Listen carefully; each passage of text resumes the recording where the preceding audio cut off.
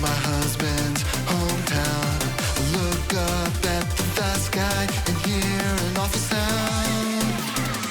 4 hellfire missiles in the sky. I watch my life flash before my eyes. But at least there's one huge plus. We know that the bomber was a gay woman drone pilot. Hashtag girl boss. A gay woman drone pilot. Hashtag girl boss.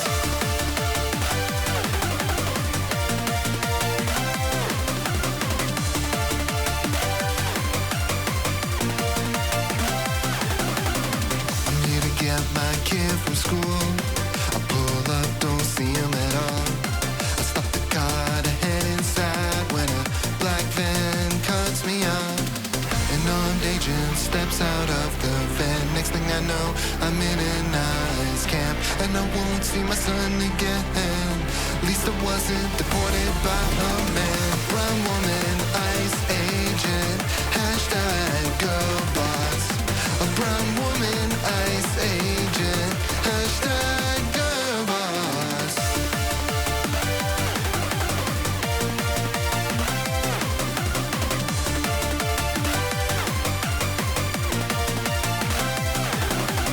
I got laid off by a woman CEO.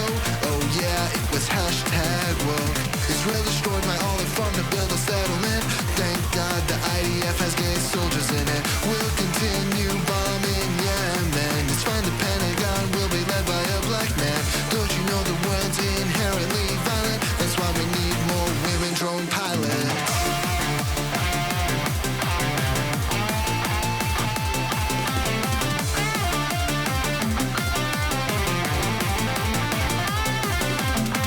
Someone murdered a white family in the year 1983. Multiple witnesses saw the crime that night. They all agreed the killers were white. The police had a different idea in mind. They found a black man to malign. They framed and sentenced him to death. His appeal rejected by Harris. Black South Asian prosecutor. Hashtag girl boss.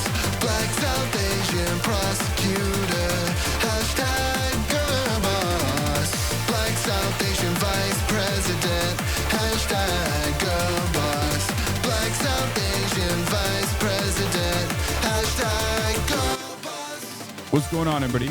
I hope everyone's having a fantastic evening, afternoon, pre-noon, no matter where you are in the world. I'm Hassan Piker, and this is the Hasan broadcast coming to you live from sunny California, Los Angeles. Folks, we're live and alive, and I hope all the boys, girls, and MBs are having a fantastic one because today's a beautiful day. Today's a wonderful day. That was More Women Drone Pilots by Vikas Music. As you guys know, you've seen that one before. I'm live, I'm alive, and I hope everyone's having a fantastic one. It is the last day of July. This year has passed in some ways incredibly expeditiously, but also in other ways it feels like it's been a crawl. I can't believe that it's only been like 6 months of Trump. It feels like it's been 6 years. It's weird because time is passing fast, but it's also at the same time completely slowed down with all of the machinations of Trump. We're about to be on our 7th month. Like we're finishing 6 months, getting into 7 months.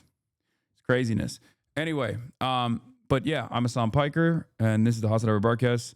11:29 a.m. I'm late. I'm obviously a little bit late. It's 76 degrees and sunny here in California, Los Angeles, folks, and I have guests in here right now. You won't be able to see them. You might be able to actually see them when they pass by me. There is a documentary team in here, but folks, we are live. We're alive, and this is the part of the broadcast where I tell you about my personal news about what's going on in the world of Hasan Hasanabi Piker in between the time period where I press the stop streaming button and press the start streaming button. So help me God, that's what I'm gonna do. All right. Document this. They can't see the chat. Okay, stop throwing up ass shaking emojis. Anyway, document how you don't game. Actually, a Chinese company has actually reached out to me. A Chinese company has reached out to me to game, to give me money to game potentially. So we'll see. There might be some gaming coming up very soon. Also, yeah, 1 more month till China. I know. I'm very excited. We got so much going on. There's so much travel coming up in the upcoming months. Is kind of crazy. They clapped Mike from PA. Yeah, I saw he got. We'll briefly touch on that. I'm not going to focus on that too much. I don't really care necessarily. But okay. Personal news wise, folks, personal news wise, I ended the broadcast last night. What did I do? Not really anything. Just hung out, did a little bit of self-care. Nelk deleted the Bassam Yusuf podcast. Wait, what? Why did they do that?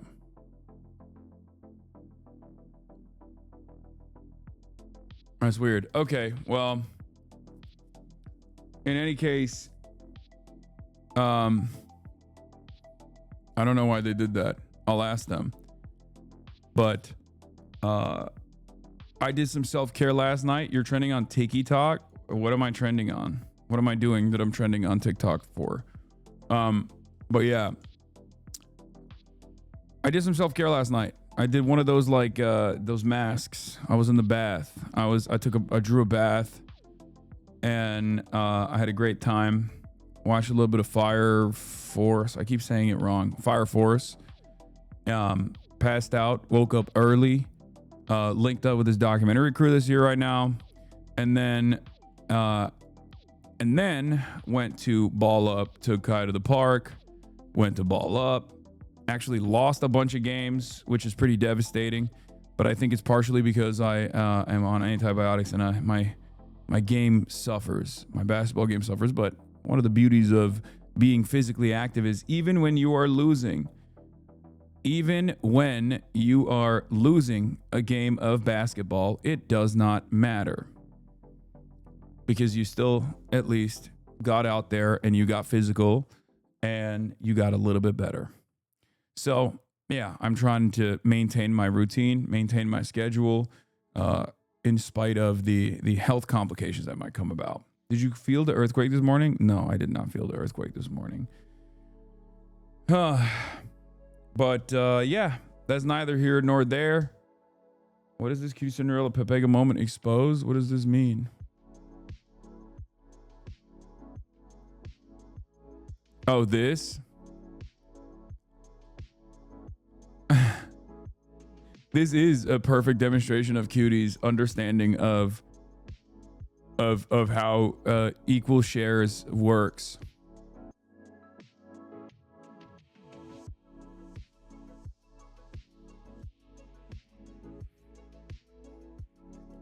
New FBI building in Wellington, New Zealand. What's your take? I don't know. Wait, what? Why is the FBI in New Zealand? Thanks to you and chat encouraging me, I was able to squat 405. That's crazy. I can't do that. Congratulations. But yeah, there's a lot of news to cover. In terms of personal news, that's all I got. What is this? Oh, this is a nice.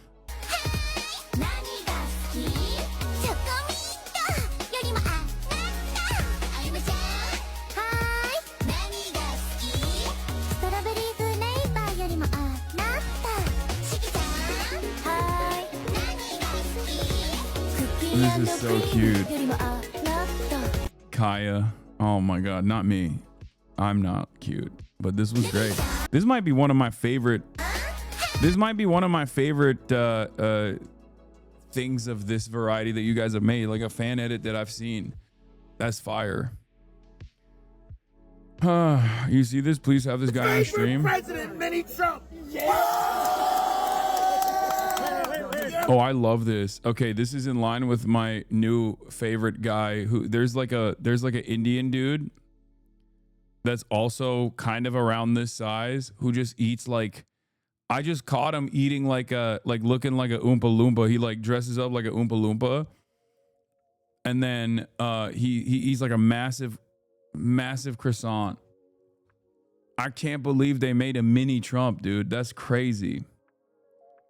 They made a tiny Trump, bro. That is wild.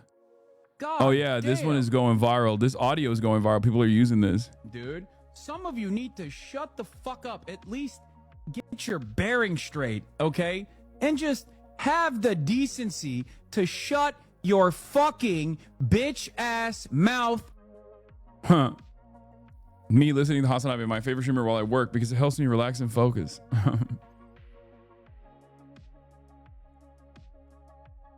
Fire vid that dropped. Really good breakdown of how Zoran did better than Bernie. Yeah.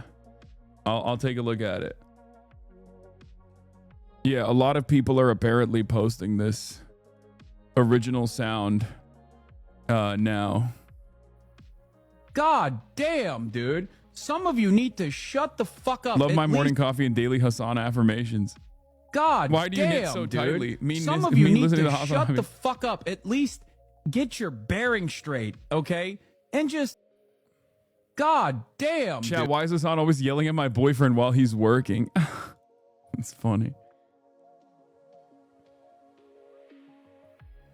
God damn. What is this? Every time Hasan opens his mouth to defend Bernie and AOC. There had to be one of these, you know?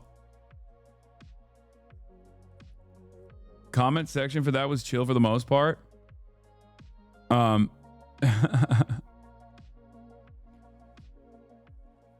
Low-key, this is true. I just took the bar exam yesterday and I couldn't have gotten through this helly summer without you. Hell yeah. Congratulations, Jay Mershon. She's been posting nonstop about you. This person has been. I don't know why. What is this? Every time Hasan opens his mouth to defend Bernie and AOC after they vote yes on something deplorable that say that they're a stepping stone to building socialism, the staunch capitalists who vote no on every progressive policy, only words, never actions, and voted yes for genocide for a year and a half until it was impossible to do it anymore. Not AOC, of course, because girl boss. What? I don't know. I mean, sure. Yeah, I love defending. I love being a shepherd for the Democratic Party. No, it's just like people are so funny because like they get mad at that, but like I criticize AOC all the time, especially about the things that they think I'm not criticizing AOC on. And then I suspect that when you go, hey, you're actually wrong about this, he literally did an extensive piece on AOC's like bad decision against the defensive weapons shipment ban provision. These people just like double down and go, nah, don't care.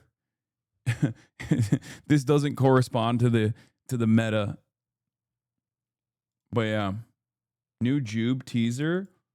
We've tried establishment. Jank is doing, oh my God, Chunk Weigert doing a Democrats and Republicans. Okay. Well, are you going to address accountability for white left streamers from Sean the Black? What happened? What happened? What is this? We, as the like left of center movement, including liberals, have spent the last What 8 happened? months. What is this? Don't sludge Sean the Black chat. Yeah, no, Sean the Black is the GOAT. What is it? What is chat talking about? What happened? What is this? What's going on? What's the issue?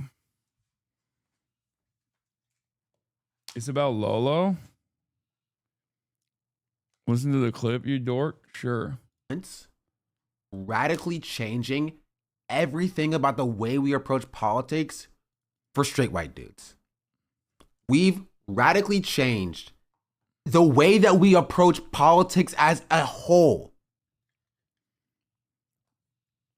There's not really 6 years. No, but like we've specifically named it, right? We've named it for the past 8 months since the election. They're saying, okay, we are only going to hyper fixate and focus on only how we attract straight white men. Young straight white boys. And people got mad at the very clear like assumption, the idea of maybe talking to black people. The idea of talking to black people, right, was so radically and fundamentally off-putting to white leftists, but they were totally fine with radically restructuring the entirety of the media ecosystem around politics, around straight white men. I agree with this, but the one caveat I have is that white supremacy is such a powerful force that I think like young black and brown kids, young black and brown men also literally positively respond to white supremacist, like adjacent or white centric content in a really devastating way. This is part of the reason why. Wait, is he calling you out? No, he's not calling me out. What do you mean? I don't do this anyway. When have I ever literally been like, no, why don't we care about the feelings of white men? I don't do that. I think that is the reason why, as a matter of fact, that's the reason why the Trump movement has become this like much more diverse movement. Like American fascism is not as segmented by racial boundaries as we would normally expect it to be, if that makes sense. In some ways, it still obviously is, because like, yes, black people don't fuck with Trump, broadly speaking, right? But there is certainly a diversity element that did not exist before, I think, and I would go so far as to say it did not even ever exist in any other historic fascist movements. Like, you don't have just like some collaborators. You just straightforwardly have loyal soldiers, loyal servants of white supremacy that happen to not be white. I mean, the most famous neo-Nazi right now is a Hispanic dude, right? Sure, white is a social construct. It's completely made up. But the most famous neo-Nazi in America currently is literally a dude whose last name is Fuentes, okay? Nicolas Fuentes. Like, that's crazy. Yeah, you got Dinesh D'Souza. You got Kanye West trying to do his thing. I don't know. I mean, he's not getting a lot of, I don't know where he is, but it's not like the David Dukes of the world any longer, if that makes sense. Like, it's the whole, Stone Toss is Puerto Rican. Stone Toss is a very famous Nazi comic, right? He's fucking Puerto Rican. Like, it's just, in a weird way, white supremacy has become more diverse as a direct consequence of how diverse America is. But on the inverse of this, like, people do respond to white-centric content and white-centric commentary, not only because the definitional socio-political construct of whiteness is constantly expanding to encompass that comfortable 60 to 66% of the population, no matter what, and therefore more and more people bracket under the banner of whiteness.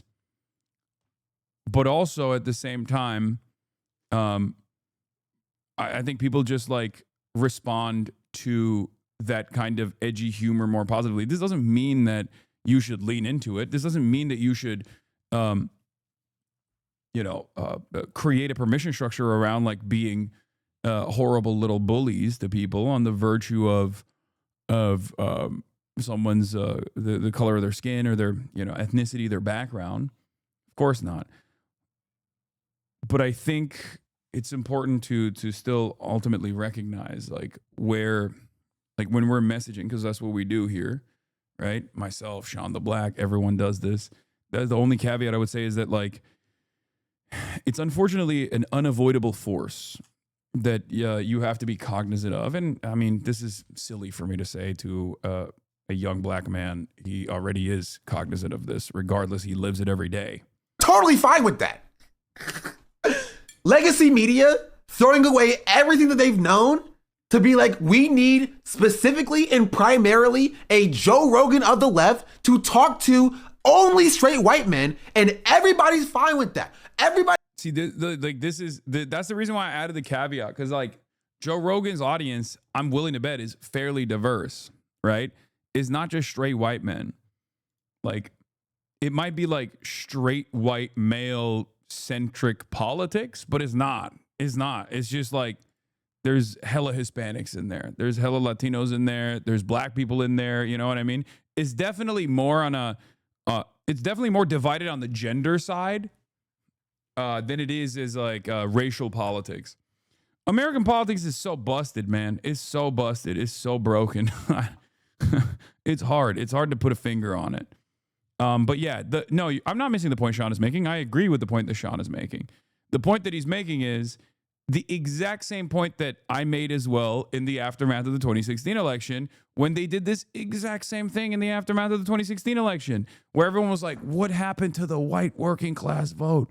Where are the white working class? Why did the white working class go and vote for Donald Trump? Blah, blah, blah, blah, blah. We got to win these white working class people back. It's like, it's stupid. He's fine with the journey to find the one piece of politics, which is how do we create the Joe Rogan of the left? Nobody has any problem with that. But when you have just the slight assumption, when you have the notion, the mere suggestion of, hey, let's talk to black people, people act like you killed fucking God. Like, what are we talking about here? Are we insane? And that's not indicative of white supremacy? Hispanic dudes possibly, but not many black dudes fuck with Joe Rogan. No, black dudes fuck with Joe Rogan too. Dude, everybody fucks with Joe Rogan. Nobody bats an eye at, yes, we need to radically shift how we talk about media as a whole to center straight white men. But when it comes to FD being like, hey, let's go to church and talk to black people, people are like, how dare you? How dare you? It's ironic. Oh, wait, why would people think I'm like disagreeing with Sean on this? This is literally what I've been saying nonstop. This was a big weakness for Bernie Sanders. This is something that I also personally recognize. You cannot expect people to literally listen to your message and understand it and internalize it just on the basis of your message being good or your policies being good. You got to go to where people are. You got to talk to people directly. Okay? This is certainly a weakness on the left. It's something that I talked about in the aftermath of the Zoran analysis and the Zoran victory within the Democratic Party primaries, as a matter of fact. If you recall, I said one of the things that Zoran needs to do is, and one of the things that the DSA needs to do, one of the things that like a left movement needs to do is to tap into young black men in particular who already feel rudderless, who feel discouraged about their future within the Democratic Party, and try to get them to participate in the political process, but from a left position. You know? Like this is a real problem. This is a real issue. You know what I mean?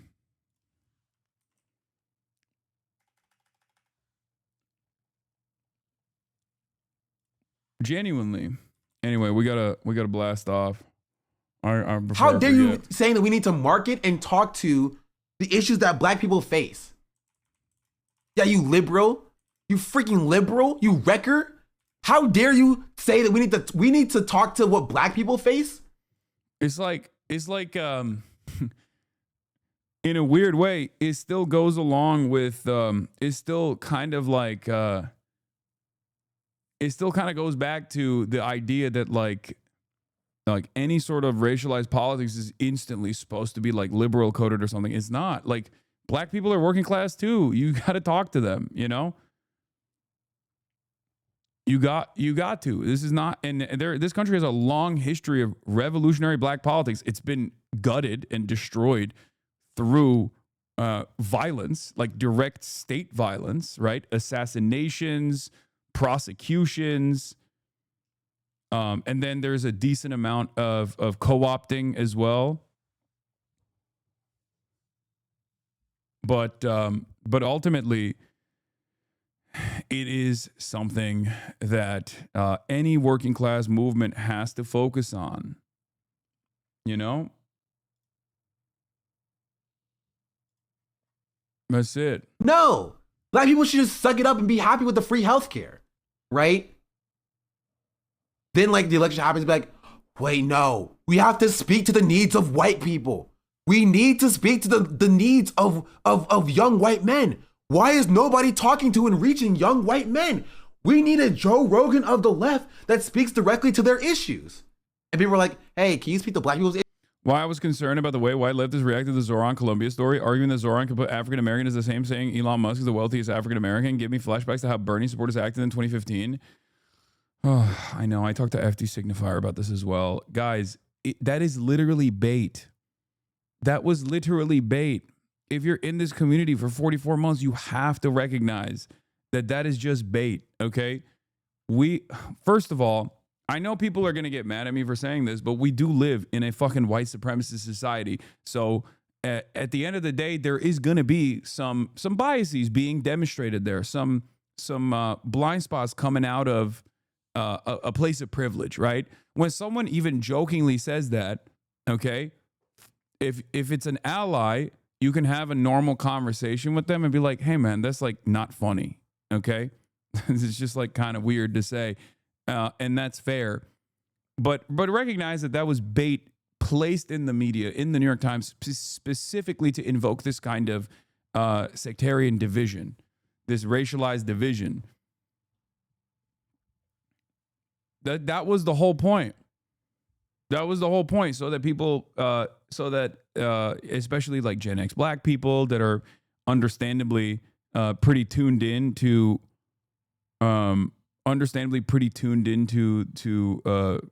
any sort of like white supremacist takes, are going to go, oh, these guys don't give a fuck about us.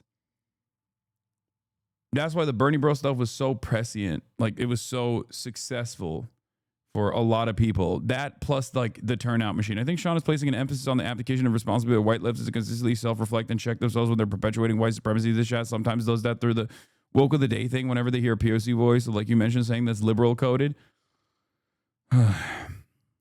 That's not, more often than not, that is literally done on the basis of not someone who is adding to the conversation in a productive manner. Okay. And there's always going to be, in a large tent, there's always going to be fucking people that go, this is not within my comfort zone. Okay. This is an unfortunate reality with coalition building, regardless. Okay. It's for people who are concern trolling and are demonstrating a narcissistic desire to be heard when we're talking about something entirely separate. You feel me? I think people understand exactly where that comes from. You understand it for other things, but I think you probably have seen me do that. You probably have seen me do that for something you care about that you think was a valid point. And then, of course, you go, oh, wait, hold on. This is like inappropriate. This is inappropriate that he said this is a woke of the day.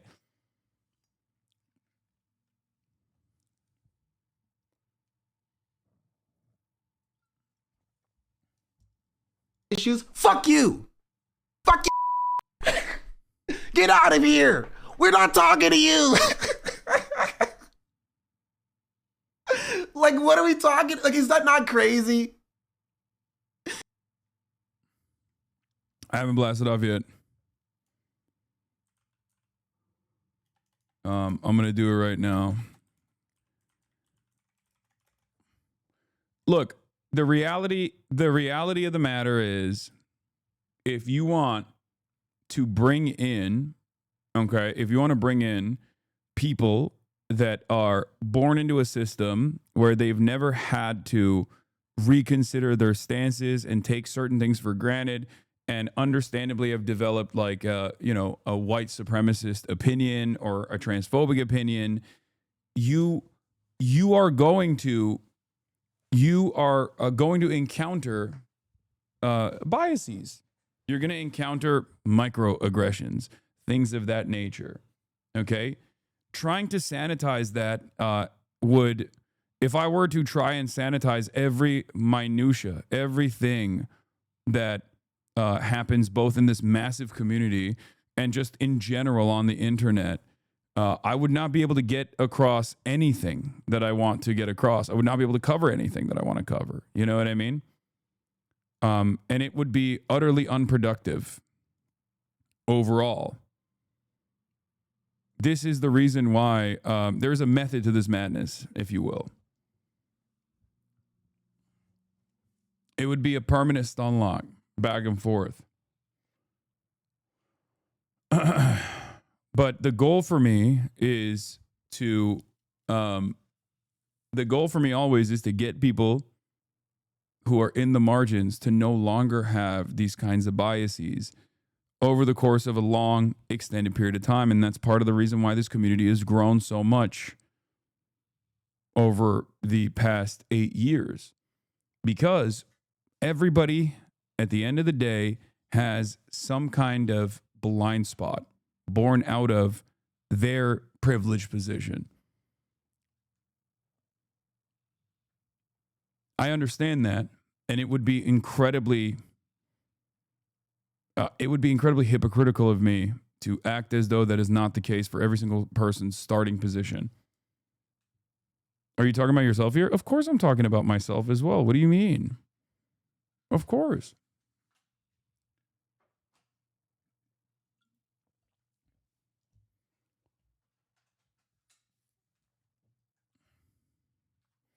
All right, liberals finally come to terms with Gaza starvation.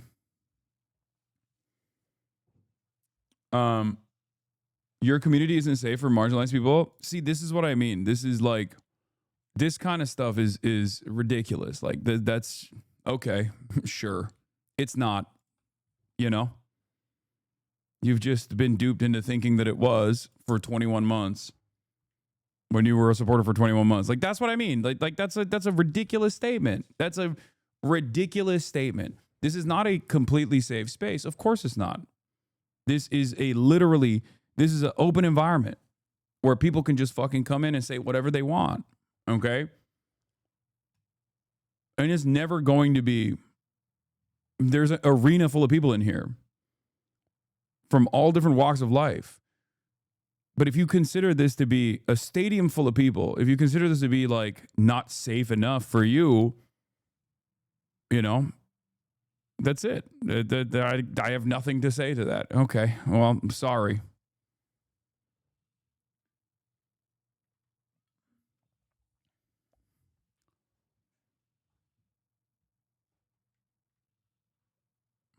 Anyway, liberals finally come to terms with Gaza starvation.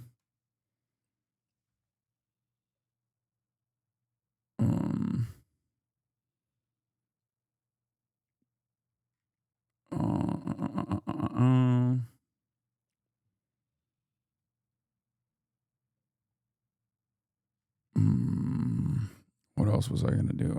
I got stun locked so early. That's crazy. Hold on. Trump. Terror. Kamala comeback.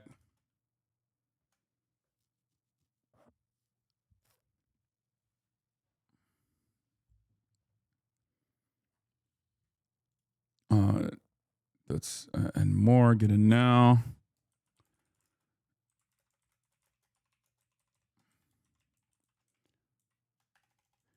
I think one of the things that takes place, and I'll take ownership over my own actions in this, is that like a lot of chatters will get their notes from me. And in the process of getting their notes from me, they might not be equipped with the same level of knowledge or the same personal experiences that I have, right? And therefore, they will turn around and you know, behave in the same way that I'm behaving, right? And they'll blast it on someone that, like, they'll use it in an environment where it's not appropriate to use it. Like, they'll just be like, "Oh, you're being woke of the day," when someone is making like a valid claim, right? Without truly understanding like why I sometimes push back on people pressing on certain issues. Like when that person said this is not a safe space for minorities, it's like, okay, I mean, sure.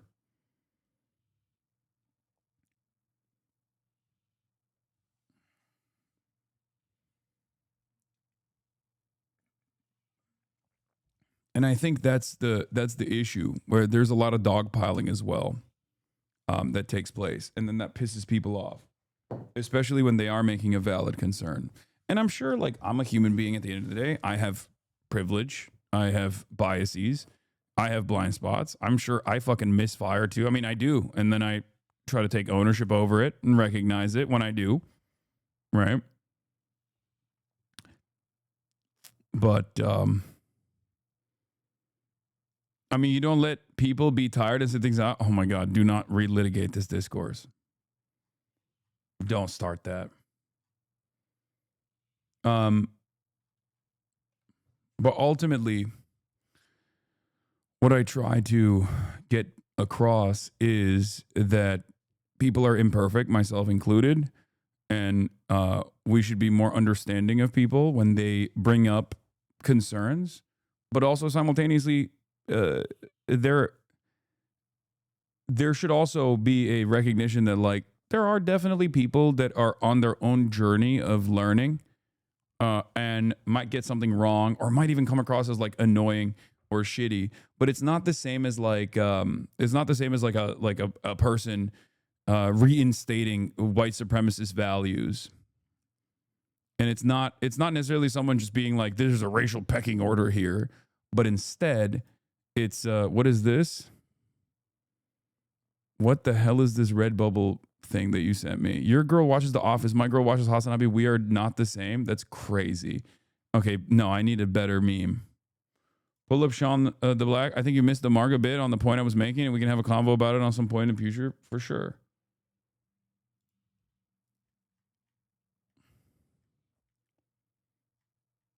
I haven't blasted off yet. You are an introduction to leftist thought. You cover the news from a perspective that isn't usually seen in the media. It's up to chatters to take what they learn here and do more growing outside of here. Do more reading, do more organizing, keep growing. Yeah, exactly.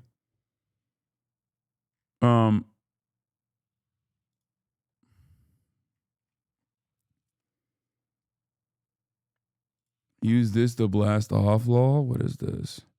No. The she is the moment Cole. That's so stupid. I can't believe the White House posted that. Why are they even doing that? Like, who is that for?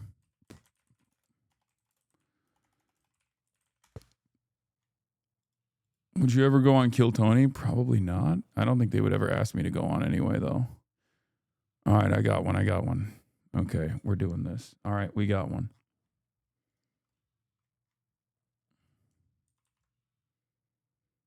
It was more so about when minorities talk and the response they got. Yes, in most circumstances, I think people don't realize, like, they either see the afterthought or they see, like, the worst possible version of this. But, like, you know what comes to my mind about, like, not placing minority opinions in the forefront of my conversation? That one crazy lady who came in here and was like, well, I'm a Native American and I think we should get all the Mexicans out. It's like, what are you fucking saying, dude? I don't give a shit what your background is at that point. Like, what do you mean?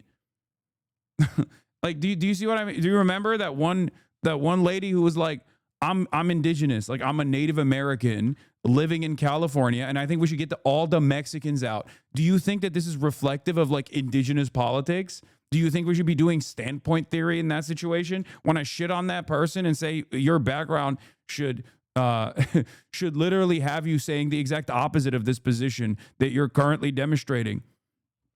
Like, is that fucked up? Is that me reinstating white supremacist values or whatever? More women drone pilots incarnate chatters have to stop viewing identity as the whole ballgame. Exactly. It's also additionally ironic because, like, she was like, I'm indigenous and I think we got to get the Mexicans out. It's like, okay, well, yeah, they're indigenous too. Like, what are you talking about? Like, half of the people you're saying we got to get them out are not the white Mexicans. They're the indigenous Mexicans.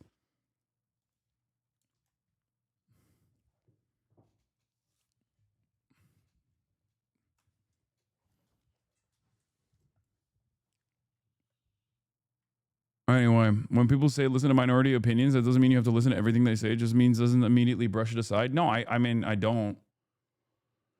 Or at least I try not to. This feels like a bad faith argument because most of the time you're disproportionately shitting on liberals of color in a tone I've never seen you use for open white supremacists. Wait, what?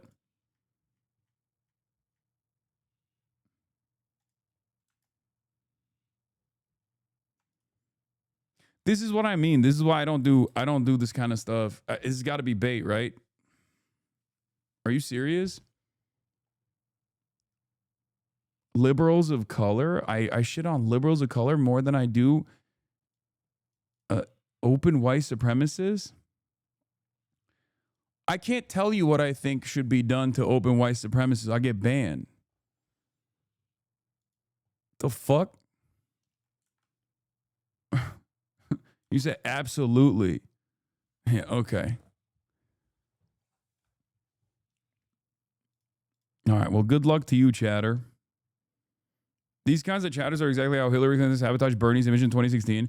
I need people to understand. I need people to understand something. This kind of this kind of conversation is not like, it doesn't work. It's just, it doesn't. There's no way to like, I'm glad that person demonstrated exactly what I usually push back on. Like, that statement is just incorrect. Like, you know what I mean? Chatters is like, yo, excuse me, you've been so bigoted to Cory Booker for being a supporter of Israel's genocide. More so than what? What I've said about Randy Fine? You know? Are you crazy? Are you insane?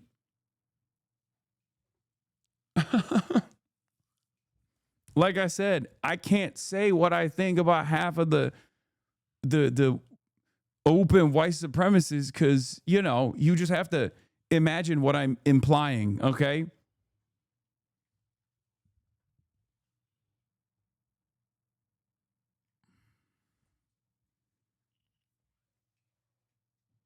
Anyway, was there a little F?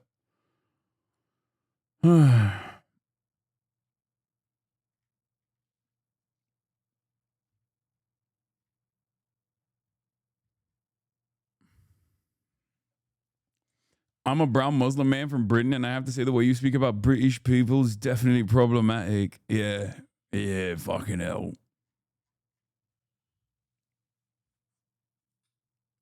Are we covering Love Island drama today? What is Love Island drama? New Harry Enton video. All right, I gotta stop fucking responding to chat and move on. I'm sorry, guys. I think this is a little unproductive. I mean, it's good to do some housekeeping every now and then, but at a certain point, this turns into everybody going, here's my pet project.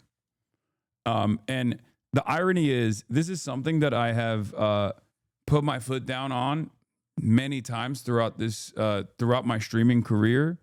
And it's been an issue when I had 35 people in the chat, and it's been an issue when I had 35,000 people in this chat.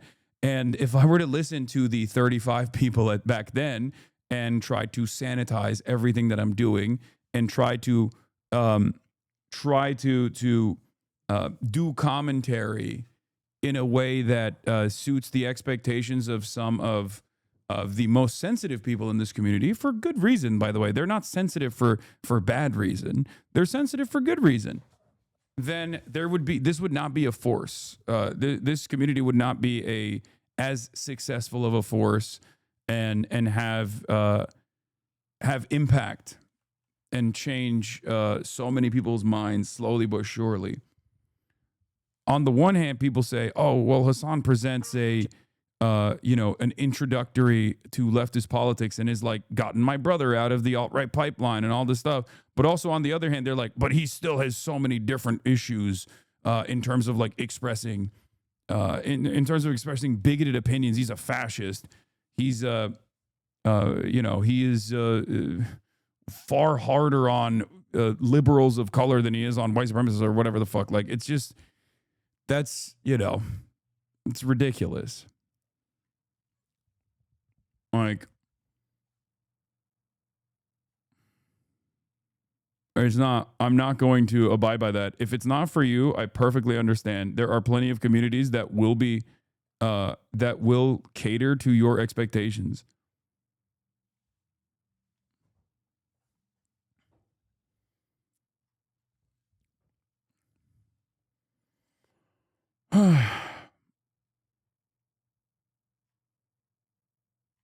Anyway, let's get into it.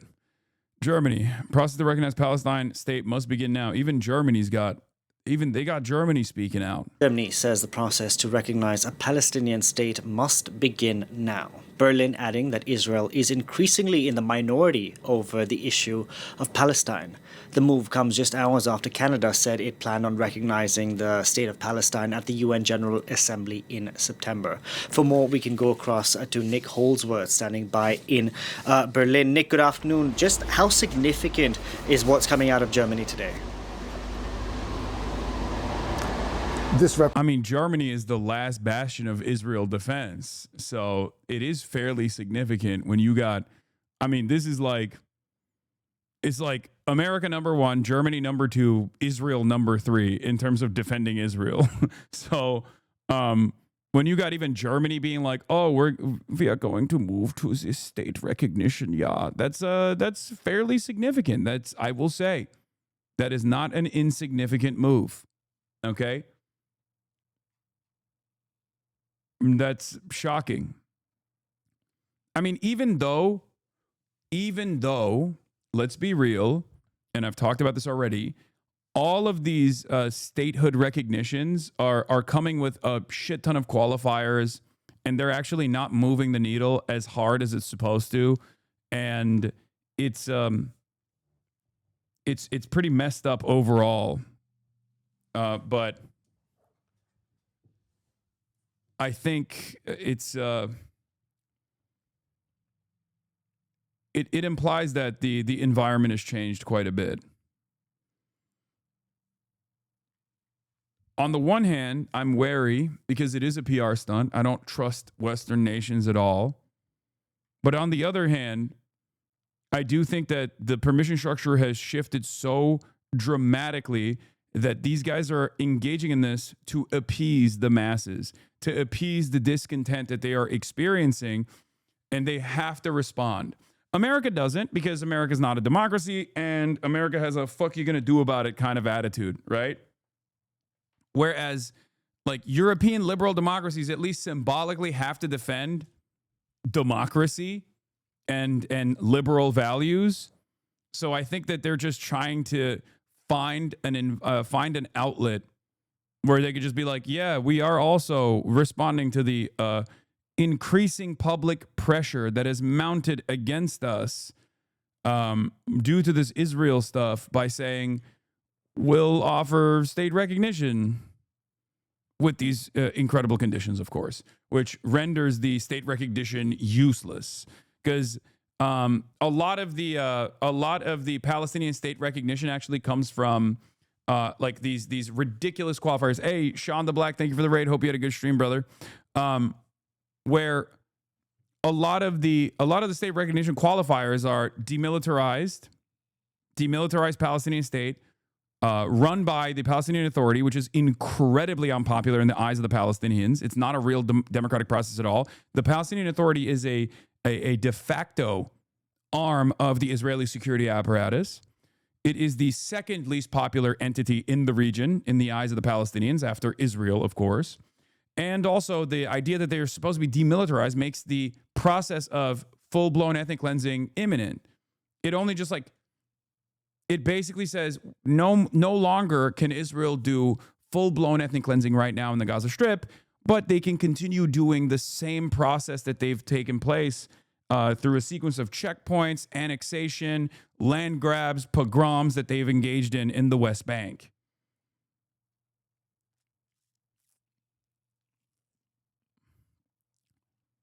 That's basically what they're saying, which is Israel's goal ultimately. I mean, how can anyone avoid or deny the reality that Israel's goal is the greater Israeli project at this point?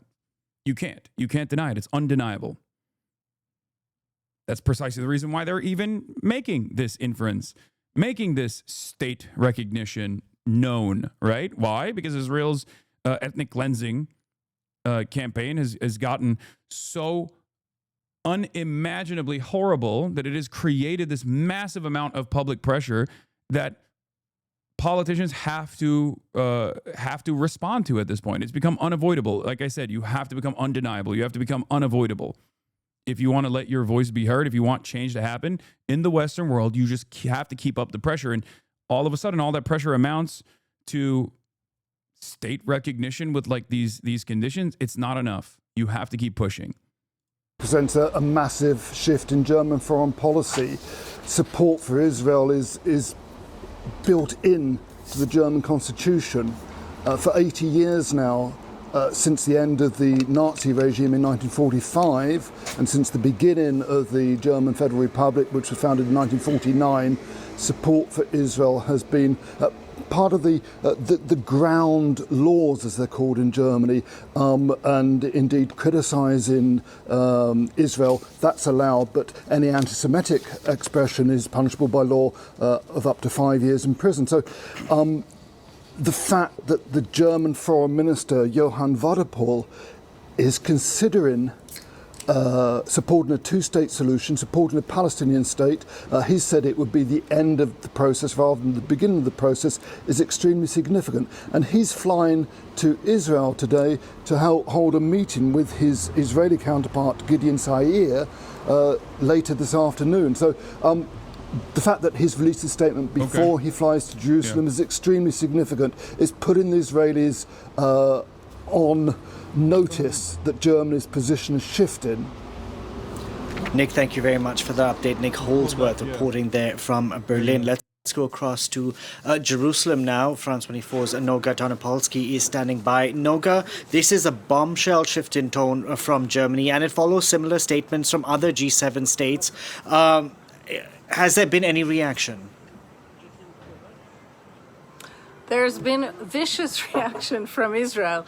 The first country to make this announcement was France, and Israel responded by via the Prime Minister and the Foreign Minister by accusing President Macron of being a collaborator with Hamas terror, no less, of rewarding murderous Hamas terror by recognizing a Palestinian state. And clearly this is part of a well-coordinated diplomatic tsunami plan to pressure Israel. Everyone is Hamas. I mean, of course, Israel is Hamas. Who isn't Hamas at this point? You know, Germany is Hamas. Germany saying this is so funny. What are... Benjamin Netanyahu's going to come out and be like, this is the most anti-Semitic thing that Germany has ever done in its long history. Nothing is more anti-Semitic than the recognition of a Palestinian state. Nothing. I repeat,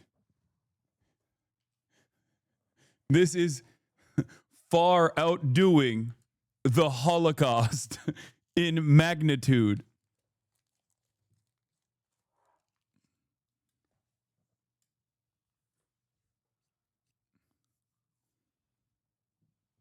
Conditional state recognition is worse than the Holocaust, is what we will hear. Oh my God.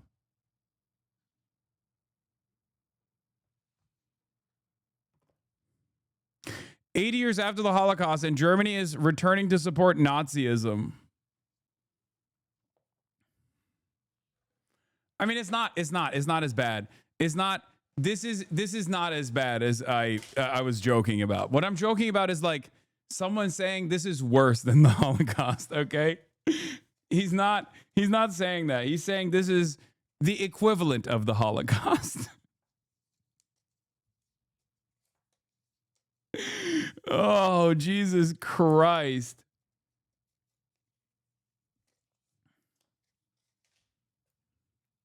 Not letting Israel do the Holocaust is basically one Holocaust, okay?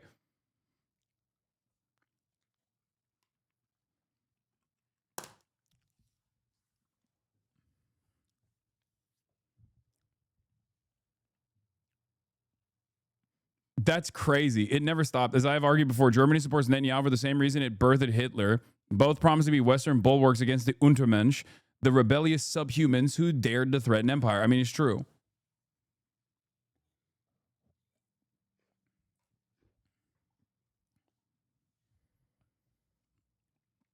Bro, Israel literally invited members of the AfD, Alternative for Deutschland, to the anti-Semitism conference.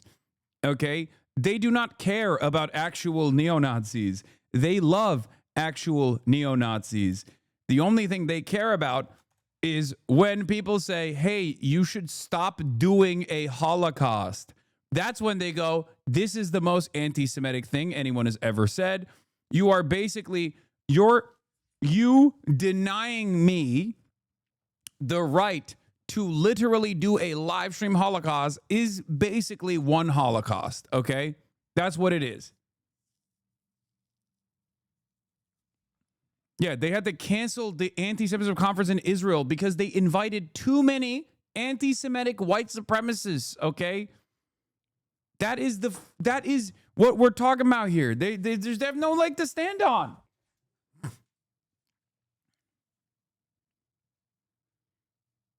It's just ridiculous. It is ridiculous. It's totally and utterly ridiculous. It's like when people go, oh, dude, you know what's really problematic? Not me being racist, you calling out my racism. That's what's pissing me off. That's the real issue here. It's like, no, I think it was the original racism that's the real issue. It's not just the UK and France and Canada and now Germany, a country with which Israel has uniquely close ties, who are discussing the possibility and the eventual necessity of recognizing a Palestinian state. But as our colleague Nick just said, the German minister is doing so on his way to Israel. He's about to arrive in Jerusalem. And we also have Sweden. The prime minister in Sweden called for suspending the European free trade agreement with Israel. So these are all extremely serious matters. They indicate the complete collapse of Israeli foreign policy that we have seen under Prime Minister Netanyahu during this war. I mention his name in particular because Netanyahu has long presented himself to Israelis as, and I'm quoting now from his many political campaigns, as in another league, in a more elevated diplomatic league, as the one specialist who really...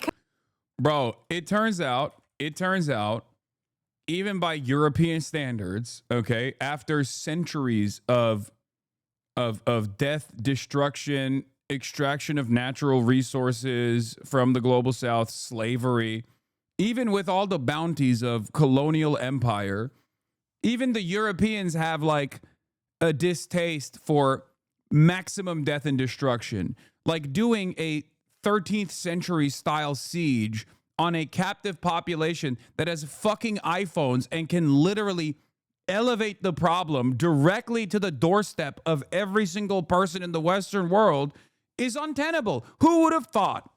Okay? It turns out, regardless of the multi-billion-dollar influence peddling operation and advocacy groups that you have cultivated over a long period of time, over multiple decades, in an effort to align so perfectly with Western foreign policy in this resource-rich region, there is only so much death and destruction that even the most racist, Islamophobic people will allow, okay? We are there. We are there. There is no starvation of children that is appropriate in the eyes of the Western world, so much so that even liberal politicians in America have to respond to this and be like, okay, I don't know how we got here, but oops, we can't do this any longer, okay? That's it. I can't even, like, I thought, and I say this as someone who constantly talks about how fucking depraved we are here in the West, right? In the comfort of our homes. But I thought even this would have been packed up a long time ago. I thought that there was only so much death and destruction that people would be on board with. I literally thought, you know, the entirety of the hospital system collapsing in the Gaza Strip was enough. I thought it should have been enough. This should have ended a year ago. This should have been ended a year ago with prosecutions coming in instantly. It is crazy that there is still people holding out hope that, you know, you can complete the ethnic cleansing. You can complete the ethnic cleansing campaign.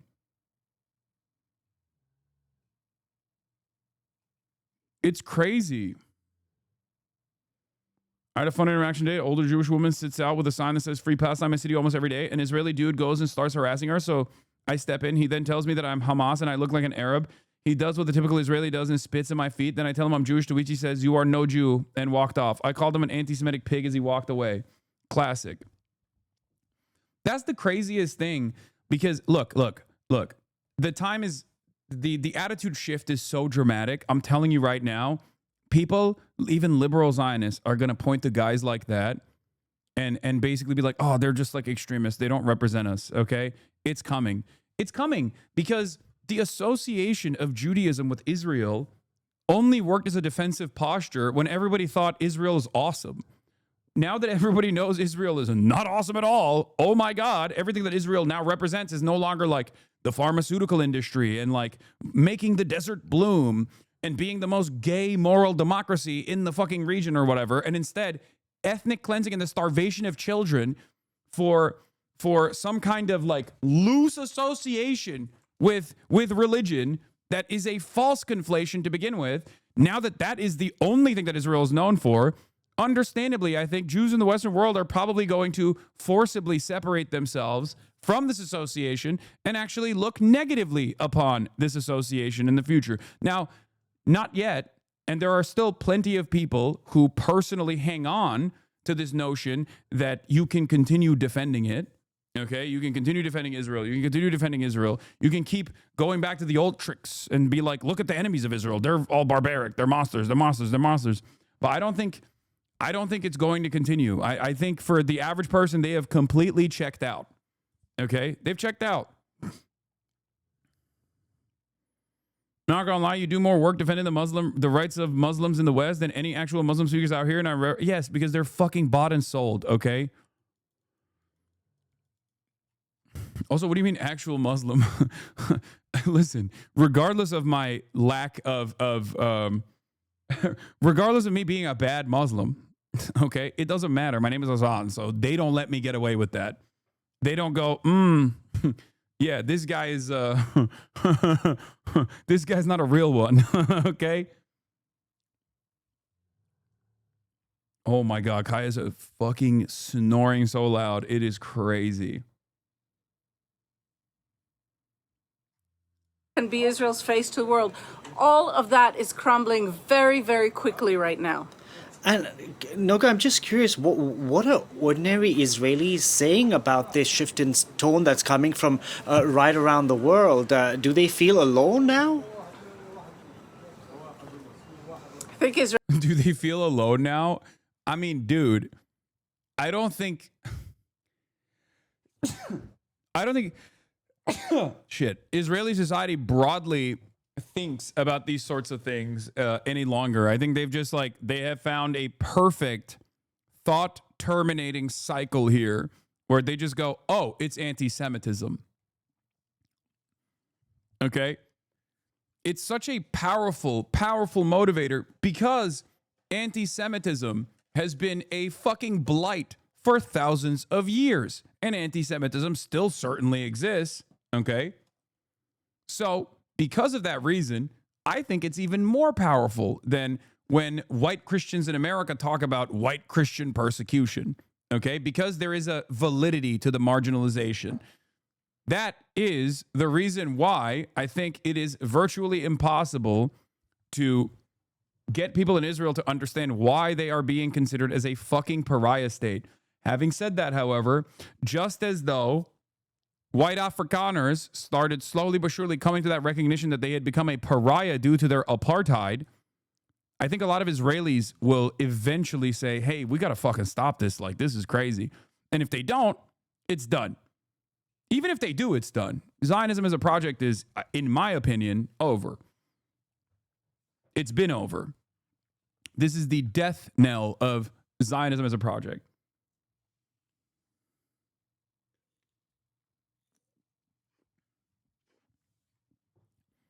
It's so funny. I tweeted this thing that is not exactly the most. It's not like this is like, I'm limited by the word count on Twitter, right? I said one phone call is all it would take to stop Israel's genocide. If Israel doesn't comply, shut off weapons transfers. If Israel looks to get weapons elsewhere, put a sanctions package. And if that fails, invade Israel militarily.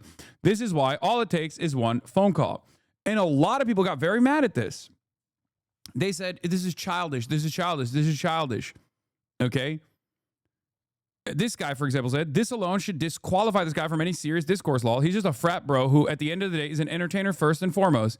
And even that is a stretch. I said, U.S. presidents to stop Israel with one phone call under Reagan, George H.W. Bush, and even Biden in 2021. What made you feel so confident in your stupidity? Leave your hug box immediately. And I don't understand because, like, it is objectively untrue. I'm the one in a hug box. You are surrounded by yes men. Won't talk to actual educated people with differing viewpoints who would legitimately challenge you on stream. You cry when friends make slight jabs at you. You ban motherfuckers. I don't know what the fuck this guy's talking about.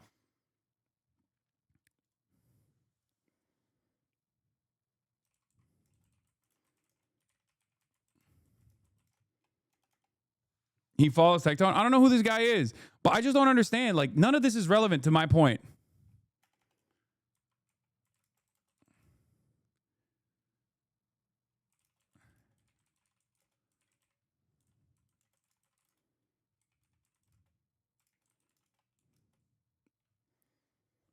I don't, chat is the biggest op. What do you mean? No, I just don't get it. I don't get it. I don't get it. I don't get it. I don't get it. Like, none of this makes sense. For fuck's sake, you can't even watch videos criticizing you. It's like, dude, you have a childish brain, okay? You have the brain of a child. You have the brain of a child because we're talking about, like, foreign policy. You say I'm wrong in my assessment. You say it's a childlike way of understanding foreign policy. And it's an oversimplified thing that I'm saying there, right? One phone call. It's not literally one singular phone call. Okay, it's as close to one phone call as it can get. Having said that, however, you don't address the point that I'm making. This is what is so frustrating about trying to do political commentary in this field, right? Because I'm trying to have a normal conversation on the issues, but people immediately go back to being like, no, you're stinky and I don't like you. And the reason why I don't like you is because of all of these things that I just fucking made up. Like, okay, answer my question. If you think one phone call is so ridiculous as an assessment, answer the question. Why has one phone call been all that is necessary to stop Israel's bloodshed in the past?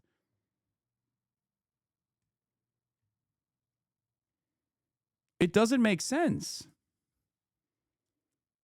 It's so silly.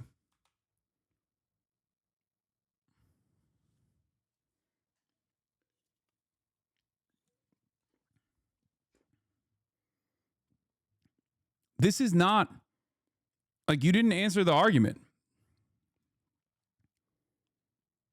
This right here is a perfect demonstration of the fucking discourse and how stupid it is when you try to have a conversation about politics with people who don't actually care about the politics at all, who basically have decided what their political perspective is simply on the boundaries of who they like as a content creator and who they hate as a content creator.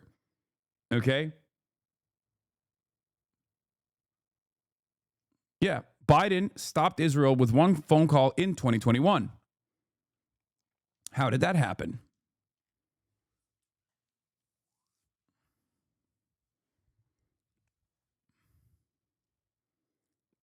It's just a faucet of irrelevant things, okay?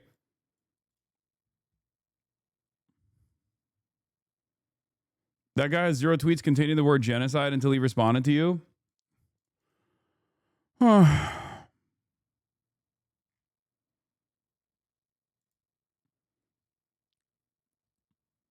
The U.S. wields enough power over Israel as client state to get it to change course, as has been demonstrated repeatedly. Almost the entire world agrees that Israel should stop occupying the Palestinian territories. On its own, Israel is small and can't resist a global consensus.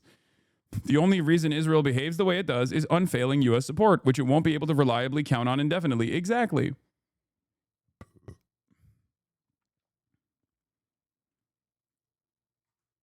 And that is the reason why it's so important for people like yourselves, people like myself, to continue pressuring politicians, to continue pressuring the administration, even though it seems impossible, even though change seems impossible.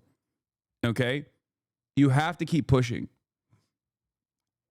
It's that simple. Because every step that you take. Damn, why didn't you ever have a take like that, Lamau? Wait, what? That's the same take.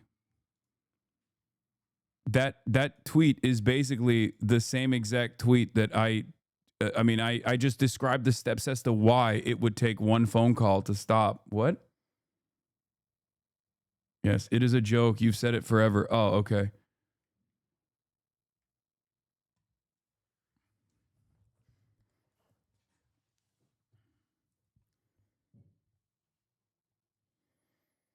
Oh, SRGFX, thank you for the 25. Get the subs.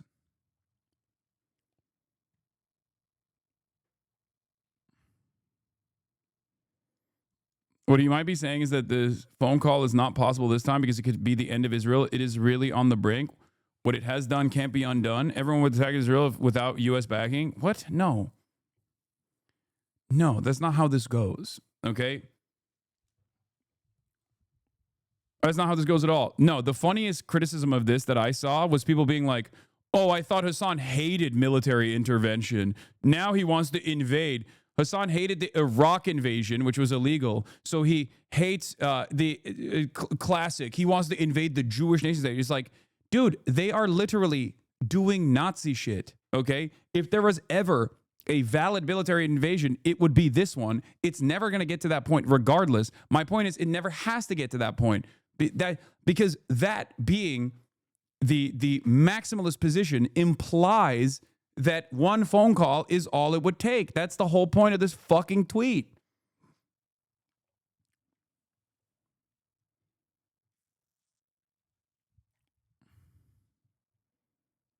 That's it. Anyway.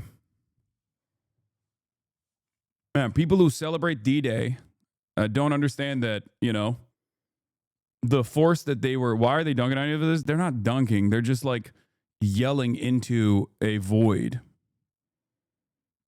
Okay.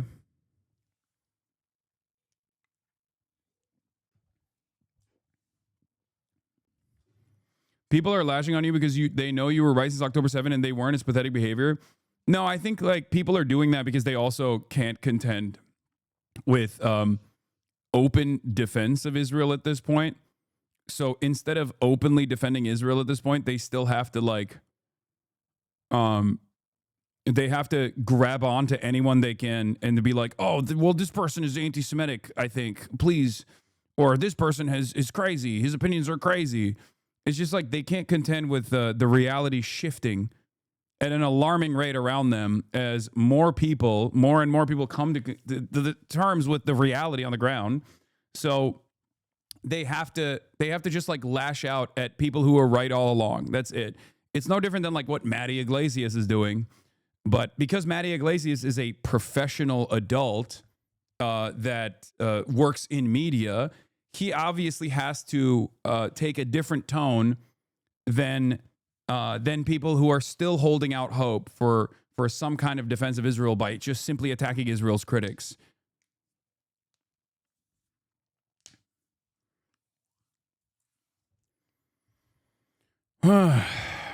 Israelis feel extremely alone. The country is more and more isolated, and increasingly in ways that regular Israelis can feel.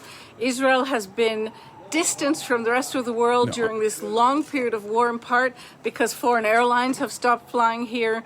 It has become more and more risky to be an Israeli abroad. To be heard speaking Hebrew has become a draw for in some cases, real violence. And remember that the Israeli Prime Minister, this same magician of diplomacy, now faces indictments from the International Criminal Court. So he can barely travel abroad. He used to be a standard bearer for Israel. I do think that it's important to remember that a two-state solution, until fairly recently, was the official position of the Israeli state. The state of Israel said, we want to live side by side with an eventual state of Palestine. It is Prime Minister Netanyahu who, in a fairly recent statement a few years ago, said, over my dead body, will there be a state of Palestine? He turned this issue into a taboo when it is almost by definition, an Israeli interest to be able to live side by side in peace with Palestinians.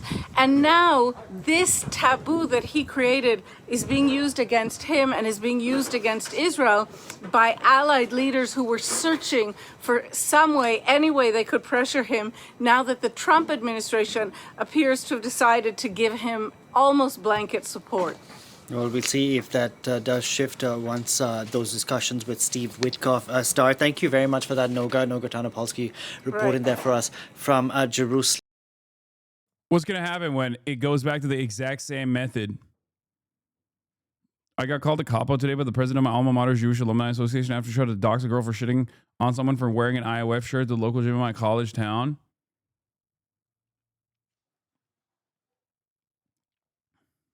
After you try to dox a girl for, shitting on someone for wearing an IOF shirt. Yeah, I mean, look, listen. The more discourse shifts against Israel as politicians and the media play catch up to where the public attitude has been for quite a while, right? Because that's what the media is doing. That's what the politicians are doing. They're playing catch up. The more its defenders, Israel's defenders, will cynically try to attack its critics, okay? They cannot contend with the walls closing in. That's it.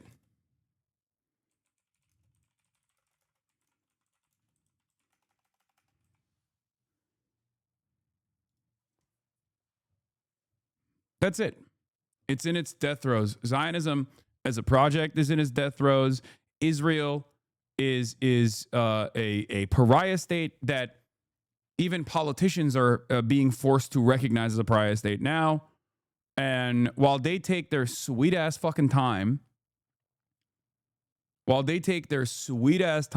like these incredibly convoluted and restrictive conditional recognitions, okay, that will open up a permission structure for people like ourselves to continue our advocacy. That's it. I never thought that I would see the day where, I mean, you know, this kind of commentary is silly, but like the Pod Johns sound like me a year ago, you know? Like you got Pod Save America, you got Obama's speech writing team and its podcasting circle that is fairly influential, right?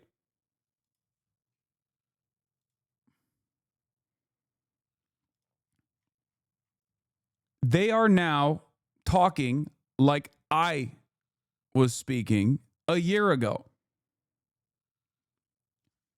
That, I think, is a signal of the attitude shift.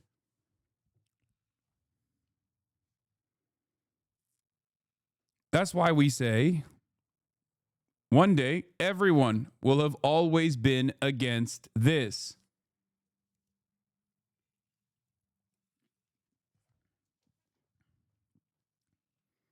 Trump is now also trying to weaponize the tariffs again against Canada. Trump hints no Canada trade deal over Palestine recognition.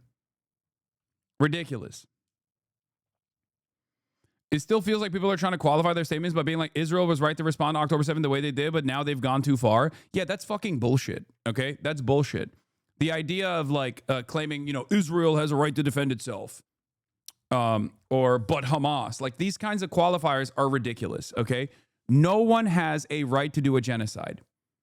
It's that simple, which is why so many people refuse to say it. So many people still refuse to say Israel's an apartheid. So many people refuse to say Israel's doing a genocide. The reason why they can't say it, Bernie Sanders, okay, is because Israel does not have a right to a genocide. No one has a right to do a genocide. There's no justification for it.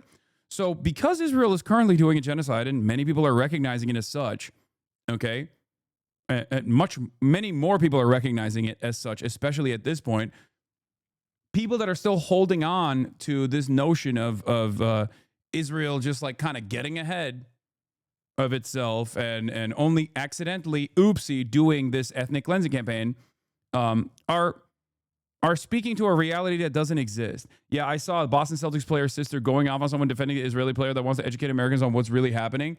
Yeah, I saw. I actually liked her response to this as well.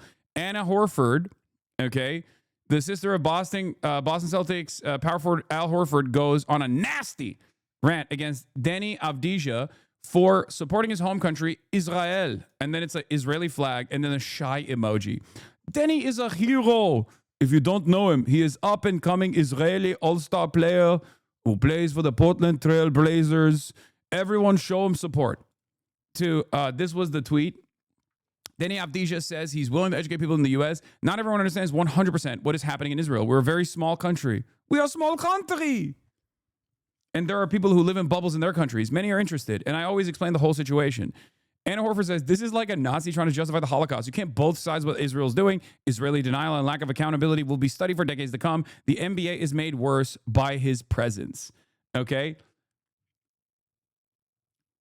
Deni is 100% Albanian, man. Yeah, I don't know this dude's background, but she responded and I really liked it. She said, heroes don't support genocide and apartheid. Outdated Zionist propaganda doesn't work anymore. The world sees you for who you are. Respect. It's a tiny nation. Israel, tiny nation. Why you come after Israel? It's tiny nation.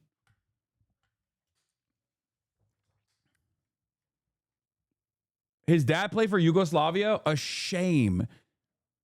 No way, really? God damn, Tito would be disgusted.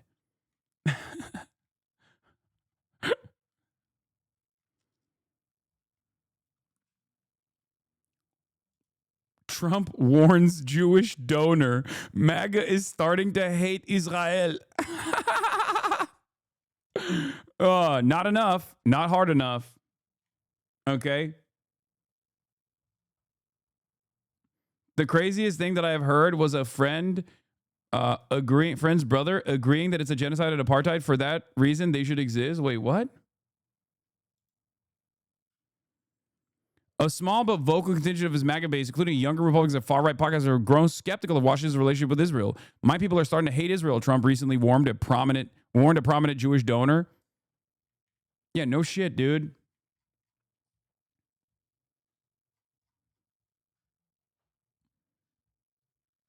Anyway, there is a technical reason and a really cynical, really fucked up reason, for the record, why many politicians, including maybe Bernard Sanders, who refuse to call it a genocide, because a genocide is illegal and aiding and abetting a nation that is conducting a genocide is also illegal. And unless you're AOC and you somehow say Israel's doing a genocide, but we also have to defend it, most politicians don't want to say the first part because the second part looks fucking stupid when you say the first part. AOC literally says a genocide, but then turns around and is like, but we still have to give defensive weapons to the country doing genocide. Okay, well, you're out of your mind then. Okay, that doesn't make any sense whatsoever.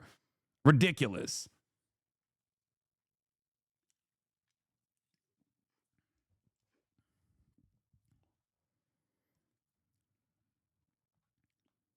But that's what it is. That's where it comes from.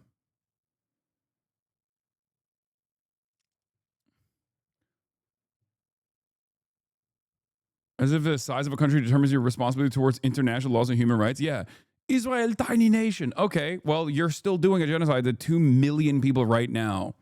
Okay, and an apartheid to another 2.5. And you refuse to let, like, basically the remaining 10 million Palestinians back into their ancestral homelands. That's pretty fucked up. I don't give a shit what size you are. Also, it doesn't matter what size you are. You got nukes, and America's backing you to the hilt.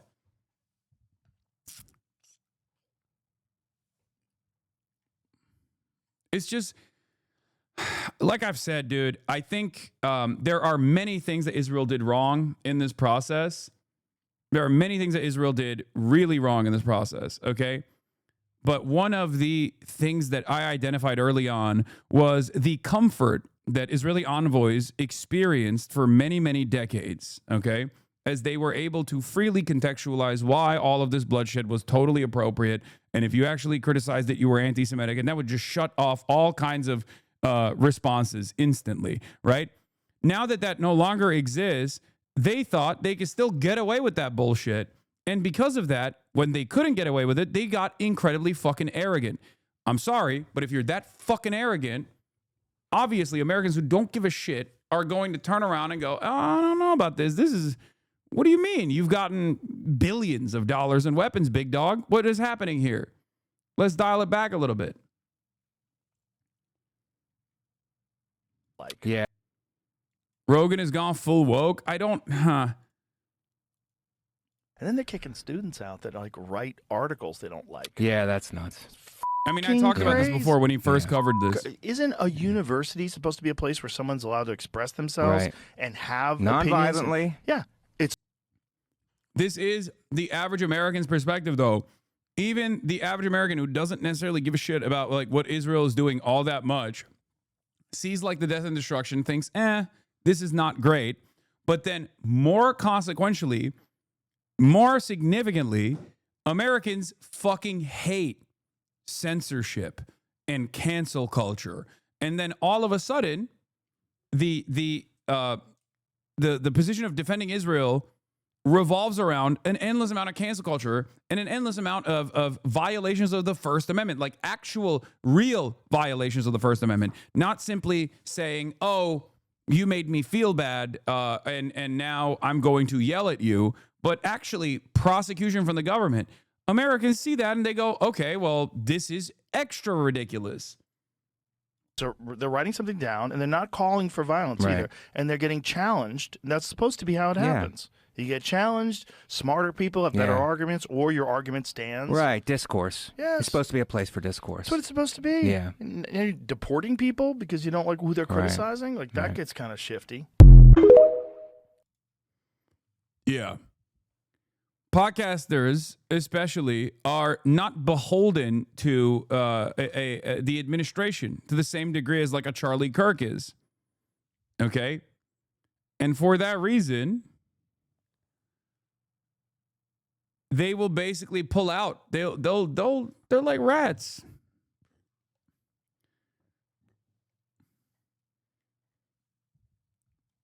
They will pull out when they see things that they think are unconscionable.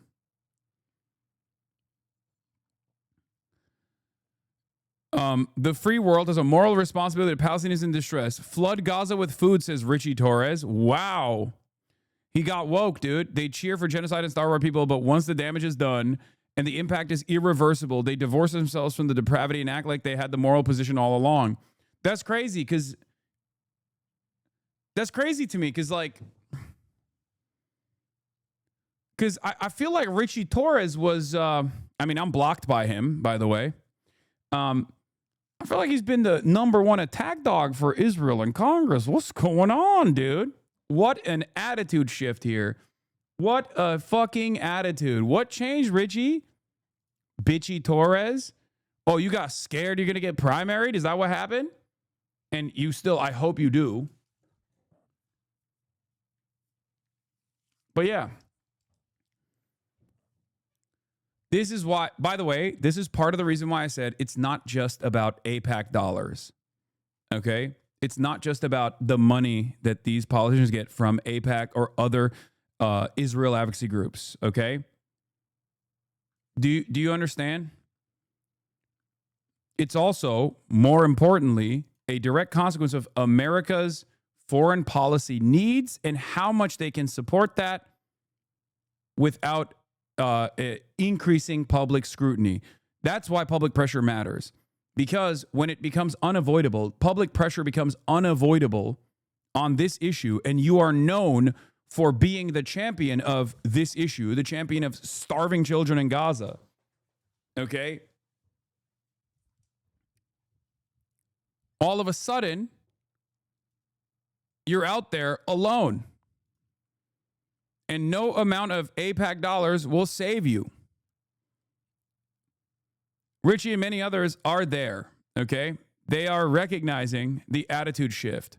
They're recognizing how much the public is grossed out by Israel and Israel's actions, and defending Israel can put you underwater, especially in the Democratic Party. Okay? That's it. That's where we're at.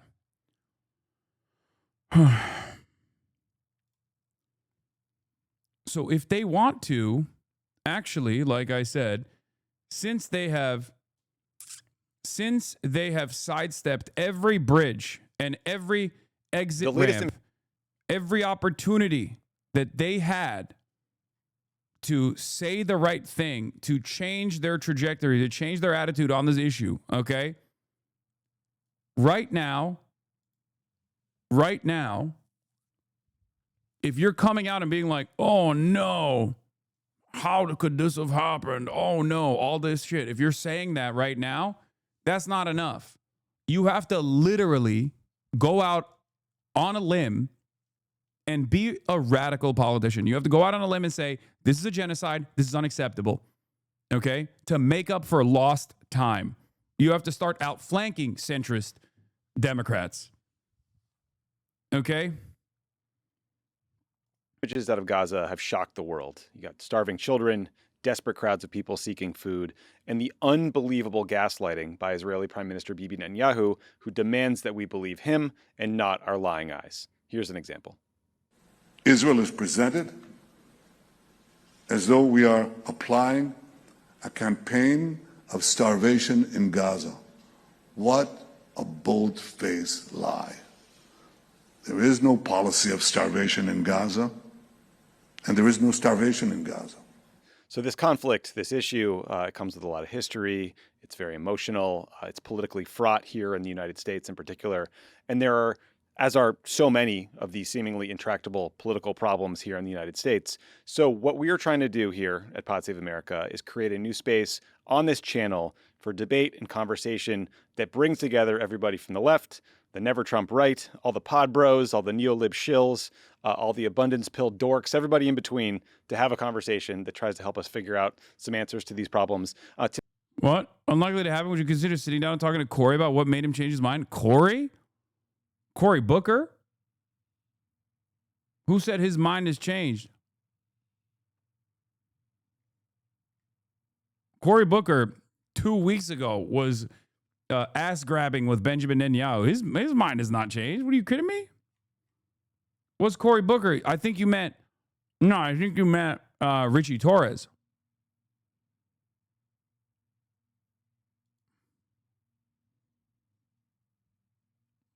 Senator Sanders' resolution to block offensive arms sales in response to civilian casualties in Gaza and the ongoing humanitarian crisis there fails in the Senate 2770, but notably 12 Dems voted yes that didn't support a similar resolution in April, a notable shift. It's up to 27. The depravity is clear, okay? The Democrats are fucking depraved. The Republicans are already evil monsters. We already know that. But the fact that the Dems have only gotten up to 27 at this point is crazy. Here's what Cory Booker did. 17 Democrats voted no, effectively a yes vote for more bombs on Palestine.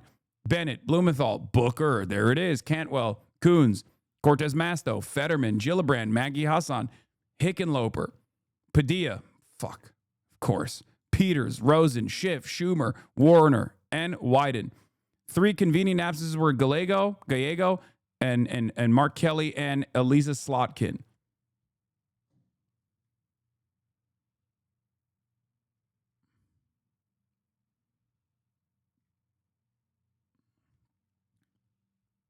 Yeah.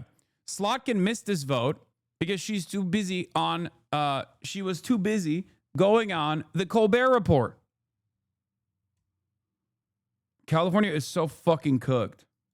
Yeah. It appears Slotkin skipped 2 votes to block arms sales to Israel tonight to go on Colbert. Good stuff. Incredible. Remember how she was talking to Crystal Ball about this? Where it's like, oh, this is something I will consider. It turns out she was considering escaping. That's what she was considering.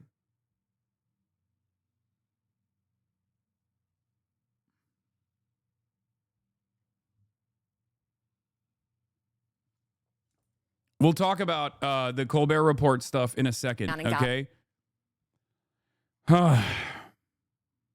You're right, though, on the legality of labeling a genocide, but then sending aid, it would stop them. Exactly. That's why. And not just not just offensive weapons.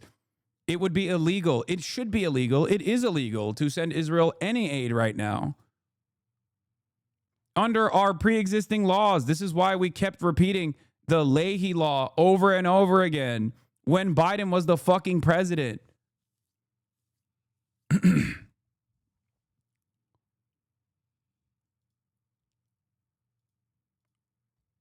It's ridiculous. Anyway, here's Trump literally defending Israel again because Canada is posturing towards state recognition for Palestine. Trump suggesting he won't make a trade deal with Canada.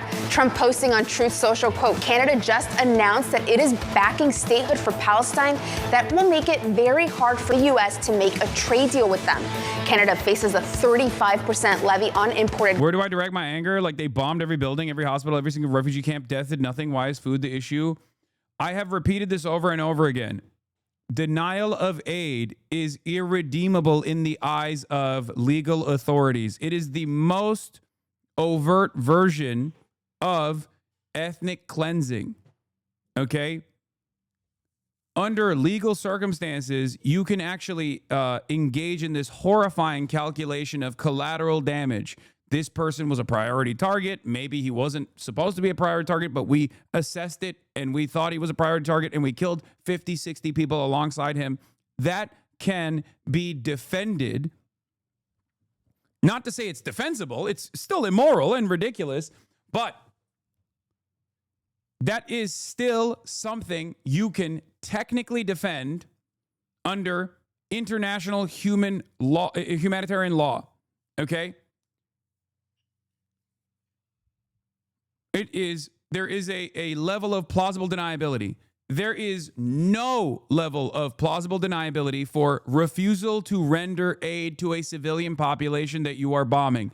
If they simply killed everyone in Gaza by bombing them while simultaneously allowing aid to go in to the Gaza Strip, there would be less anger. I'm telling you right now. There is no defense for refusing to allow aid into an area that you're bombing. There's no legal defense for not having any safe zones, for example. Like areas that you do not bomb. You can't defend that. It is indefensible. You will never find an NGO or any sort of legal institution that will try to defend it. That's why Israel denies that it's happening. Okay? Israel doesn't deny that they're blowing up fucking houses and shit. They do it in broad daylight, but they deny that they're refusing aid into the Strip. The reason why they have to deny it is because it is completely illegal. It's like the one thing that is a non-starter for every NGO, for every fucking international human rights lawyer, for every single advocacy group. It is for every single organ of justice on the international scale. It does not matter. You will never be able to defend it. It is indefensible. Goods if it does not strike a deal by tomorrow's deadline.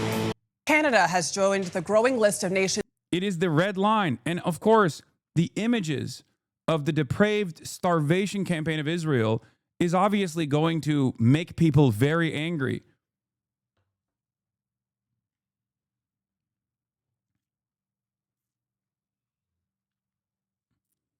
I just don't get it. Why don't Dems oppose genocide completely, at least for political gain? Why do they intentionally hurt themselves? Because they're old and because they're echo chambered, because they're cynical, because they understand that this is American foreign policy and it will not move an inch until it is impossible not to, okay? I mean, dude, they threw the election away because of their refusal to acknowledge that Israel was committed to this genocidal campaign.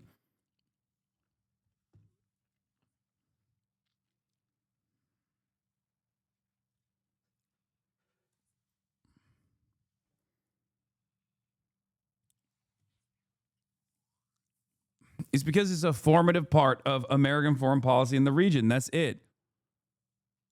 Changing their stance on the Middle East conflict after recent pictures seem to support evidence of mass starvation. Canada now says it plans to recognize Palestinian statehood. The UK and France have made similar announcements, which could affect a future peace process. Canada's Mideast policy is now at odds with President Trump, who said their announcement could impact the chances of reaching a trade deal with the U.S. Human rights groups are using strong new language about what's happening in Gaza. Deborah Patta has the latest and a warning: the images are disturbing. The war in Gaza has reached a tipping point as images of starving children have shaken the world. But a growing number of organizations, including the UN and on Monday 2 Israeli human rights groups, are not just accusing Israel of deliberate starvation, but of a far graver crime. Israel is committing genocide against the Palestinians in the Gaza Strip. It's a charge Israel... I'm frustrated because on the one hand, it is still exceptionalism. It is still supremacist to only fucking say, oh, finally it's here. Now that like Israeli NGOs are also recognizing it.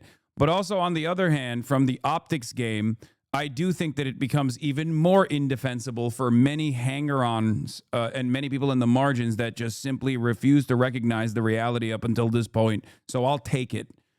It's the same thing. It's the same principle that I have because, like, on the one hand, I have to be pragmatic. Okay, I have to be pragmatic. We all have to be pragmatic, and we all have to recognize that this is a step in the right direction. It's a good thing that like the Israeli NGOs are also admitting this reality, even though it's fucking 22 months in. It will create more pressure.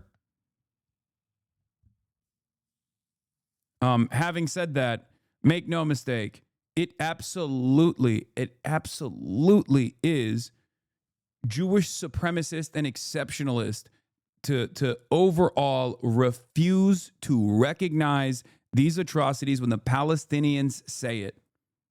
Okay? When the Palestinians talk about their own conditions, everybody turns a blind eye. When people like myself try to highlight the plight of the Palestinians by directly showing you exactly what the Palestinians are saying, okay? They say, you're crazy, shut the fuck up. They try to deplatform people like ourselves. Only until it's an Israeli official or only until it's an Israeli NGO that openly recognizes it 22 months in, do people go, okay, I guess it's happening. It's bullshit.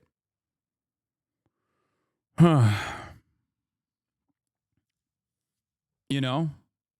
Terrorists, until what? B'Tselem says so? Okay. But you didn't give a shit when B'Tselem recognized the apartheid. Vehemently denies. It is baseless. There is no intent. Key for the charge of genocide. But in a new report published by a respected medical journal, The Lancet, a group of health professionals said it was time to break the silence on genocide. Their findings, made since October 7, 2023, are damning. Life expectancy has reportedly fallen by 35 years. Gaza has the highest number of child deaths of any conflict zone, and by the way, the very fact that many smart people still refuse to call it a genocide, even though it clearly is one, is because of the additional complications that come along with that designation, that legal designation. And that's precisely why you should keep pushing people to say it, including Bernie Sanders. Okay? That's it. Because the moment that people recognize the reality that it is a genocide, okay, is the moment where all cards are off the table. You can't deny, you can't give aid to Israel, you can't defend Israel. There's no more defending genocide. You're a genocide defender at that point. And up until that moment of recognition, you were a genocide denier. That is precisely the reason why still so many liberal Zionists, from Bernie Sanders to the J Street guy that Mehdi Hasan debated, they just refuse to recognize it. They just refuse to say it's a genocide. But just like they refuse to recognize the war crimes or the ethnic displacement or the plight of the Palestinians up until 22 months in, They will inevitably recognize that as well. So I don't understand how these guys don't even think about their own personal fucking futures, where they just kind of throw that out. They just don't realize how this looks. You look like a fucking fool right now when you say, oh, I've come to the conclusion that everyone has been on for the past year and a half. Okay. Great. But now you're still trying to be a setback. Now you are still trying to present yourself as a hurdle for further initiatives to be taken to stop this bloodshed.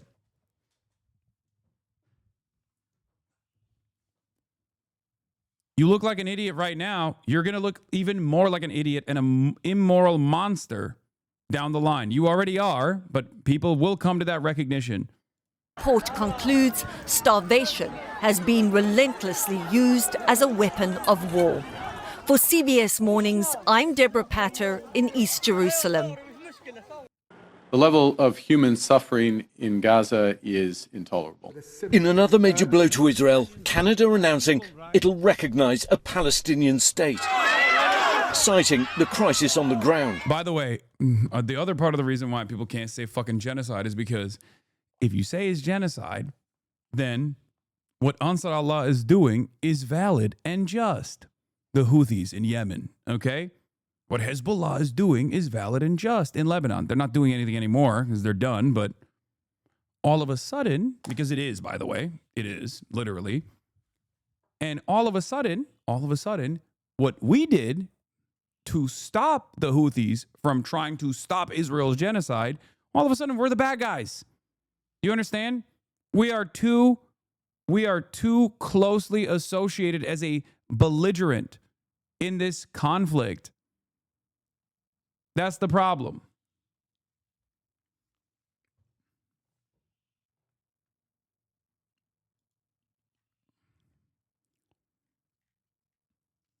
I have no idea what movement means here. Dems in Congress are welcome to sign on to bills to stop the transfer of offensive weapons to Israel, but orgs attempting to rebrand need some type of accountability. J Street aggressively lobbied against the ceasefire for months. They did, which was crazy. Shouldn't they at least have to explain why they did so? Why they threatened members of Congress who supported a ceasefire in October, November, and December of 2023? There's two things being conflated here. Political coalition building around the specific demands and reputation laundering. Again, the issue around genocide is not a linguistic litmus test. It's that the label confers urgent legal and moral obligations. It has meaning. It is not a purity test or whatever. If one can't meet the baseline agreement, then there's deep disagreement as to what is going on. Read the statements coming from liberals who are supposedly joining in on the movement, in air quotes. Many of them, though not all, still have a demand Hamas disarm and surrender. This is not a change of position. It's simply rebranding support of genocide. I am all for strategic compromise, but there's an obvious risk by watering down demands to offensive carve-outs in bills everyone knows will never pass. We are not building meaningful opposition, but instead engaging in reputation laundering as a get-out-the-vote strategy for the midterms. Yeah. And Democrats who literally cast aside their electoral chances because they were fucking tied to the hip to Israel are going to do it again here. They're going to be like, oh, dude, you're being silly. You're being ridiculous. Not sure why you're being so obtuse about this.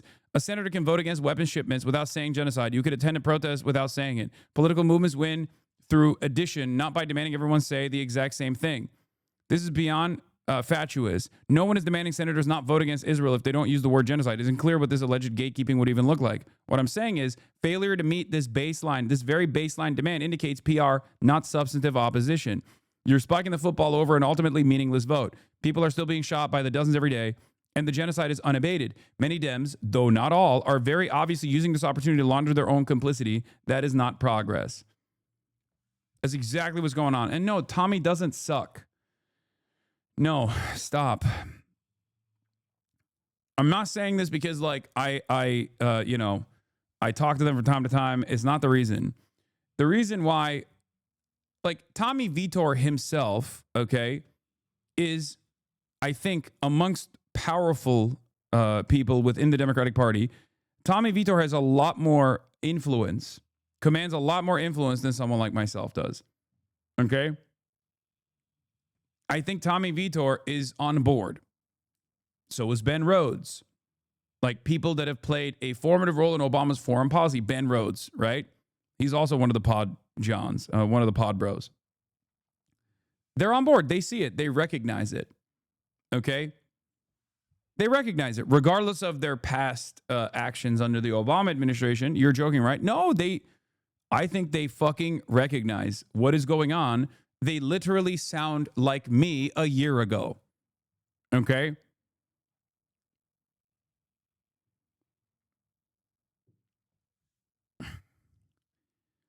That's important to acknowledge. That's important to recognize. Okay? But having said that, they should push even further. They should push even further.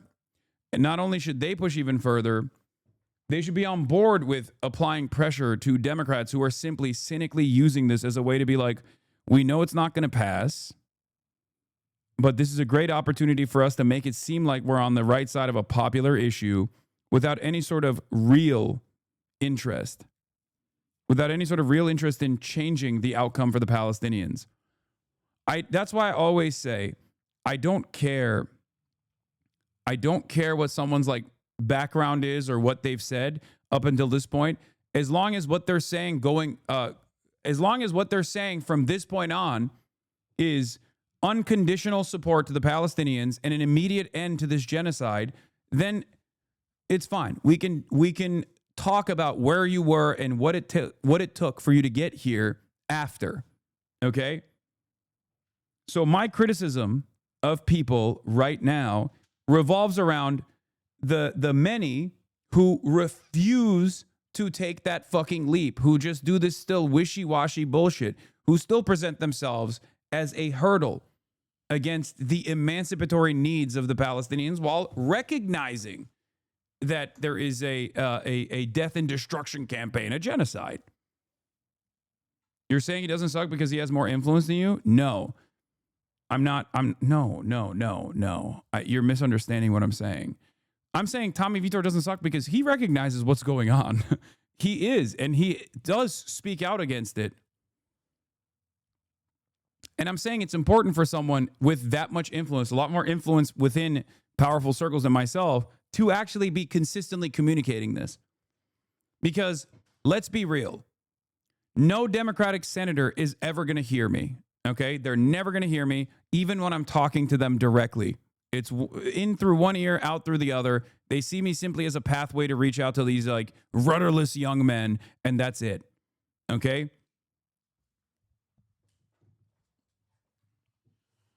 But they do listen to Tommy Vitor and the Podjohns in general.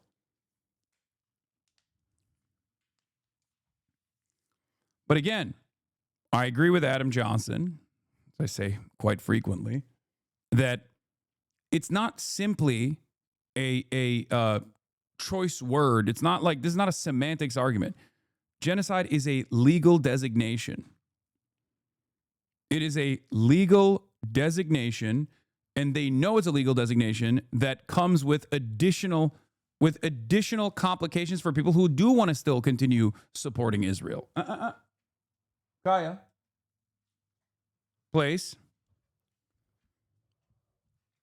What is Bernie's argument that it isn't a genocide? How does he justify this? He already said it yesterday. He said, oh, it's a legal term. I don't do legal back and forths or whatever. We leave that up to the experts. It's like, no, you don't. You don't leave murder up to the experts. That's a legal term too. You know?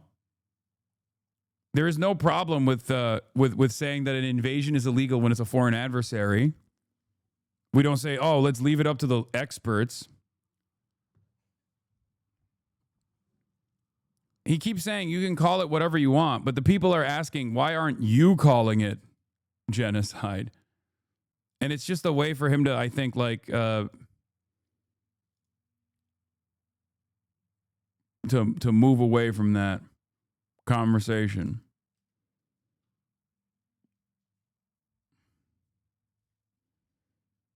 Anyway.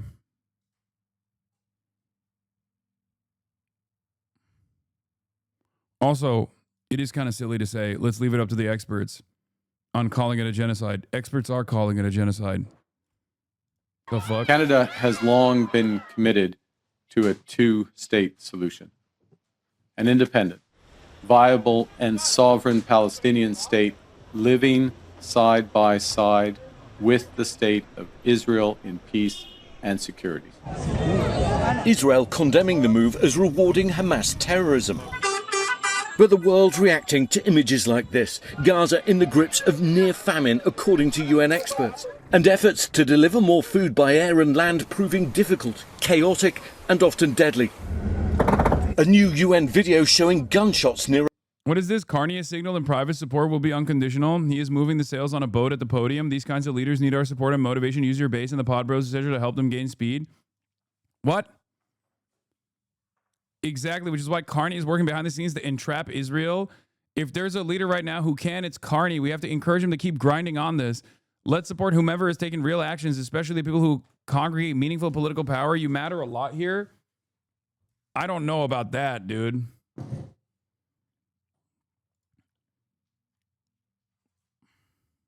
A crowd desperate for food Wednesday.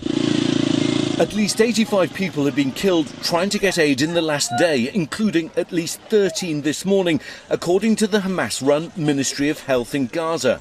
Israel rejecting accusations its troops opened fire, saying they only fired warning volleys.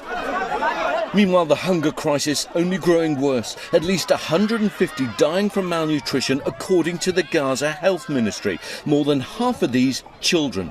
The US Special Envoy in Israel today, an American volunteer doctor in Gaza, urging him to come and see for himself what's happening on the ground. Mr. Witkoff, just come here right now. Well, what we're seeing now, what we understand is that Steve Witkoff is going to meet with Israeli Prime Minister Netanyahu to discuss a ceasefire, the return of hostages alive and dead, and also how to alleviate the suffering in Gaza. Good evening. President Trump's special envoy has met Benjamin Netanyahu as international pressure grows on the Israeli leader to end the war in Gaza. In scenes that have become all too familiar, officials in Gaza say at least 91 people were killed while trying to get aid in the past day. Not only is Steve Witkoff trying to salvage ceasefire talks. Wait. Hold on. The one phone call tweet has invoked some negative reactions. Avi Bitterman says, the I'm Not Dying for Israel crew would ultimately, if push came to shove, be quite happy to send Americans to die for Israel. By for Israel, this is obviously a cheeky way of saying for the purpose of invading, killing, destroying Israel or something along those lines. The point is that I'm Not Dying for Israel sentiments are meant to be an anti-war Israel signal, when in reality it's not really anti-war as much as it's anti about who's on the other side. Yeah, it's about anti-genocide, dude. Yeah, that's the point. Also, it never has to get to that point. That's the reason why I said, this is why all it takes is one phone call. These people are so stupid. It will never get to that point, okay? Unless, this guy's a doctor? Really? What the fuck? The doctor of genocide. No one got your point? No, they're being deliberately obtuse because it's indefensible. It is indefensible. That's the reason why they are trying to be deliberately obtuse. Okay? It is apparently an article of faith in some circles that Biden could have stopped the Israeli invasion of Gaza at any point with one phone call. Seems false. When pressed on this, it turns out the proposed one phone call is a threat of American ground invasion of Israel. Once again, this is reductive, but it's really interesting. Not only is this reductive, but it's pretty fucking basic stuff. I'm not saying it's just one phone call. I'm saying as to why it's about that one phone call. Okay? Because we're supplying them. Without our weapons, 70% of all munitions Israel has used, both offensively and defensively, have come from the United States of America. It's done. It's over. These are not fucking internet dweebs, chatter. These are not internet dweebs. These are like Hosberists themselves, like the Avi Bitterman account is a Hosberist. This person is a fucking Vox author. What are you talking about? Like, this person writes for Vox, okay? They're a relatively known, it's not their fucking 45K reach. Shut up. What are you talking about? This is a person who literally writes for a reputable liberal institution, okay? That's not just like a random dickhead on Twitter. We can stop the Israeli invasion of Gaza by ourselves. Invading a nuclear power is, I guess, in some sense, a true claim about the world, but I do not think it's usefully simplified to with one phone call. Israel should not be in Gaza. Netanyahu has no plan. He does not care about the lives of anyone there and is not achieving any conceivable legitimate war goal. I want to start talking to these people directly. Okay? We should cancel aid. I don't think that will actually change Israel's behavior substantially. Well, you're admitting it then. But because this situation has an enormous number of lives at stake and is very important, it's a good idea to be serious about what actions we can take. And it's incredibly frustrating to have interactions with people who take it as an article of faith that it'd be easy. It is. It is easy. No, Biden could not have ended this with one phone call. It's not 1982. I like that she also, because she's a Vox author, she knows the history. Okay, it's not 1982. Is it not 2021 either?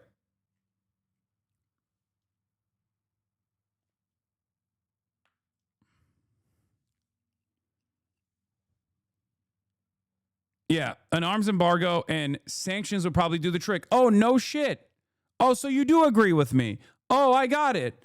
Oh, no. Oh, my God. It turns out you do agree with me when someone else says it. Yeah, no shit.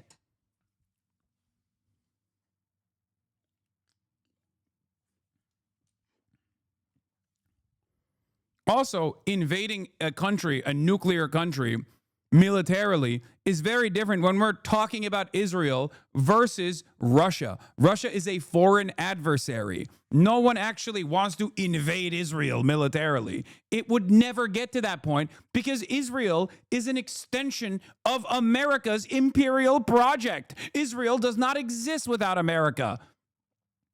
Holy fuck. This admission here basically means, oh, you're right. I just don't want to agree with you. That's it. That's what for so many centrist liberals who want to defend Israel, it's literally about not giving a fucking an earnest, yeah, you were right all along and I was fucking wrong all along. They have to literally try to desperately find something in their pathetic, egomaniacal, self-centered worldview where they just have to basically turn around and say, yeah, I think this person, you made a good point, which I personally said was a bad point earlier. Yeah, it's basically this. While you may have been correct all along about Israel's commitment to exterminating the population of Gaza, you were also someone I disliked due to petty political sectarianism. So in essence, it was your fault that I had to oppose you.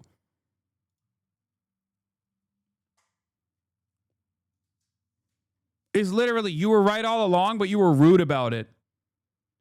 I didn't have to be rude about it. You were just in opposition to the right position at a time when I would have needed your support. At a time when we all would have needed all of your support.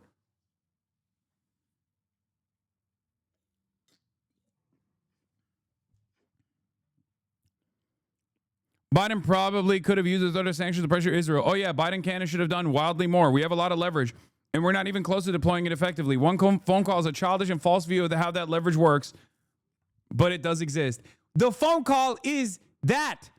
The fuck do you think it means when I say one phone call? Do you think Biden or Donald Trump in that phone call is going to be like, hey, Bibi, I love you. How's the weather? That's not what they're going to say. They're going to say, stop it. You know what that means if you don't. She literally agrees with me 100%.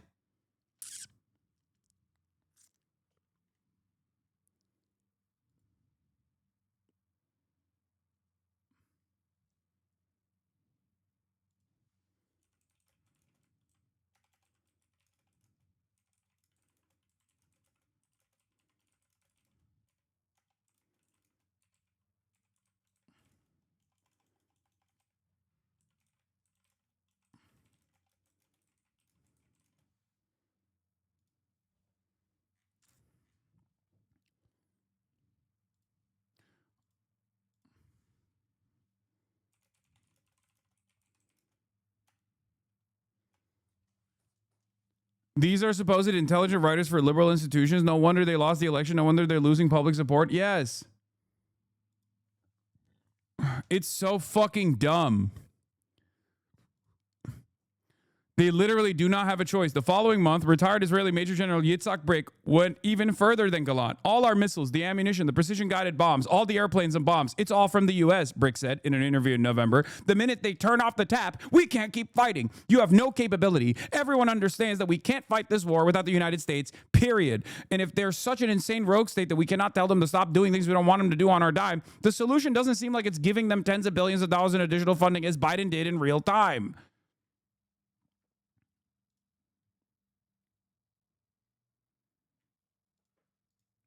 I'm going to actually save this.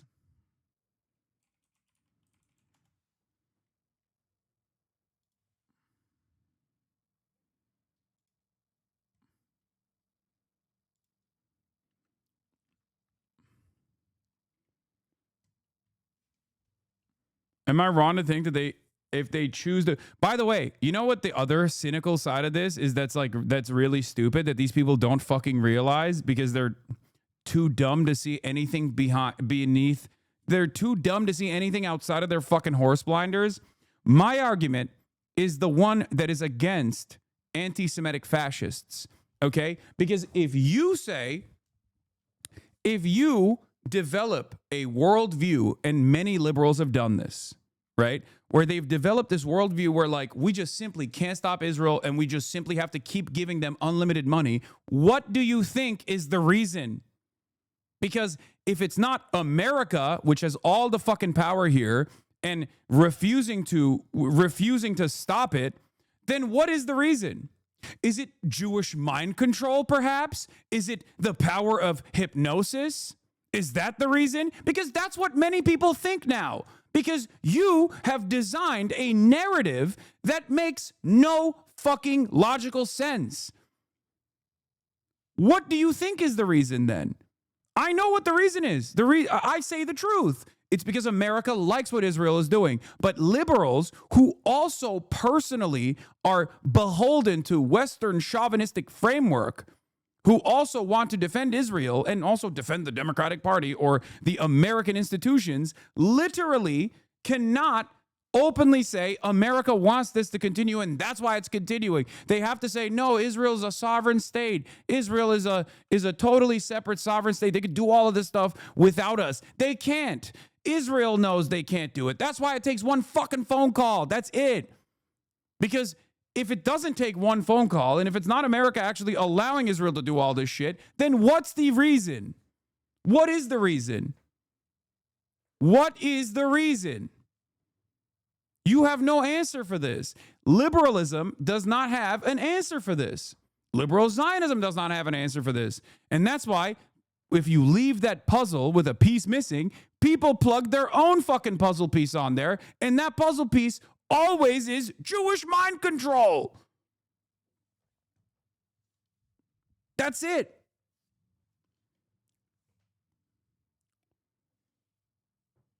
That's what a lot of people are arriving at the conclusion on. It's a dangerous one because it's untrue and also bigoted. People are opening the floodgates of fascism in this country, anti-Semitic fascism in this country, and so many liberals are basically championing it without realizing what this spells for their future prospects. It's additionally fucked if you're also a Jewish Zionist in this country.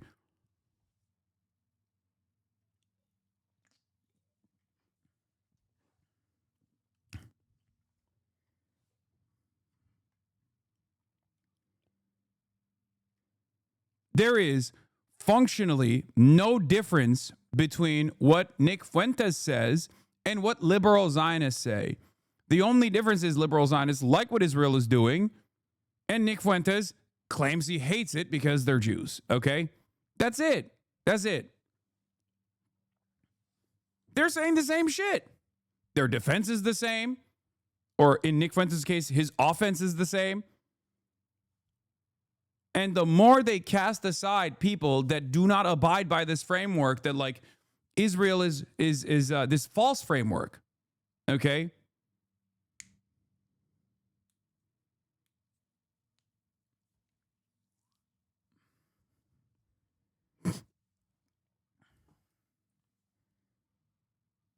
I can't say Nick is in the wrong here, Cap. No, of course he's in the fucking wrong, dumbass. What are you talking about? Of course he's in the fucking wrong. He's saying the same shit that liberals are saying. The only difference is he's ostensibly against it. Okay? He is ostensibly against it. But the fundamentals are the same. That we just have some unspoken loyalty to Israel. That's what he's saying. And that Israel is doing this for all Jews. His different fundamental, his major difference, of course, between like Nick Fuentes and Jake Tapper is that Jake Tapper says Israel's doing this for Jews and it's a good thing. Nick Fuentes says Israel's doing this for Jews and it's a bad thing because Jews are bad. That's the only difference. But they're saying the same fucking shit.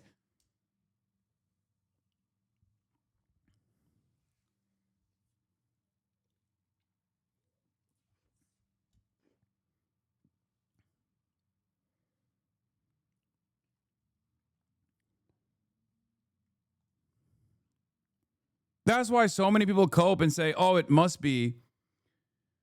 That's why so many people cope and say it must be blackmail because they can't recognize that America likes what Israel is doing. America allows Israel to keep doing what it's doing. So it must be that our big, beautiful politicians that otherwise would be based and anti-Semitism pilled must be getting blackmailed by the Jewish Mossad. That's it. That's the whole point. And it doesn't mean that like Mossad or the CIA doesn't engage in blackmail. Of course they do. But the real reason is not AIPAC. The real reason isn't blackmail. The real reason is because this is American foreign policy. Okay? This is a part of American foreign policy. They do not care that Israel is killing Palestinians. They do not care to give unlimited trillions of dollars to Israel to kill as many Palestinians as possible. They don't care. They want it. It has nothing to do with Judaism and everything to do with American imperialism. That's why it's fucking uniparty. There has to be a reason why they dick ride Israel so hard, though, no?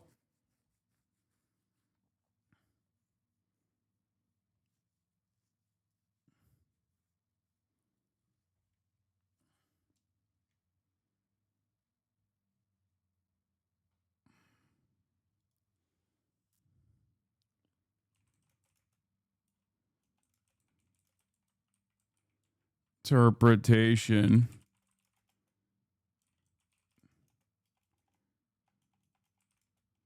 Simply ahistoric.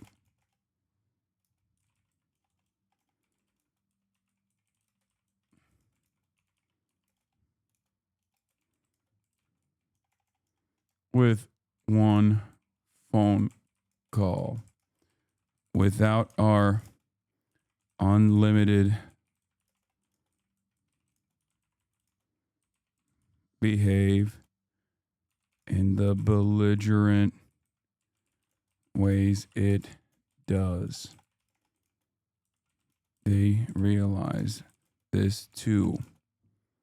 The only this kind of deflection, room for insane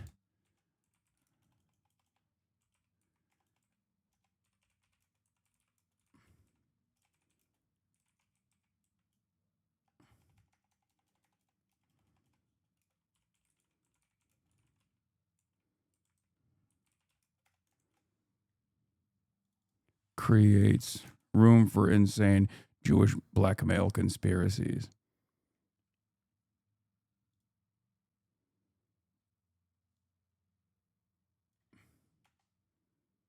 This is silly and simply ahistoric. All right, and then I'm going to add this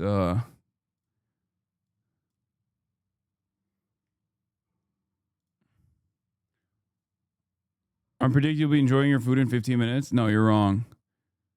I'm responding to that person. I'm going to say this is silly and simply ahistoric. Biden stopped Israel in 2021 with one phone call without our unlimited support. Without our unlimited support, Israel cannot behave in the belligerent ways it does. They realize this too. This kind of cynical deflection creates room for insane Jewish blackmail conspiracies.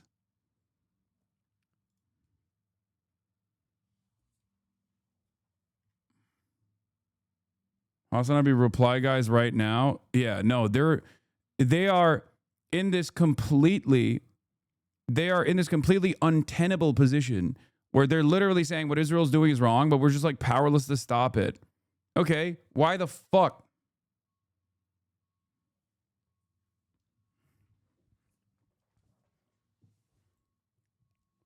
Trump is live talking questions, taking questions. Any questions, please? I think probably. What has sports meant to you? And did you have a sports hero growing up?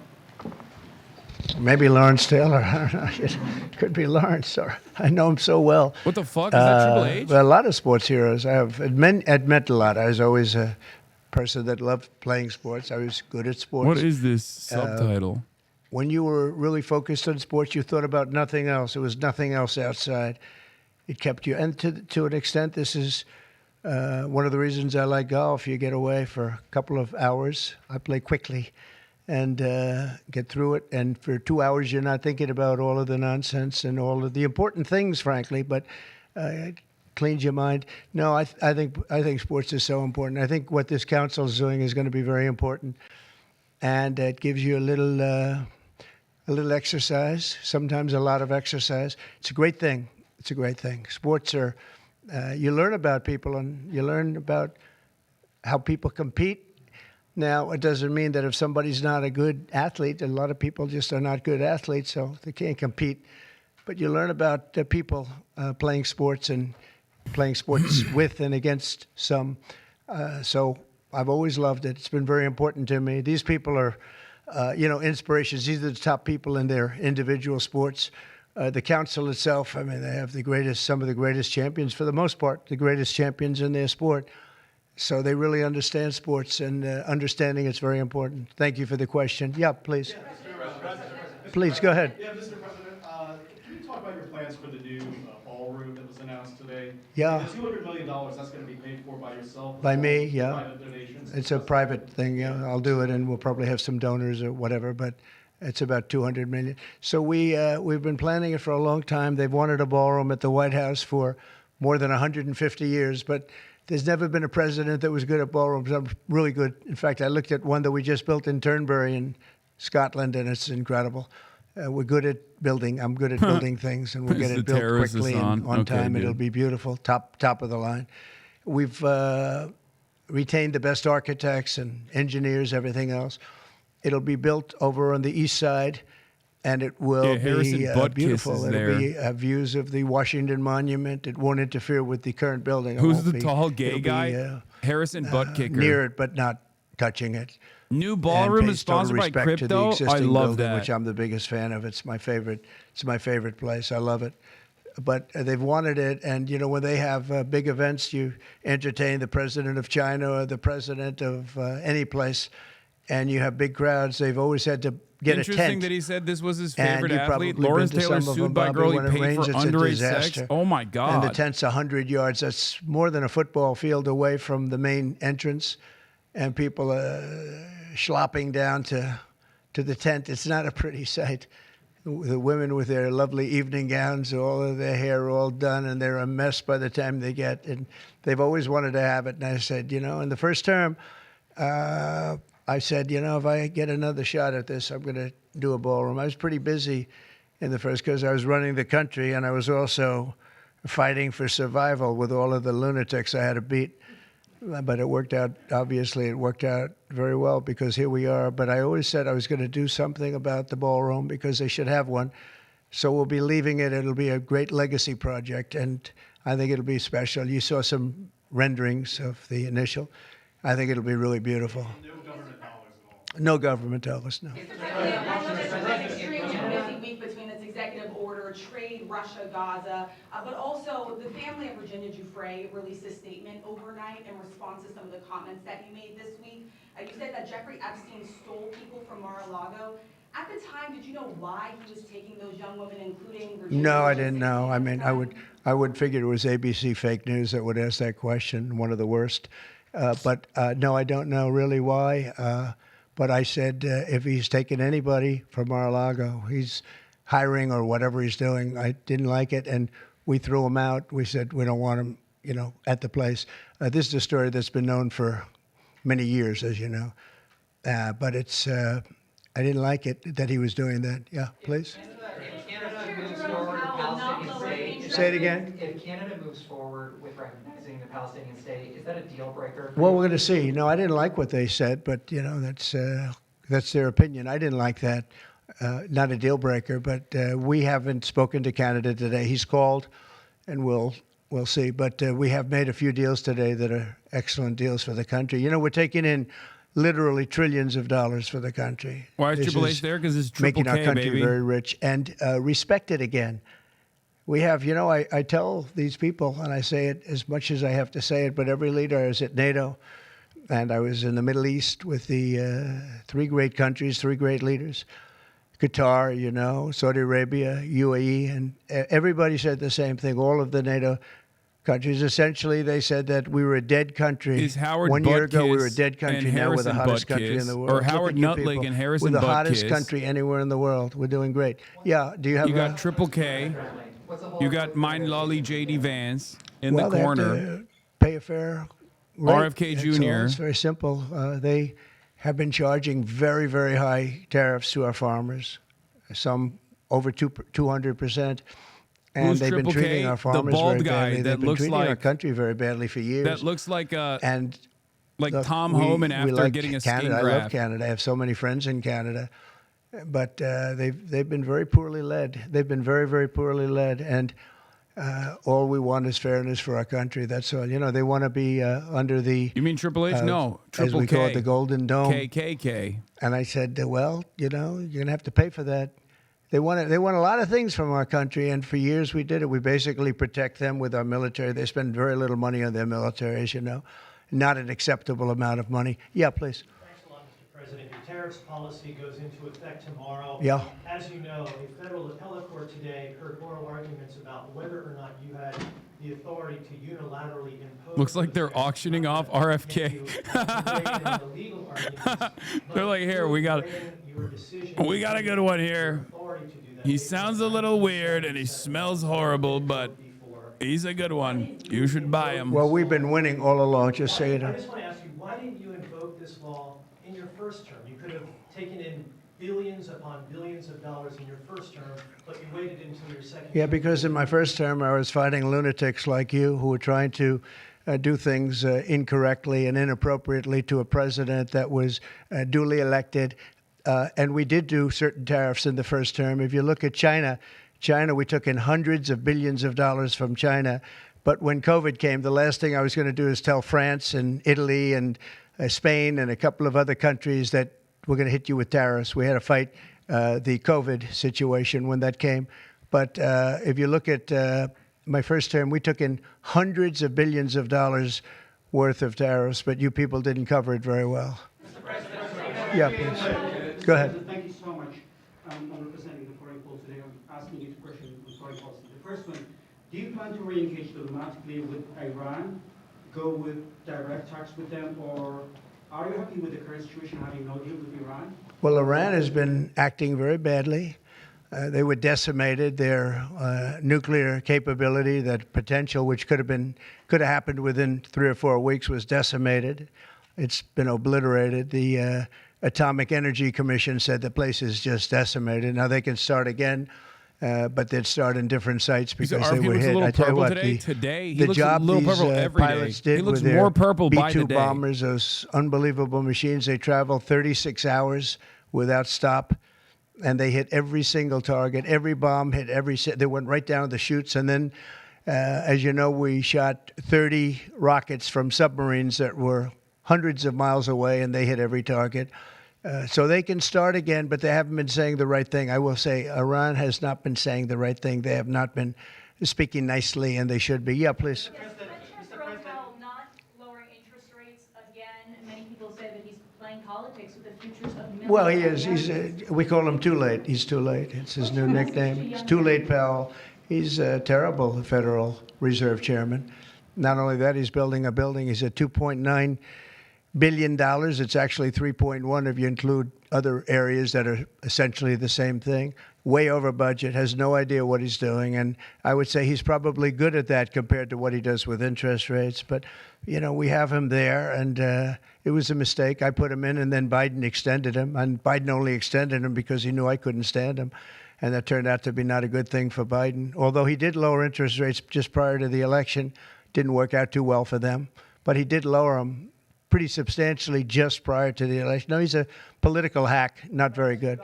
He's not a smart guy, Brian. Mr. President, sports fans have been very supportive to go back to the original names of the Cleveland Indians, the Washington Redskins. Oh, I love that. Love the sound of that. Well, I do the Washington Redskins. I think they should do it. I told the mayor and I told people that they should bring back the name. If they bring back the name, you'll have a lot of excitement. And, Cleveland Indians, how about that? That was an original franchise, 1903 or something, 1906, an original, the Cleveland Indians. And what do? They changed the name from Indians. What's wrong with the word Indian? You know who is upset about it? The Indians are upset about it. They're upset about Redskins, too. So Redskins, I guess you'd say, it was a little bit. No, I don't know about that. I think, Indians, sure, maybe. There's multitudes. The indigenous communities have different opinions on this designation. Now, but definitely not that last one, dude. What are they to Commanders or something? Is it Commanders? That's not a good name. Not that it matters. This is an irrelevant fucking distraction. Wait a minute. No, not you. You. Mr. President, Kamala Harris, as you know, is not running for governor of California. I'll say this much. I've heard a lot of Native Americans refer to themselves as Indians. I've never heard them refer to themselves as Redskins. Do an interview. I've never. That's a slur. That's just straight up. That's just insane. I had two of them. A lot of black people, they want to be called colored. A lot of black people. And the other word, I won't say, but they like it. They like the slur. Nobody knew her last name, Harris. They said, we're going to get Vice President Harris. Everyone said, who the hell is Harris? They only knew her by the first name. But no, I thought she was a terrible candidate. Look, don't forget, she didn't really get the nomination. That whole nomination was strange. She was the first one out. She took a good amount of points with her when she announced, but nobody knew her. Once they got to know her, the term Redskins is so wild that even when you say white skins, it sounds off. She was like in second or third place. That's how wild of a term it is. I don't know. Usually when you say something, when you reverse it and put white on it, it's not supposed to be oh, that's a weird thing you just said. But white skins even fucking sounds insane. It's very visceral. I find everything in politics interesting. I sort of enjoy politics. It's just crazy. She wasn't a skilled person. You have skilled politicians, really skilled politicians, and then you have some that aren't. And she was put in a very tough position, I think. She did have a 6-week honeymoon. They were told me, the pros said, you know what, she's going to have a 6-week. And she did. She was untouchable in terms of everybody thought great. But she didn't do any interviews or anything, which was strange. Not even friendly interviews with friendly reporters like her right there, a really friendly reporter. And you know what happened? People said, what's wrong with her? Why isn't she doing? She made a mistake. She should have done interviews. She didn't run a great campaign, but we beat Biden, and then we had to beat. Nobody's beaten two. I had to beat two. That's like Dana White. The great Dana White has a fight, and he has a fighter that's getting the hell knocked out of him. They say, well, let's take him out and put somebody else in. Didn't seem fair to me at the time, but where are we? We're in the White House. So, so it worked out. If I may, sir, a very serious question here. By your logic, redneck is a slur. It literally used to be, but I don't think you know the actual etymology of it. Russia? I think it's disgusting what they're doing. But redneck in and of itself is about a specific subsect of white working class people. But I think what Russia's doing is very sad. A lot of Russians are dying. You have a lot of Russians. More Russians are dying, but Russians are dying. Ukrainians are dying. Classist, pejorative. The United States isn't really involved in that war. It shouldn't be. And by the way, I made a deal with NATO where NATO pays us for everything that we send. We send them ammunition, missiles, etc. And we're not paying anything for that war. But I will tell you this. It should be stopped. It's a disgrace. And the ones that are dying are they're losing 7,000 now. It was 5,000. They're losing now 7,000 soldiers a week, Ukrainian soldiers and Russian soldiers. And they're also losing people now in the towns and cities because Putin's hitting them with rockets. No, I think it's disgraceful. Yeah, we have about 8 days. Yeah, we're going to put sanctions. I don't know that sanctions bother him. You know, they know about sanctions. I know better than anybody. Triple H there, bro? He looks like he's asking that same question to himself right now. That has any effect, Triple K is there because he's Triple K. Europe is okay. Extremely upset. But this is a war that should have never happened. This is a war that wouldn't have happened if I were president. And this is Biden's war. This was a stupid war to get into. Should have never gotten into this war. Biden's war. Steve Witkoff is traveling to Israel. Yeah, going to Israel, and then he's going to Russia, believe it or not. Representative Marjorie Taylor Greene has said that what is occurring there is a genocide. Do you agree? Oh, it's terrible what's occurring there, yeah. It's a terrible thing. People are very hungry. You know, the United States gave $60 million for food, and it's a shame because nobody, you know, I don't see the results of it.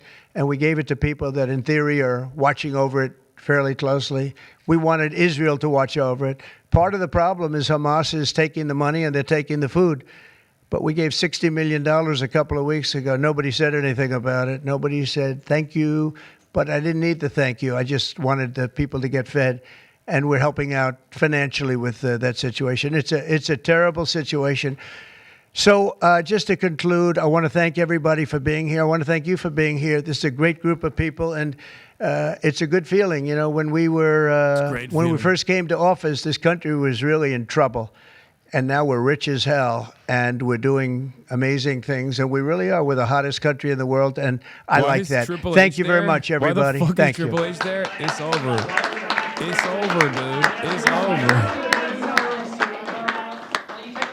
Wait, did he not deny that Israel was doing a genocide? Is that what happened? He was invited to be present for Trump's executive order bringing back the presidential fitness test in schools. Oh, I didn't notice that. He didn't say no. I mean, this country was really in. It's a thank you. I just wanted the people anything about it. Nobody would Israel to watch over people that in the United States get occurring. What is occurring there is a genocide. Do you agree? Oh, it's terrible what's occurring there, yeah. Oh, he didn't go, it's not a genocide. Dude, what the fuck? Dude, if Trump says it's a genocide before Bernie, I'm losing it. I'm losing my mind, okay? It's a terrible thing. People are very hungry. You know, the United States gave $60 million for food, and he's just brandonizing. He's brandonizing. The $60 million for food is for GHF. It literally wasn't for food. Shame because nobody, you know, I don't see the results of it. And we gave it to people that in theory are watching over it fairly closely. We wanted Israel to watch over it. Part of the problem is Hamas is taking the money and they're taking the food. Oh my God, shut the fuck up, dude. Isn't that crazy that these guys all seemingly have the same exact opinion? Regardless of whatever part of the political spectrum that they're on, it's always, but Hamas. From liberals all the way down to some of the most far-right reactionaries. Everybody always goes, but Hamas, what can you do? Hamas, Hamas, Hamas. Do you guys actually fucking hate Trump then? Like, I don't understand. I guess it's more honest to say you love Trump. You love what Trump is doing in Israel and Gaza.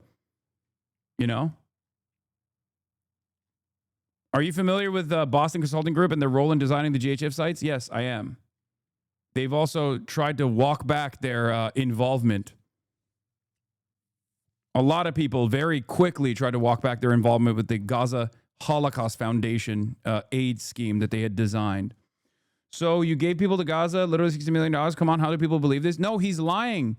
It's $60 million that they funded with the GHF, the Gaza Humanitarian Foundation, which has been this aid delivery scheme that they created to at least have some kind of plausible deniability that like Israel was not denying aid, but because they are so fucking bloodthirsty, they just kept killing people every single day. To this day, Israeli soldiers alongside American mercenaries are shooting at Palestinian children that are trying to desperately get aid. There is literally a Green Beret that came back, Tony Aguilar, that came back, who believed all of the nonsense about like Hamas is evil and blah, blah, blah, who went out there, who served alongside the IDF as a fucking mercenary and was shocked.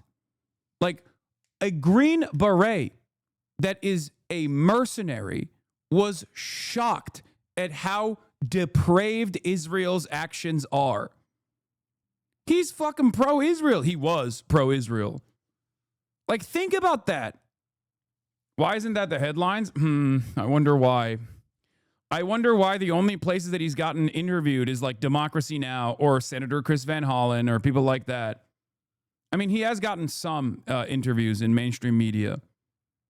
But it's shocking levels of depravity that you only read about in history books.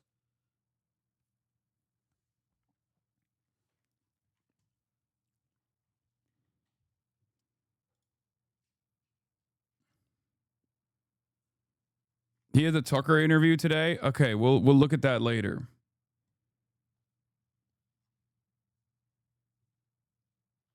Yeah, also, it's not even 60 million. It's 30 million. I've been saying this as well.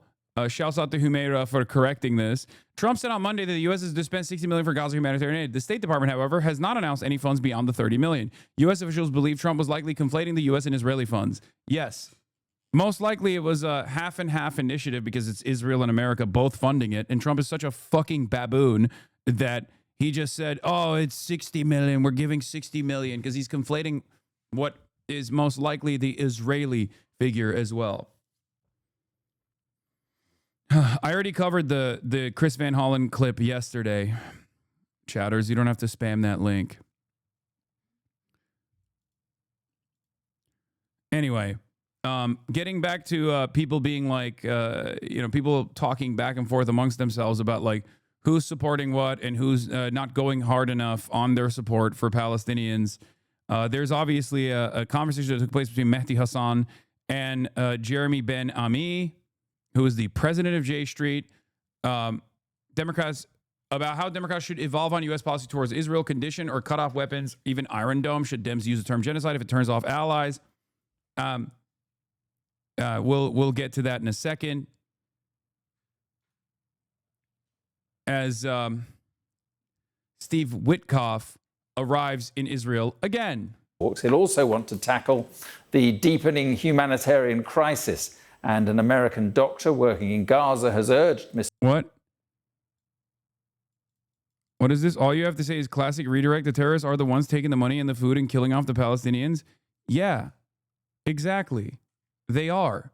The terrorist state of Israel and the ISIS affiliates that the terrorist state of Israel has armed to the fucking teeth. The Popular Forces, as they call themselves, led by illiterate ISIS affiliate drug trafficker Yasser Abu Shabab. Those are the guys who actually loot the fucking aid before it gets to the point of delivery. That's when Israel even allows the aid to get to the point of delivery. But I don't know if that's what you're talking about. But that is what's the reality, okay? That is what's going on, actually. But don't worry. 6 months later, you'll arrive at that fucking conclusion, too, when you go, oh, how could this have happened? Oh, I am, lol. I'm being sarcastic. Okay. Mr. Witkoff to come and see the situation for himself. And a warning, this report from Sky's Sally Lockwood contains images of those injured in the violence and also malnourished children. These are scenes it's hoped Trump's envoy reports back to Washington. A hospital in Nusrat. No, Yasser Abu Shabab is not a New York Crimes article writer. He's a Wall Street Journal article writer. He's an article head. Even though he's fucking illiterate, literally dropped out of second grade. Why are you so triggered today? Tooth pain still? No, man, I'm fucking triggered by stupidity. Like, dude, you want to know why I'm still so mad? One, because of what's in front of me, okay? What I've covered for the past 22 months, every single fucking day. That's number one. Number two, even as people come to the recognition that we have been at, okay? Even though people are coming to that recognition slowly, far too slow, their expectation is like that we take them seriously when they turn around and say, oh, well, it's your fault that it took me this long to realize that Palestinians are human beings and they're being starved to death. It's fucking insane.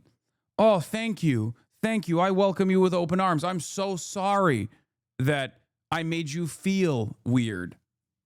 I made you feel weird when you kept defending Israel. I'm so sorry that you had to do genocide denial because your feelings were hurt or because you were scared about the language that I was using. Oh, no, you were a Holocaust denier? Oh, man. How is this any different than people being like, I got bullied into being a Nazi?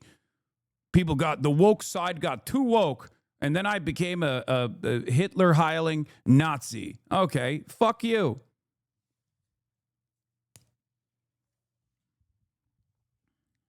In central Gaza, receiving casualties, reportedly killed and injured, trying to get food from an aid site run by the Gaza Humanitarian Foundation. This father crying over the body of his eldest son. He had a master's degree in political science and international relations, he says, and he died looking like a corpse, crawling to find flour. And this is a story we are seeing every day. People dying trying to get food. People dying because they haven't had any for too long. I only went to this aid point because my children were starting to look for food on the ground in the street. I've lost 25 kilos. Until now, there's nothing. I have to collect whatever grains and chickpeas I find thrown on the ground. I grind them and eat them. We're receiving reports like this every day of people dying at aid sites in Gaza. Aid sites backed by America and Israel. Donald Trump's envoy Steve Witkoff is back in Israel for the first time in 3 months, meeting Benjamin Netanyahu, and Israeli media is reporting he may pay a visit to an aid site in Gaza while he's here. It's little coincidence Steve Witkoff is here now. A small but vocal contingent of Donald Trump's base is growing increasingly angry over Gaza. It's felt America, Israel's closest ally, is the only country with the power to pressure Netanyahu to change course. And in an unprecedented move, Arab nations are calling on Hamas to lay down their weapons and surrender control of Gaza.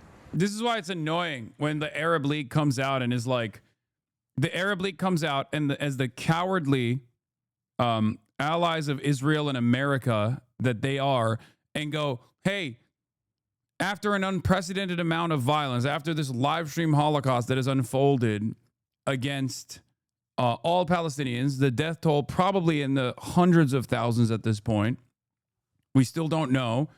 What you should do is surrender your arms and make it easier for Israel to kill you, kill the rest of you. Like, what are we talking about?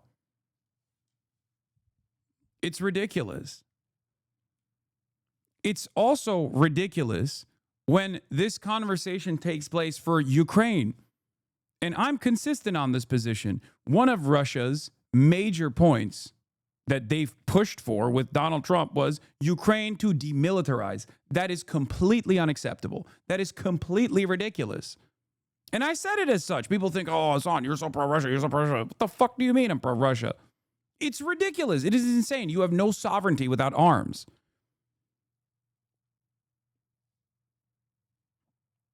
So now you got the Arab League saying this, and people don't understand that the Arab League plays this formative role here. It plays the role of America's interest. They are expressing America's desires and Israel's desires here. But of course, people who are not super tuned in to what is going on, that are trying to contend with what's happening here, will go, oh, well, they're Arabs too. Yeah. Moen Rabbani wrote on this. Now that France and Britain, both members of the United Nations Security Council and G7, have indicated they are prepared to recognize the state of Palestine, the dam has burst. Today, Canadian Prime Minister Mark Carney indicated his government too intends to recognize Palestine during the upcoming session of the UN General Assembly in New York, and a growing number of Western states are adopting or preparing similar positions. It is far from certain whether any of these governments will actually follow through on their statements of intent, and by attaching various conditions to their plans, they have already provided themselves with an escape clause should they find it necessary to use it. Given that a two-state settlement has been the official position of every one of these governments for several decades, and that a majority of states have already recognized Palestine years, if not decades ago, the question arises as to why Western states have waited so long to recognize the state, without which their proclaimed strategic objective is an impossibility. One reason relates to their domestic politics and the profound transformation of Western public opinion. Brian Tyler Cohen calls the left anti-Semitic. What? I mean,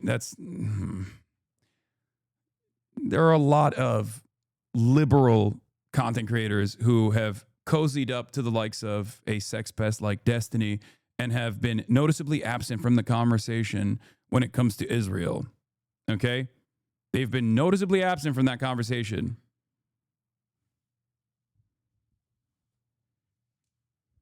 Who cares? One reason is because, like I've also said, the sea change in Western public opinion. The shift has been building over many years, and this is the harvest of a continued, persistent efforts by countless individuals and organizations to bring about changes in official policy. In large parts, thanks to their campaigns, the impact of the Gaza genocide on their public opinion manifested itself much more rapidly and much more broadly than would otherwise have been the case. It is safe to conclude that this change is now irreversible, similar to that experienced by South Africa after the 1960 Sharpeville massacre. In response, governments, this is his Substack, by the way, that he is just like putting out piece by piece. In response, governments have felt compelled to act. Most have chosen the symbolic and comparatively cost-free approach of recognition. They have done so in large part to avoid adopting concrete measures like an arms embargo, trade sanctions, or diplomatic isolation.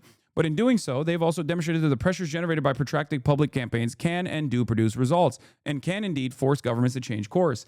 And that is precisely why I say this is good, because it expands on the permission.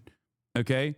It shows people, it gives people confidence that their voices do matter a little bit. And when you give people a little bit of confidence, they're going to continue putting pressure. No one that was pro-Palestine, whether before October 7 or after October 7, was going to fucking turn around and go, all right, I guess it's time to get back to brunch. Palestine has never been a brunch liberal issue. As a matter of fact, there are a couple things that I point to in advocacy, in American politics, in the Western world, where someone takes a position that most people refuse to take. Criminal justice reform is one of those issues. When I see someone that is actively advocating to reduce sentences for criminals, to make sure that they have a more humane treatment in prison, I immediately know you're taking on an issue that no one is going to be on board with. Palestine is the other one. Trans issues, to a certain degree, is also in this category, where there are still, that gets a little bit convoluted, though, because there are liberals who fake behave like allies and will focus on the optics alone. But like, those are some of the few issues. Homelessness too, yes.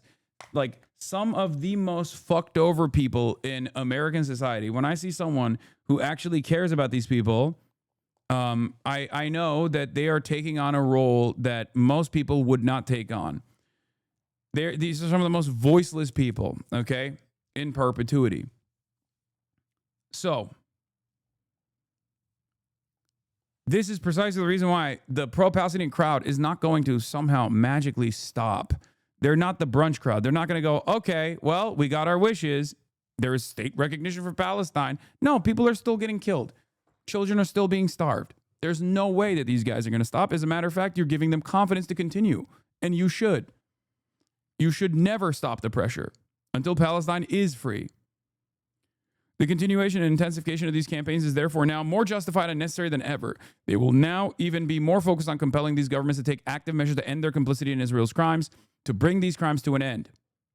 Just like I said, in 2021, it was a turning point in my experience over the past 12 years that I've been a, open advocate for Palestinian emancipation as a professional media personality. I saw an attitude shift in 2021. It wasn't just because of Israeli depravity in one of their many sieges. It was also because NGOs in unison, including B'Tselem, openly recognized Israel as an apartheid regime. This was a major turning point because this opened up the floodgates. This expanded the permission structure of what you could say without immediately being fucking shut down. Slowly but surely, people tirelessly kept working. Many Palestinians that live in diaspora, many Palestinians that communicate the desires of their immediate family members that are still living in Gaza or the West Bank, they turned around and kept up their advocacy. And slowly but surely, that momentum built. That momentum kept building. Eventually, after October 7, a lot of people tuned into what was going on in Israel.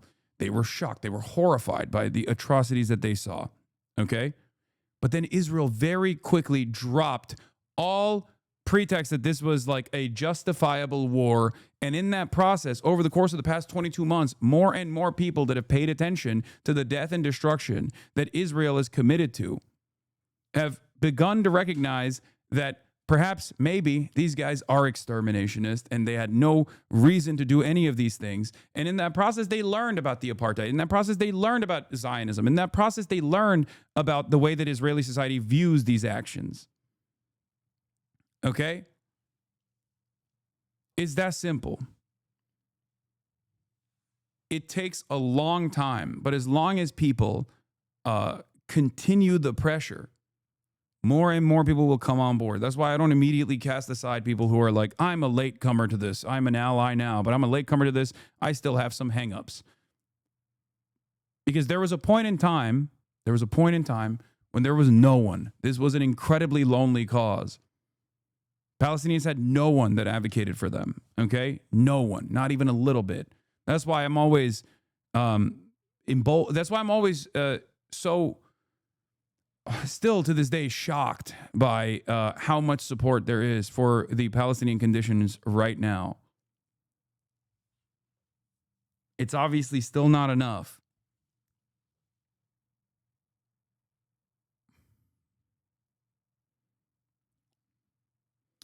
A liberal Zionist I had once knew IRL recently shared on his social The Guardian open letter for crippling sanctions against Israel. I never imagined I'd see the day when liberal Zionists advocate for BDS. Yeah.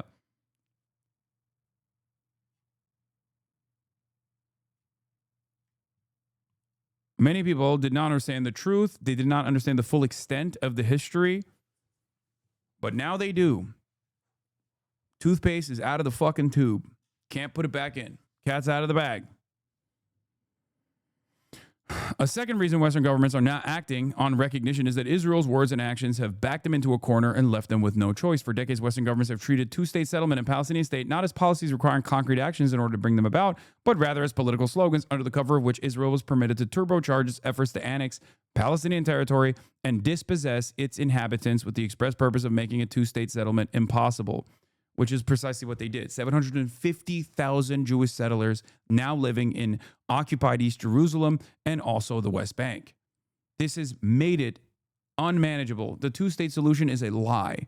It was just a way to keep pushing the conversation further and further away as Israel continued to displace, ethnically cleanse the land of the Palestinians in the West Bank illegally.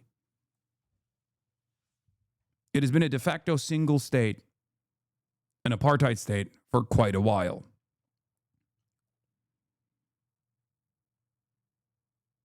That's why I call it the so-called peace process. Western governments could deflect pressure to confront its annexationist activities on the pretext that doing so would undermine the Israeli-Palestinian negotiations and thus the consummation of a two-state settlement. The peace process had to be kept alive at all costs. In this Kafkaesque world, the two-state settlement served as a fig leaf for its elimination. As Israel shifted even further to the extreme right, that situation has become increasingly untenable. With the Gaza genocide, it has become simply impossible to sustain as Israeli leaders, all of them today, openly speak of their intention to collectively expel the Palestinians it has not killed yet from the Gaza Strip, to annex the West Bank, and to ensure a Palestinian state is never established. It is official Israeli government policy. In his official statement regarding Canada's new position, Prime Minister Mark Carney explicitly referenced Israel's actions not only in the Gaza Strip, but particularly in the West Bank as justifications. These include accelerated settlement building across the West Bank and East Jerusalem, the E1 settlement plan, and this month's vote by the Knesset calling for the annexation of the West Bank and soaring settler terrorism. That part is actually pretty important. Mark Carney has definitely, regardless of the wishy-washy, both sides bullshit, two-state advocacy that he engaged in, those direct lines of attack against what Israel is doing, naming and shaming the actual fucking policies, was certainly different than what Keir Starmer did, which was the worst out of all of these fucking Western leaders, and definitely better than even Macron, even though Macron had the first Q7. Kid Starver and Macron. What is happening? Jesus Christ, I'm dying. Yeah, the fucking banker actually hit a better line overall.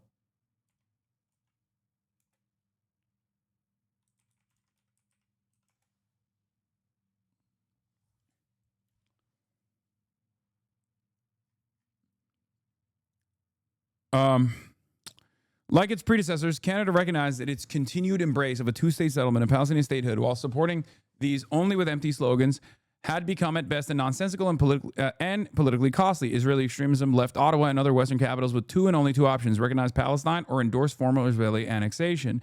In addition to other factors, last year's International Court of Justice advisory opinion that Israeli rule in occupied territories is illegal and must end as rapidly as possible would have complicated formal recognition of Israeli annexation. A third reason for the recognition of Palestinian statehood is the failure of the alternative formulated by the first Trump administration, Arab-Israeli normalization as a substitute for the Palestinian self-determination. Rather than promote Arab-Israeli normalization as the icing on the cake of a two-state settlement, the grandiloquently entitled Abraham Accords were designed to weaken, isolate, and ultimately marginalize the Palestinians. And that's precisely what they saw. They essentially aimed to remove the question of Palestine from the regional as well as the international agenda with official Arab support. That is one of the major reasons why October 7 happened. This is something that I have brought up when I talked to Alexandria Ocasio-Cortez. She agreed with me on this as well. I don't know where that opinion went after that, but this is precisely the case. The Abraham Accords left Palestinians isolated with no options other than to fight back. This is precisely the reason why October 7 happened. It was a major, major part of the puzzle, major part of the reason beyond the regular Israeli depravity, like the regular policies of Israel that was so devastating for overall Palestinian existence. Okay? That's why I say Trump 1 played a formative role. But the problem is Biden continued Trump 1. Biden continued the Abraham Accords. Biden could have, at some point, put an end to this. Biden could have demanded that Israel scale back, but it didn't, because Biden is just as pro-Israel as Donald Trump is. That's it. If Trump's envoy does visit Gaza, it's unlikely he'll see here Nasser Hospital, where healthy children are fainting from hunger and those with chronic conditions are wasting away from malnutrition. An American pediatrician working here had this response to the claim that there's no famine in Gaza. This is an absolute lie. This is absolutely not true, because I've seen that with my own eyes. And I would like to have Mr. Witkoff come here and talk to me to my face, and I'll show him. Just look at this, an aid lorry arriving in Gaza, and it's pure chaos. This is what happens when desperation takes over. It's hoped America's visit will be a moment that finally makes the difference. Sally Lockwood, Sky News, Jerusalem. I know the topic of Israel is on everyone's mind. I have an update from Special Envoy Steve Witkoff, who I got off the phone with this morning. Special Envoy Witkoff and Ambassador Huckabee had a very productive meeting with Prime Minister Netanyahu and other officials today in Israel on the topic of delivering much-needed food and aid to Gaza. President Trump is a humanitarian with a big heart, and that's why he sent Special Envoy Witkoff to the region in an effort to save lives and end this crisis. Tomorrow, Special Envoy Witkoff and Ambassador Huckabee will be traveling into Gaza to inspect the current distribution sites and secure a plan to deliver more food and meet with local Gazans to hear firsthand about this dire situation on the ground. The special envoy and the ambassador will brief the president immediately after their visit to approve a final plan for food and aid distribution into the region. And we will provide more details for all of you once that plan is approved and agreed on by the President of the United States. On the trade front, the president secured a historic trade agreement with the European Union that puts America first and fundamentally strengthens the economic relationship between the two largest economies in the world. This deal delivers on two of President Trump's core promises on trade, supercharging America's manufacturing capacity and opening up foreign market access to American businesses. The deal guarantees that American businesses will have unprecedented levels of access to the European Union markets to export our American-made goods. And now over in the United States, splits have started to emerge within the Republican Party over the U.S.'s blanket support of Israel due to the worsening humanitarian situation in Gaza, particularly among members of Donald Trump's MAGA base. For more on this story, we can bring in France 24's former Washington correspondent Ketevan Gojasani. Ketevan, great to see you. Tell us about the splits that's emerged. Well, look, on Monday evening, Marjorie Taylor Greene, a MAGA far-right representative closely allied with Donald Trump, became the first Republican in Congress to use the word genocide to describe what.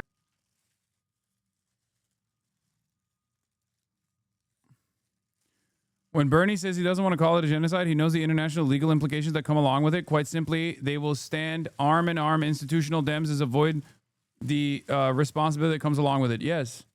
The reason why they won't say it's a genocide is because they recognize their culpability. They recognize that it's illegal to like, it's just impossible, unless you're AOC, to maintain support for a country that you have openly said is doing a genocide. There is no, it's over after that point. It doesn't make sense.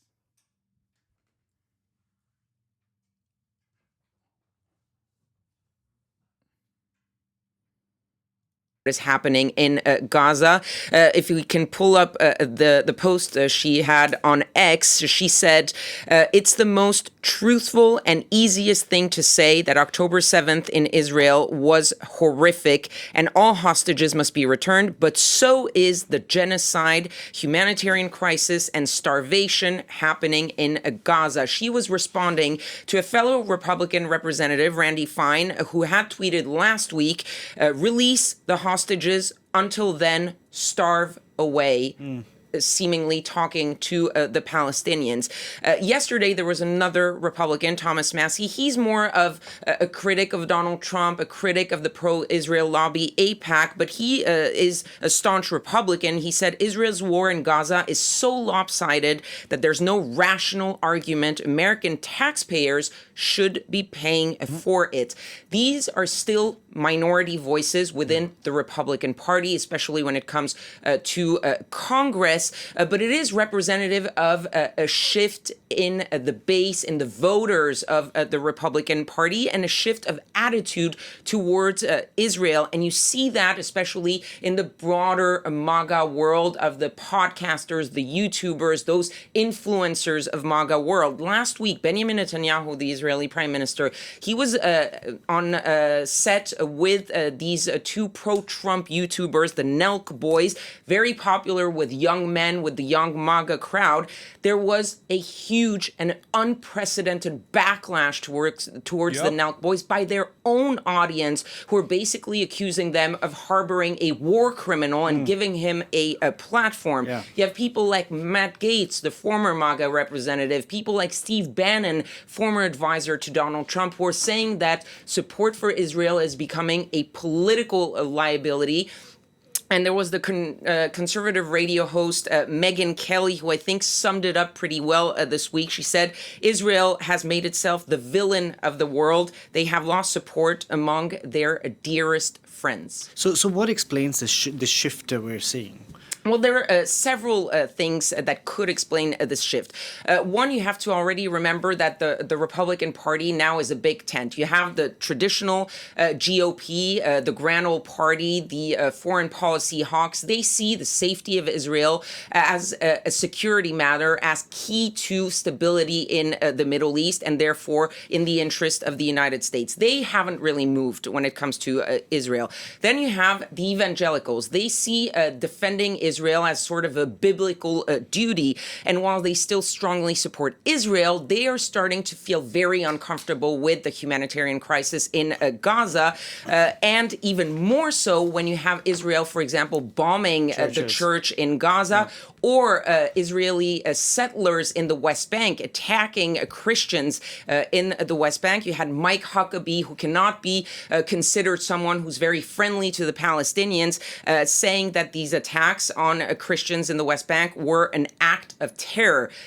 Finally, you have MAGA and the far right. For them, there's a little bit of anti-Semitism in that crowd, obviously, but also it's mostly about America first, that policy, which is basically, we don't care what happens elsewhere. Why should we be sending millions and billions to the Israelis to help them when we could be spending it at home? And finally, there's also a growing generational divide. You see that among the conservatives, but also among Democrats under the age of 40, attitudes toward Israel are shifting, and they're.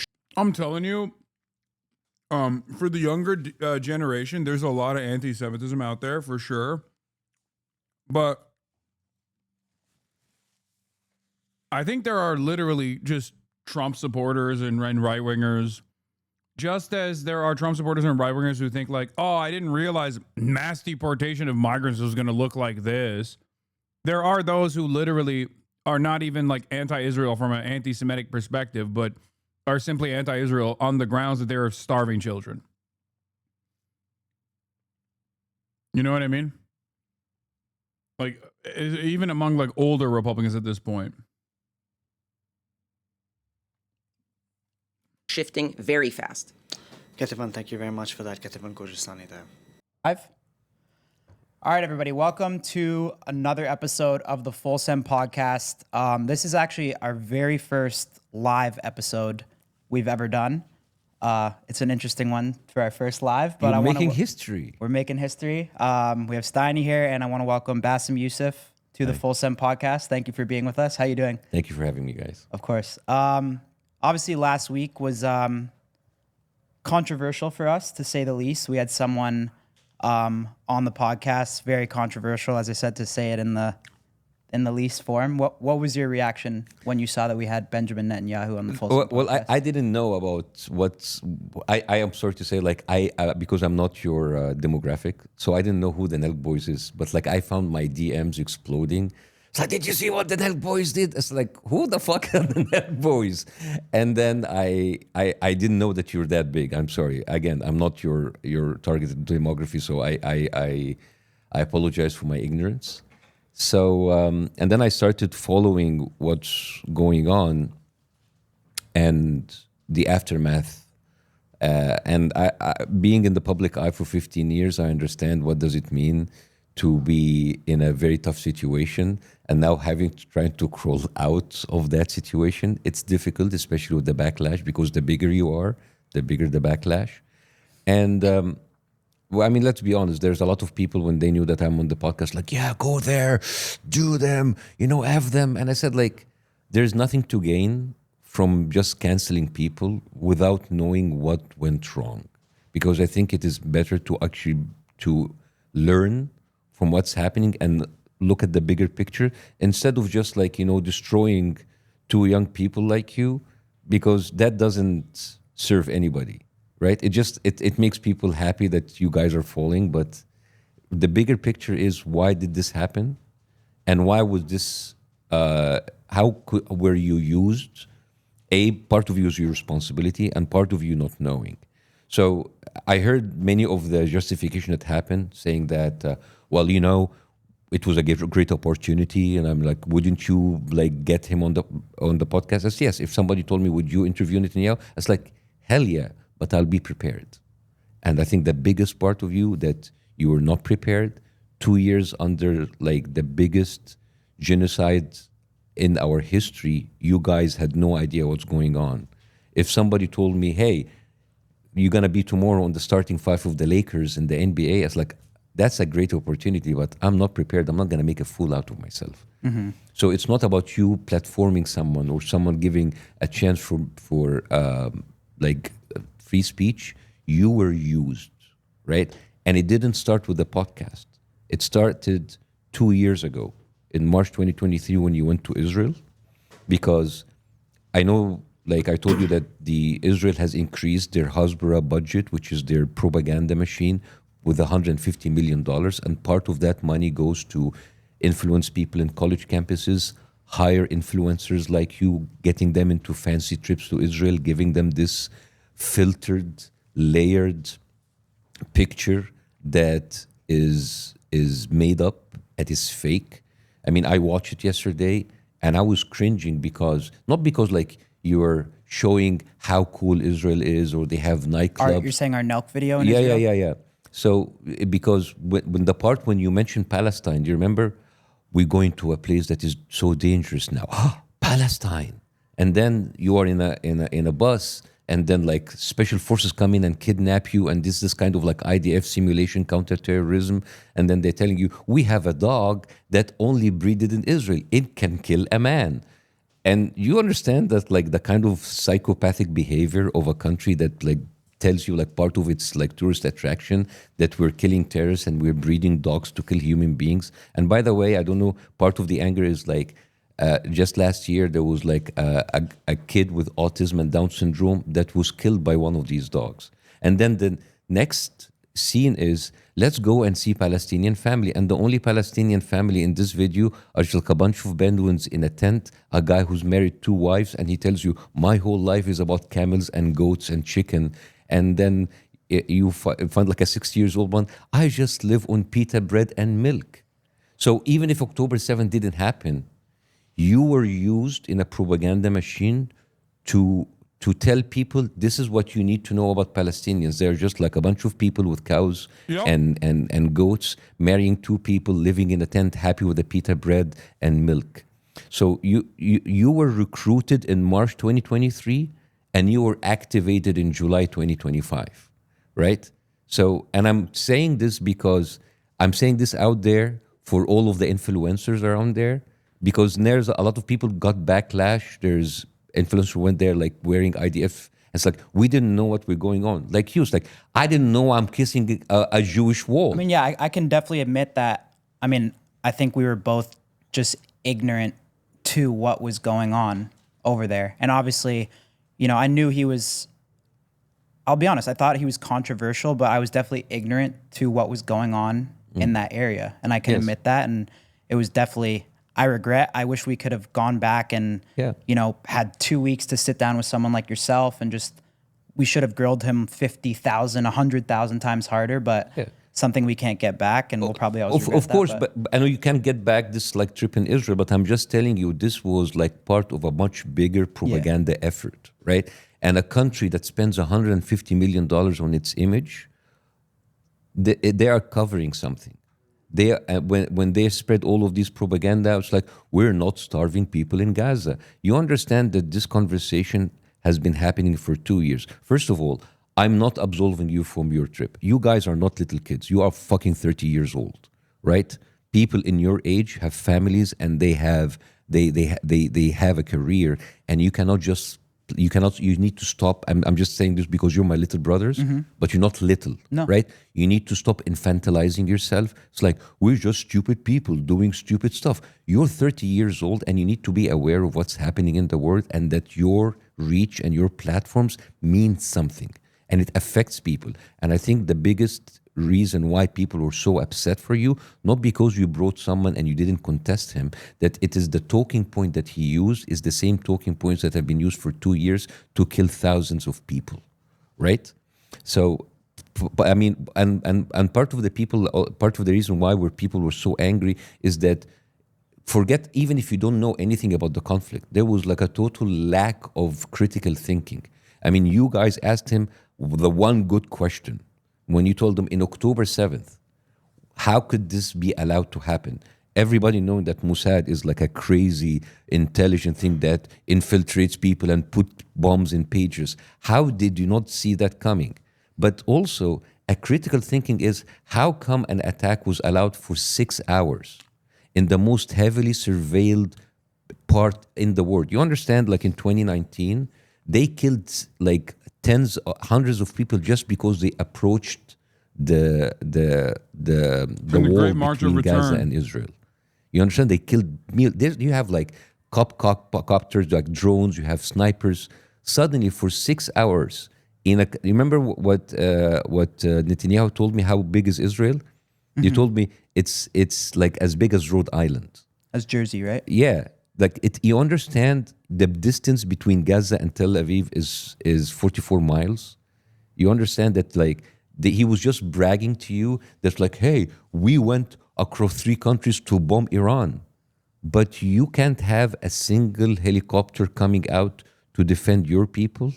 Like the October 7th was used in order to tell people, look to the Jewish people that were killed. But you don't understand that you pay $1 million as Americans, as Canadians. I think that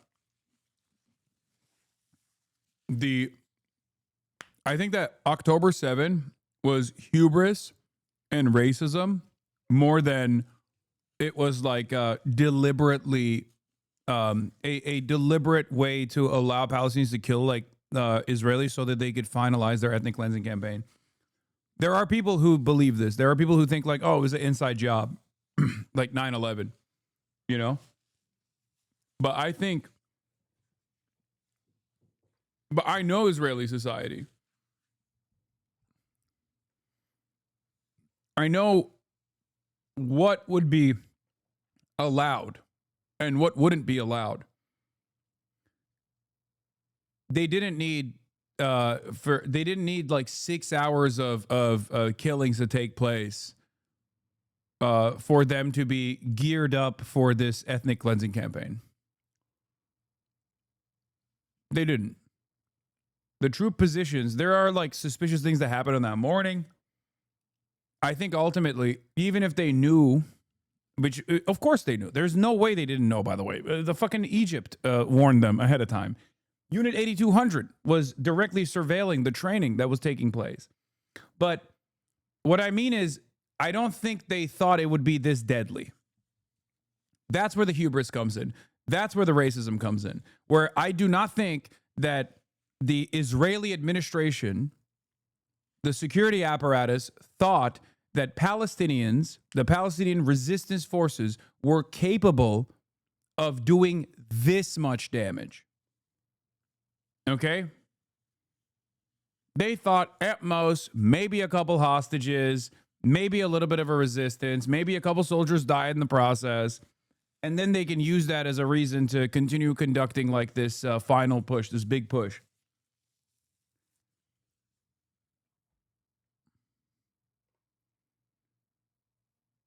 That's where I think the racism and the hubris plays a role.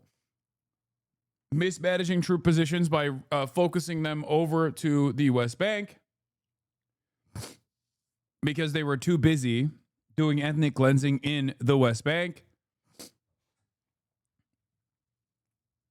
and allowing the Itamar Ben-Gvir forces to continue doing pogroms in the West Bank. That part is real. That's another aspect to the racism. With the assumption that I think that Palestinians would just never be capable of like holding that many hostages, that many Israeli hostages, break through the security barrier, and successfully conduct a massive military operation. Because like, you have to remember, you have to put yourself in the shoes, in the mindset of like a supremacist. Okay? If you're a white supremacist, for example, a black person being in the vicinity of a white woman is already enough of a scar, right? That's why they fucking hate race mixing. They like cannot comprehend it. They're like, how could this have happened? This is like a stain on the entire white race. Like, the fact that these people that have been kept caged in perpetuity, that have been actively dehumanized, were capable of crafting a military operation that took such an unimaginably high death toll from regular Israeli society alongside the Israeli military was a breaking point for a lot of supremacists, okay? And this includes liberal Zionists as well, because Zionism is an inherently ethno-religious supremacist ideology. I think it's also true that the Israeli security establishment felt that Hamas was not a nationalist force, but a self-interested political org. They thought they had deterred Hamas through enough military action and bribery without realizing that Hamas could not be bought like the PA. I think that probably is a part of the calculation as well. But this wasn't just Hamas. This was the coalition of Palestinian resistance forces. This was literally every single group. Every single group that has any kind of like military acting in unison. So I think like I think that the yesterday you said 800 civilians died during October 7th, yet I heard Bassem Youssef saying 370. No, it's not 370. It's 800. It's 800 civilians, 400 soldiers. I don't know what he's saying. I don't know why he's saying 370, but it's 1,200 total.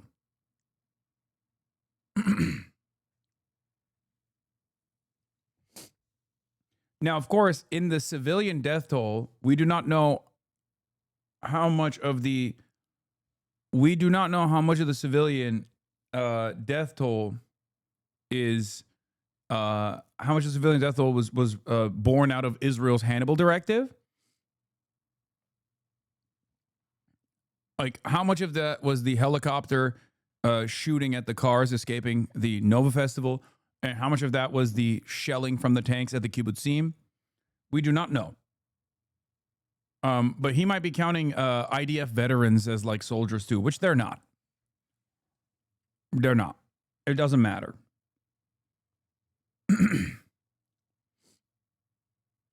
No. That's what Israel fucking claims. That's bullshit. That's what Israel does for Palestinians. They say, oh, you're affiliated with Hamas, the political party. Like, no. No. Just because someone is an IDF veteran doesn't mean that they were an enemy combatant, chatters. There's a reason. There's a legal designation between a civilian, okay? The proper term, veterans are not active combatants, okay? They're not. Nazi veterans were cool then, right? No, you're being stupid. This doesn't matter. I am talking specifically about the legality, okay?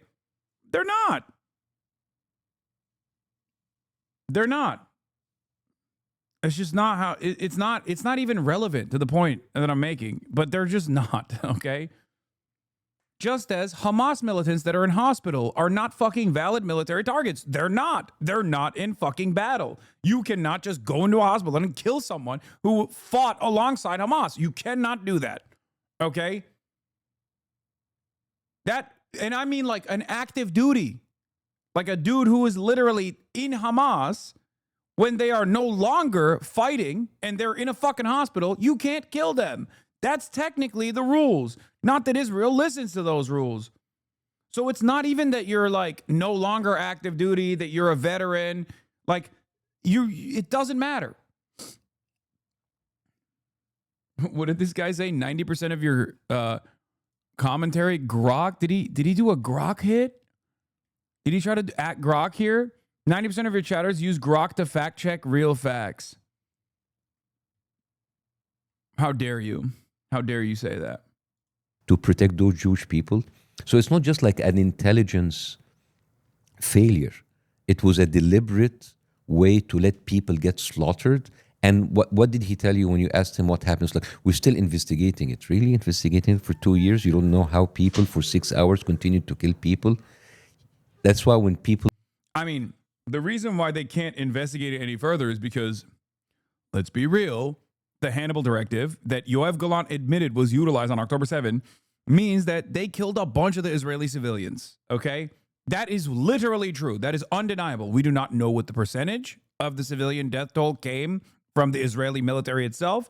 But no one can dispute that the Israeli military killed a bunch of Israeli civilians on October 7th. This is the reason why they can't fucking do a full-blown investigation. Also because they relied heavily on just lying about what took place on October 7th over and over again. In spite of all of the atrocities, the actual atrocities that took place, it wasn't enough. They had to just like fucking make shit up. Like, oh, they put babies in ovens and decapitated. Oh, what the fuck? This is the, wow. Never happened before. That's crazy. My fucking, what the hell? What the heli? What the heliante? I spat too hard. This has never happened to me before. It's been years, and I've used this microphone for years and years, and I just finally pulled it off of its fucking thing. I just dropped the mic. Years of slowly coming loose finally came to a tipping point. I was here. Yeah, I know. This has been years and years in the making. Anyway, that's part of the reason. That's the real reason why they don't want to fucking investigate it. We went on other people podcasts and they told you, guys, they used the Hannibal Directive. They killed their own people. And I sent you all of the stuff. What was your reaction? Dude, that's conspiracy. Again, people were angry because you didn't read what's going on there, right? Israel uses something called blitzkrieg. You know what's blitzkrieg? It means flash attack. This is what the Nazi did. They do like a very coordinated attack, very quickly, very fast. It's like very simple messaging. Decapitated babies, mass rape, right? So there's an emotional response. People get so angry, and then after a couple of days, everybody goes back to their Netflix, to their UFC fight, to the NBA, and the people who stay, it's like, wait a minute, that is fucked up. That didn't happen. There's so many plot holes. Already most of the people has already went back to their lives. So the people who stay and hold them accountable will be called fringe, obsessed, anti-Semitic, conspiracy theory. Like you said, oh, dude, this is conspiracy theory. It's not. And this is why I have like sent you all of the videos so you can be educated. When you were on a podcast and they were telling you, dude, they spit on Christians in Israel. It's like, I was in Israel, nobody spit on me. Yes, of course, because you were in a curated propaganda. Also, you're Jewish. I mean, Kyle isn't, but like, that's the one thing. Like, you can get away with a lot as a Jewish person in Israel. Like, you have to literally be like Norm Finkelstein to not be allowed into the state. Okay? Now, maybe post-October 7th, things might have changed a little bit in terms of like anti-Zionist Jews and like how much they're allowed into the state. But like, it's a fucking supremacist state. Okay? And because it's a supremacist state, because Zionism is an ethno-religious supremacist attitude, yeah, when you're Jewish, even if you're like, fuck Israel, Israel can suck my dick, Israel still has limitations on what it will do to you. Okay? It's just true. Like, there is no, that is the reason why Andre X, who is a Jewish from Ukraine, who went to Israel when Russia invaded Ukraine, who became an anti-Zionist activist, can just go to the West Bank and put his body as a Jew in the West Bank between the IDF and the settlers and the fucking Palestinians. Oh, he's from Russia. Sorry. I thought he was from Ukraine. Like, this is the other side of supremacist attitudes. Okay? The other side of supremacy is that the message of being Bassem is a poison pill for a lot of their audience should have been a Gabor Mate or Ilan Pape. Ilan Pape is never going on the fucking Nelk Boys. And I suggested Gabor Mate to them. They didn't go with it. And many people, there was no shot that they were getting a Palestinian, okay? I told them that. Don't say, or maybe a Palestinian. What fucking Palestinian? DJ Khaled? What Palestinian would go on the Nelk Boys after they interviewed literally Adolf Hitler? Are you guys crazy? It's like, It's like demanding that a Jewish person, or it's like asking a Jewish person during the Holocaust to go on a show after Adolf Hitler was interviewed. Like, what? That's crazy. You just said comparing them to Nazis was wrong. I'm so confused. Wait, what? IDF, not Nazis, though. Don't worry. What? When did I ever say that? I have been comparing the IDF to the Nazis. I have been comparing Israel to Nazi Germany. I've been comparing Zionism to Nazism. What the fuck? Hello? Are you serious? It's like the number one thing that people yell at me about, where they're like, "Oh, how dare you do that? That's it's hurting my feelings."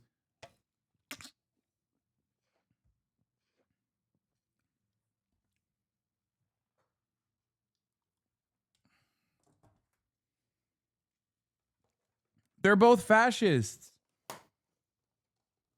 They are both fascist, ethno-supremacist ideologies that have a desire to exterminate the outgroup.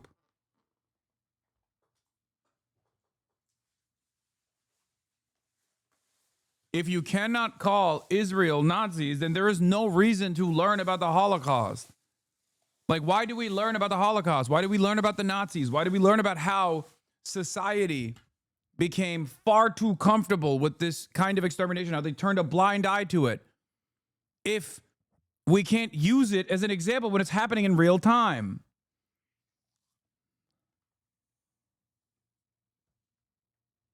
What? That you think IDF does not equal Nazis, but your point was about what?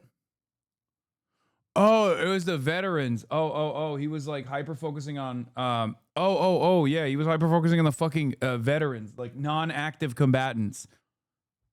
Yeah, I don't think you can deliberately fucking go and kill inactive combatants. If you want to do that, you could do that through the court of the law. And we were also talking about legality regardless.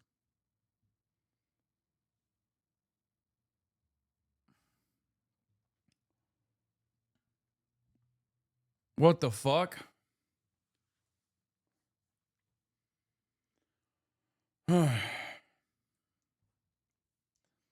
Also, it ultimately doesn't even matter because, like, once again, people don't even understand. Like, people did not realize the severity of the crimes of the Nazi Holocaust until the camps were liberated. People get a pretty good idea of what Israel's doing.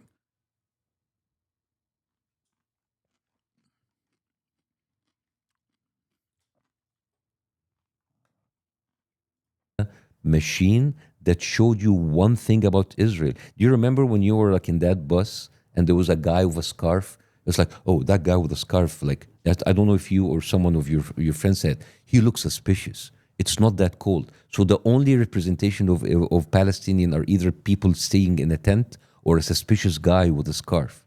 And I don't know who edited that. If it seemed like Mossad edited it, and if you guys have edited that, is fucked up because it just like it solidifies the same racist tropes about a group of people that. I mean, Miriam Adelson has been up their ass for a long time. Like, she literally, I think she was the one who made them do the Israel video. He said the Mossad edit. Being slaughtered and starved to death right now, and then they distract you with questions like, it is Hamas. It's the people, they're not allowing aid in. And you understand that this is the same exact conversation that's been happening for 2 years. They bomb hospitals. It's not us. Yeah. It's Hamas. Oh, it's us. But there were Hamas underneath it.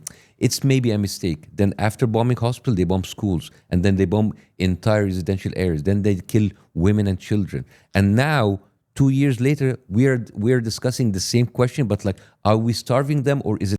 Why are you assuming it was her? No, I know. I forget who told me, but I think she might even literally show up in the video at some point.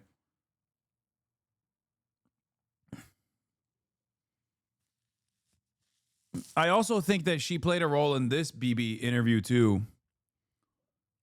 Miriam Adelson, Sheldon Adelson's wife, not made them. I mean, like, fucking facilitated it. Also, she's insanely powerful and also singularly invested in doing Hasbara. And also fucking up the Dallas Mavericks. So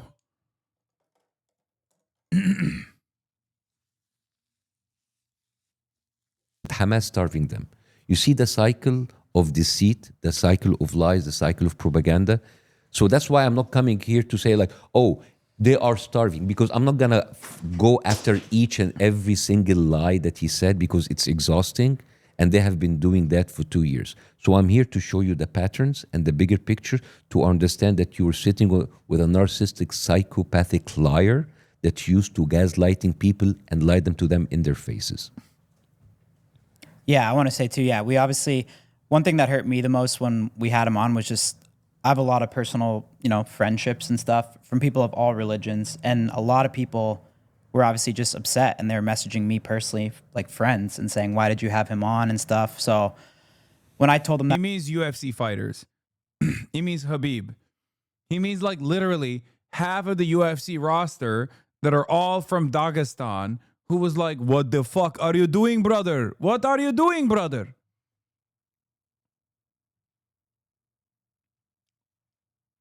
Like, that's it. Because every one of those dudes fucking hates Israel. We're having you on to explain us the bigger picture. They're all very excited. So honestly, we just want to learn about this, and we obviously just imagine Khabib mad at you. I mean, you got to end it before he ends it. You know what I mean? He's going to come after you. Want to use our platform to educate people. What do you want to learn about? I mean, I think it would just be good for you to talk about what Netanyahu said and explain us. Half Dagestan, the other half anti-Semitic MAGA. Also, Dagestan is anti-Semitic MAGA. So it's full anti-Semitic MAGA then. You just described Dagestan when you said anti-Semitic MAGA. They are literally so fucking far up the MAGA train, dude. Are you kidding me? I've never seen dudes that are more like, how dare you defame the ghost like that? Bro, I'm sorry. I love those guys. They're fantastic. I think they're very cool. I really respect how much effort they put into their work. Okay? Having said all of that, I've never met a bunch of dudes who are so good at fucking grappling, who literally would most likely be like chemical engineers if it wasn't for this tweaker ass focus that they have on wrestling, who are clearly very smart. Okay? They are insanely smart.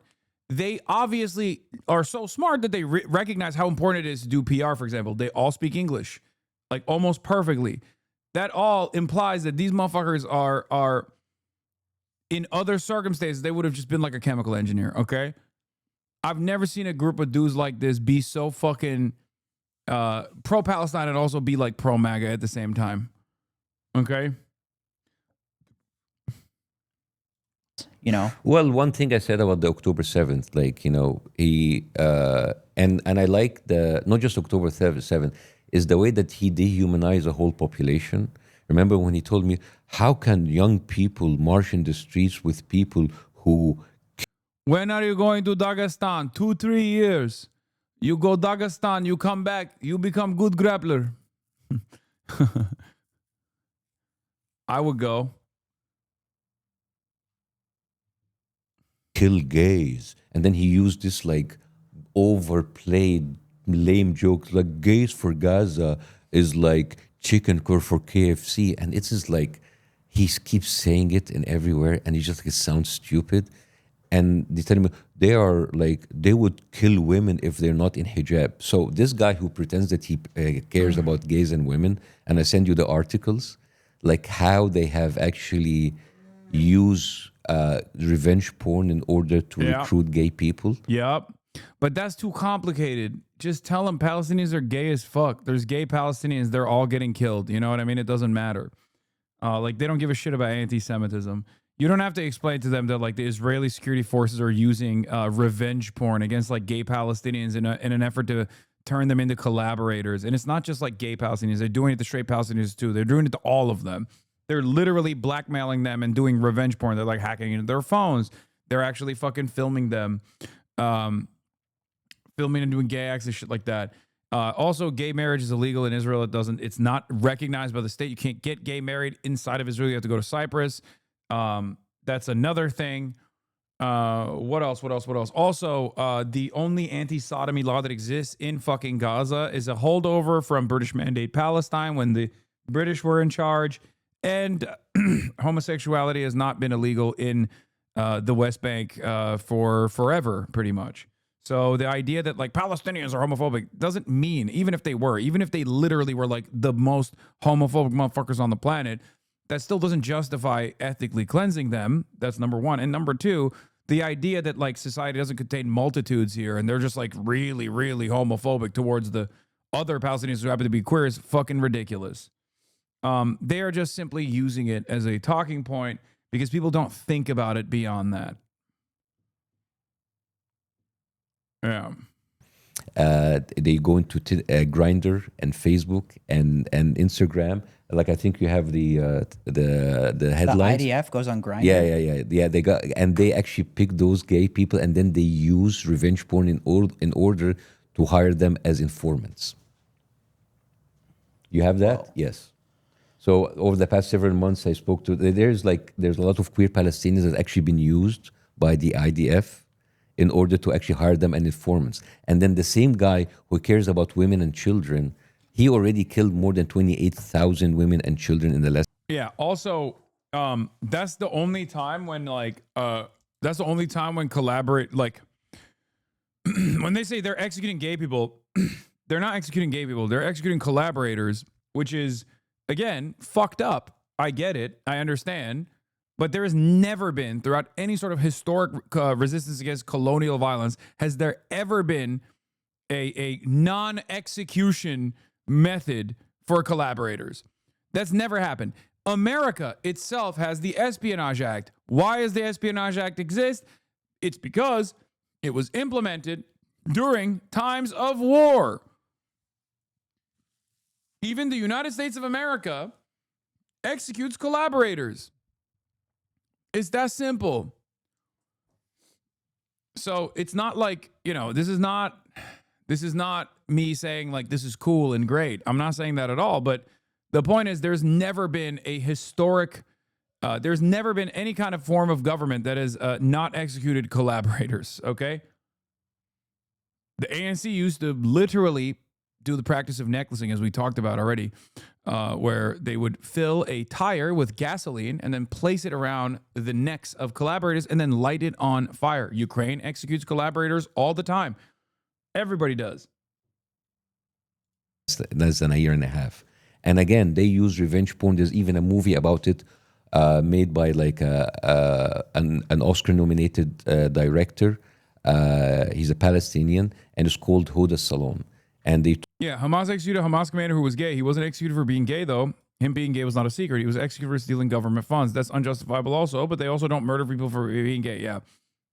No, Israel, what is a collaborator? What do they do? What do you mean? Like, look at Yasser Abu Shabab. He is a collaborator. He is of Palestinian descent. He is a Palestinian that works with the Israeli forces. He gets other Palestinians to also work with the Israeli forces. He's a traitor. What do you mean? What is a collaborator? Do we just not know what words mean now? Dude, Google it. Like, a person that works with Israel to kill Palestinians. Okay?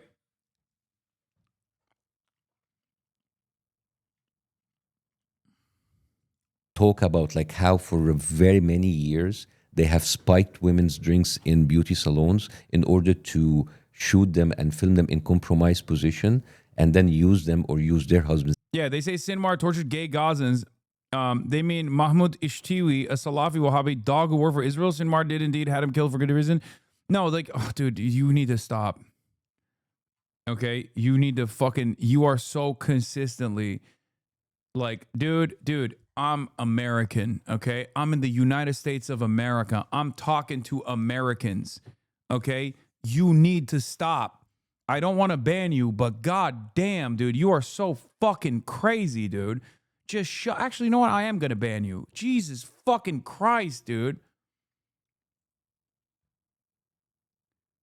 Jesus fucking Christ, dude. This chatter is so consistently such an annoying fucking burden in the chat. Just a betrayer of any sort of cause.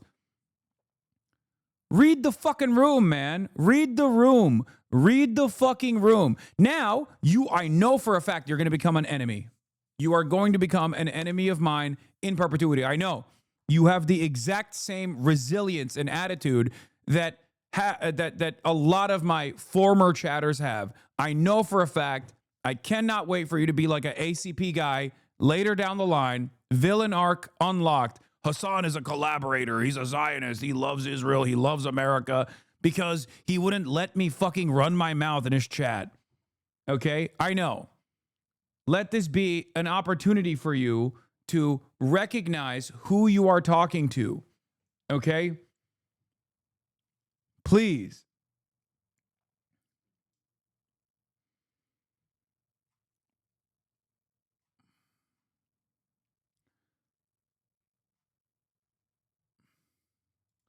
It's so goddamn annoying when people just like you could have explained it normally. Okay?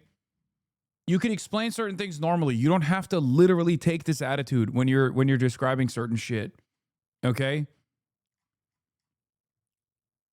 Just dial it back.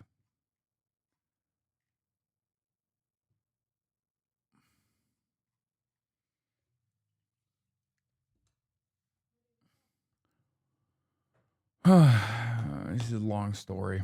No, I don't want to get into it. It's a chatter that I'm familiar with, and he is consistently yelling at me all the time, and has in the past said more insane shit. And informants. So you understand the level of pathology and the level of narcissistic behavior, the level of evil these people are doing, and then they have the audacity to come and talk about gay people and talk about women. This is crazy, man. You understand? And when I went and I sent you that stuff in order to look and verify, and this is why the reason we're doing this in live, because I invite anybody to fact check everything that I say as we go on. So you're saying they're recruiting gay people from Palestine and using them as informants and that's happening a blackmailing lot in the West Bank, yes. Wow. So what about some of the stuff Netanyahu said? I know this is for you is probably basic, but what he said, we asked him if he was purposely starving people in Gaza, and he said Hamas is stealing the food. It's interesting that we would actually take the war of an indicted war criminal and a guy who's been caught lying many times. Like, for example, when he say Iran is days away from creating a nuclear bomb, and there's... What do you suggest groups do with infiltrators and collaborators? I agree with you on most. No, I'm not. I'm not saying that. Like I'm explaining to you what the purpose behind it is. Okay, it doesn't fucking matter. It literally doesn't matter. Everyone has done it. Every single resistance movement has done this. I'm even describing to you what the purpose is and why they do it. Okay, you don't have to go beyond that. Okay, you don't have to literally fucking be like, this is the most moral thing to do. It's the best. I love it. Shut the fuck up. Videos of the internet of him saying many times, oh, Iran is like 5 months away, 3 months away. And you understand, when you asked him about like Iraq, oh, he said, like, that's unfortunate. And yet he has a video saying Iraq is a month away of creating weapons of mass destruction. I've seen the video of him talking about Iran. Yeah, so you see a guy that, like, if you have a friend, Steiny, and if you have a friend that consistently lies to you and you caught up lying, when would it be enough to say, okay, that guy, I'm not going to take anything he says? Now, the thing about like him saying we're not starving, it's Hamas, there's also some of the articles that I send you, there is like multiple articles of Israel killing aid workers, UN workers, saying that they are Hamas. You know, they have killed over like, I don't know the number, 100, 200 people of aid workers. They are like lining people in aid lines and then they are killing them. When they tell you... So people that are not even involved in the conflict, they're aid workers. I think the number is like, they killed over 180 doctors or it's the numbers is like so big now you can't even like catch up with the numbers. And I was in London. They were playing the world premiere of a documentary called Doctors Under Attack. And it shows you, it's a documentary done by the BBC, by the way. It shows you how, it's good there. Yeah. Says over 400 Palestinians So, killed and of around course, it's very Gaza. easy to say, oh, the United Nations is anti-Semitic. Everybody is anti-Semitic. Everybody is lying. And the only one who's not lying is Netanyahu, right? So those people that... So like this one, for example, is this like a bombing or is this just like they're coming and like gunning them down? They're gunning them down. They're using drones and killing them. There's even like a whistleblower that came a couple of days ago who was working with the aid groups, and he said like, there's like a little kid who came and kissed our hands because we gave him food, and as he was walking away, the IDF shot him in the head. It's crazy, man. And this right? was like almost a month ago, not only Yeah. So 400 people, those are civilians. Yeah, but that number gets updated by the minute right now. It's you can just like you can go through the headlines if you want, but the reason I'm like showing you this is that honestly kind of impressed with these kids. They got really humbled and are trying to learn. That's difficult to do, brother. They're doing it because their entire audience yelled at them. Okay, if their audience was like sick, I can't wait to fucking chew on lung darts with their kids. By the way, they're fucking 30. All right, come on. It's ultimately good that this is happening. It's ultimately good that this conversation is taking place because this audience should hear this conversation taking this conversation should take place.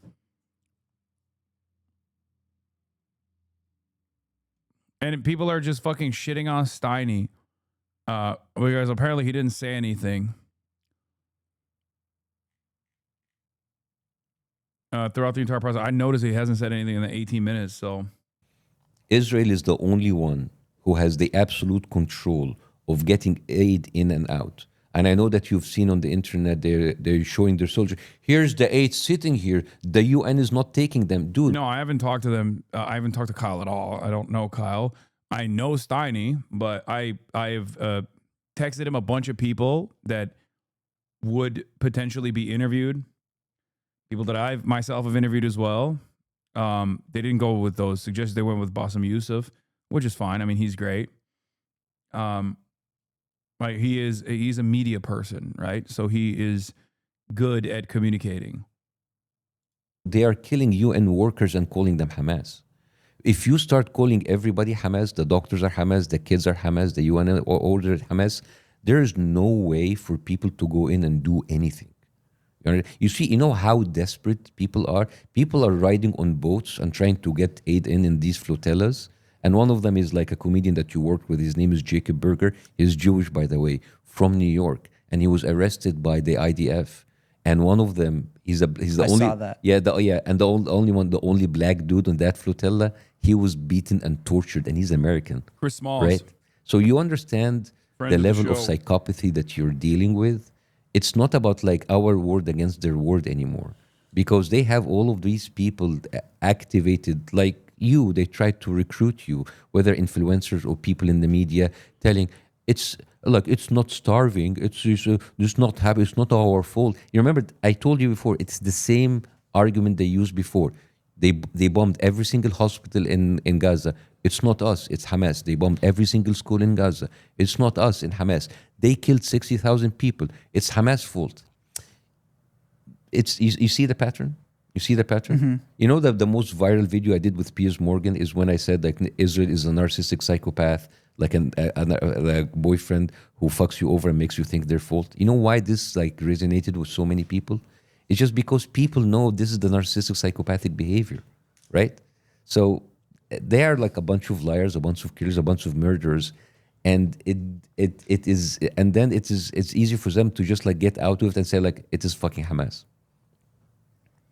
So what is like the ideal situation in that area? The ideal situation that Israel should not be coming in and occupying a country that's not theirs. And I know that you went there and you were raised all your life saying that this is our country, our place. You understand that Israel started by refugees from Europe, people who escaped the Nazis. This was a European problem. Most of those people were in Ukraine and Russia and Poland and Germany. And then they went through incredible hardship. Why would they come to the Middle East and take a land that belonged to other people? That is the core of the problem. The core of the problem is not just starvation or the daily killing. It is people coming in and trying to take a land from other people. And of course, you grew up as a Jewish person telling you, this was an empty land and we just came in. There was no one there. There were already 2 million Arabs living there before Israel have even been conceived. And in one night, 700,000 people were displaced overnight. On 15th of May 1948, when they declared the state of Israel. You understand the amount, your grandparents are like Holocaust survivors. They wouldn't like another Holocaust to be happening in their name. Wow. And they wouldn't, if you have a problem. You know, it varies. Many people don't like it, but some people certainly do like it. I'm just saying, I don't know about Steiny's grandparents, but problem with Germany, go fucking take a piece of land from Germany, man. You understand like where my people are coming from? Like we were just sitting here and you have like a problem in Europe and then you were pushed on us and say like, this is our land now, get the fuck out. You understand how sick this is? You know how unfair this is? You understand? So we can discuss about like, what is happening now, the situation. You need to go, again, the bigger picture and understand why this happened. Right? Those people who are Netanyahu sat in front of you and saying like Hamas is terrorist. They are the one who actually started terrorism in the Middle East. They're the one who started bombing hotels, bombing people. The amount, like if you just like go in and write the terror, and I invite the internet to actually fact check this, the terrorism of the Zionist militias in Palestine, right? The dozens of people that they have been killing. You know, all of the stuff that they have like, you know, killing pregnant women, decapitated people. This is the exact same thing that they did in massacres like Deir Yassin, there in Sabra and Shatila. They have been, you know, there's a very famous line saying like, every accusation is a confession. Every time they blame Hamas for using human shield, they are the one who's being using human shield, right? They're actually in 2005, the Israeli Supreme Court made a verdict saying you need to stop using human shield because they were using it so much. There's like a recorded 1,200 incidences of them using human shield between 2001 and 2005. That is crazy, man. Right? So every time you see them accusing Palestinians of doing it, they have done it many times before, even more brutal. Yeah, one thing I see on the internet now too is a lot of Americans are questioning like, is Israel our closest ally? Why are they our closest ally?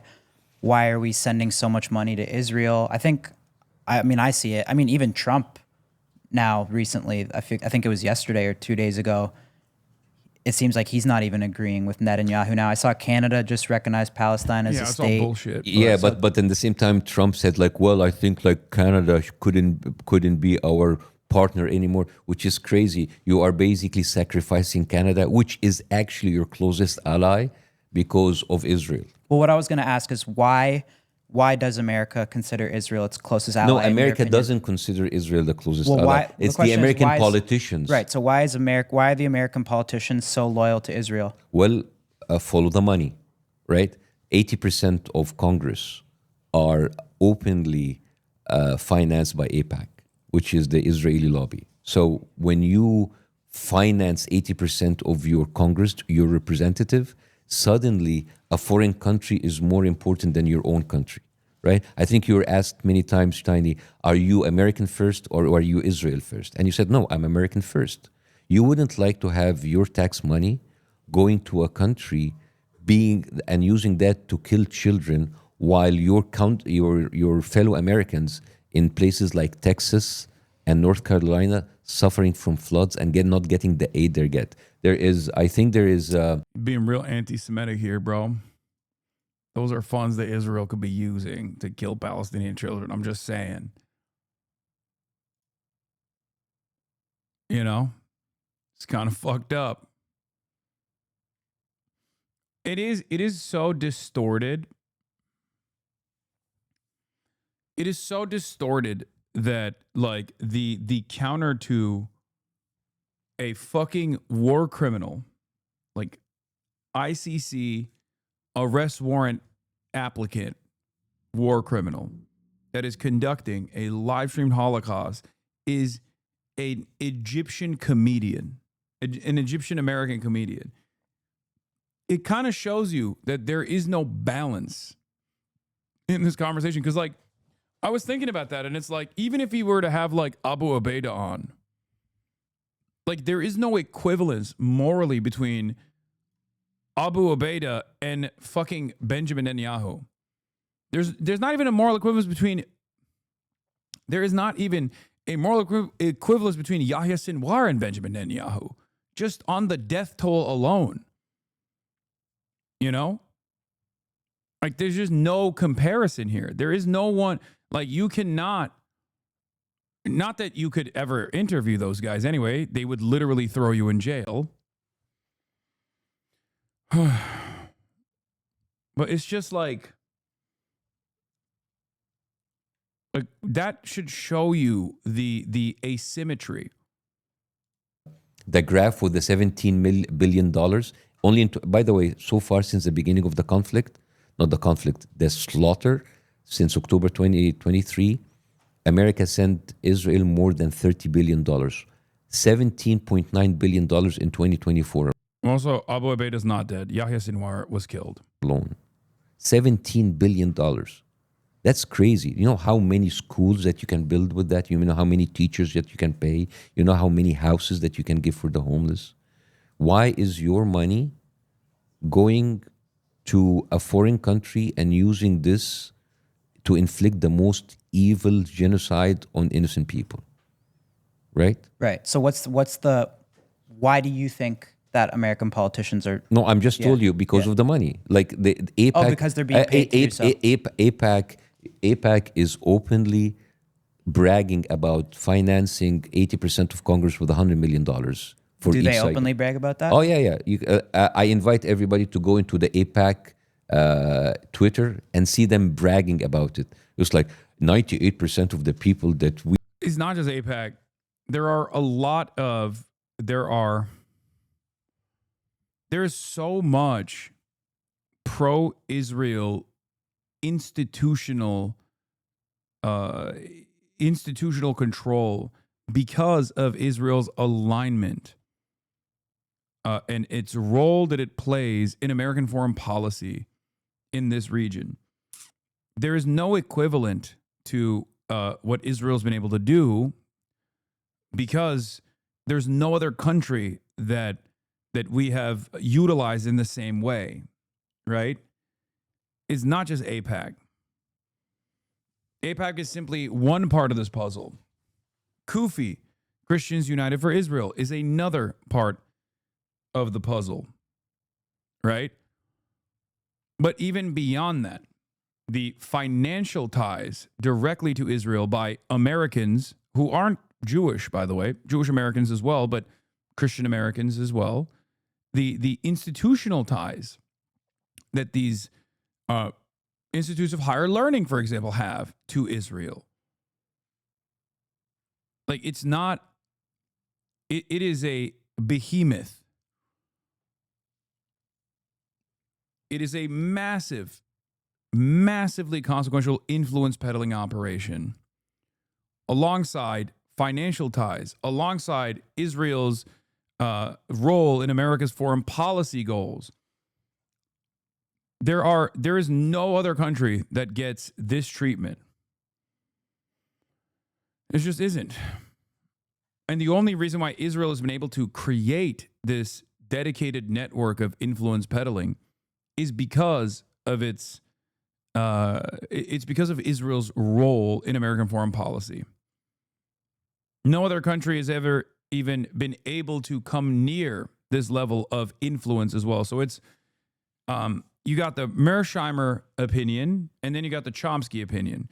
Chomsky believes it's entirely because of Israel's strategic location, Israel's strategic role in American influence in the region, right? As a destabilizing factor.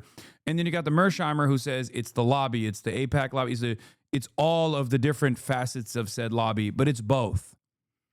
I think it's both. One does not exist without the other. Israel being an incredibly important asset to American imperialism in the region only goes so far without a network of influence peddling through lobbying, through advocacy groups, through constantly silencing dissent under the auspices of attacking people as like anti-Semites, you know, a censorship operation, being able to literally craft the only piece of legislation that directly goes against the First Amendment in 37 states as a foreign lobby. Can you imagine being like having anti-BDS laws for like Estonia? Like it doesn't exist. This is so stupid. Politicians being demanded to take like loyalty pledges to Hungary. Like you have to. What do you mean? What? Does like the equivalent is right there with Turkey. Turkey is in the region. Turkey is a NATO country. Turkey is the second largest standing military. Could you imagine if there were people like myself running around being like, do you recognize the Armenian genocide? Oh, you do? Why are you being anti-Turkish? Why are you being so anti-Turkish? Do you recognize the Armenian genocide? Why you not love Turkey? Oh, you don't love Turkey? Does Turkey not have a right to exist? Turkey, small nation. No politic here. Oh, I guess you want the Kurds and the Armenians to kill every Turk. You know? That would be ridiculous. That would be fucking ridiculous. Having every politician literally constantly fucking posting about how much they love Turkey. What? That unironically is E's new line of attack. What, Ethan's? I can't even go back to Turkey. What the fuck's this dipshit talking about? If he had the backbone and the moral courage that I had to criticize my own government as he does with Israel, we wouldn't have any fucking problems. What the fuck? Absolute moron. Unless you mean the E is for Eric Adams and not Ethan.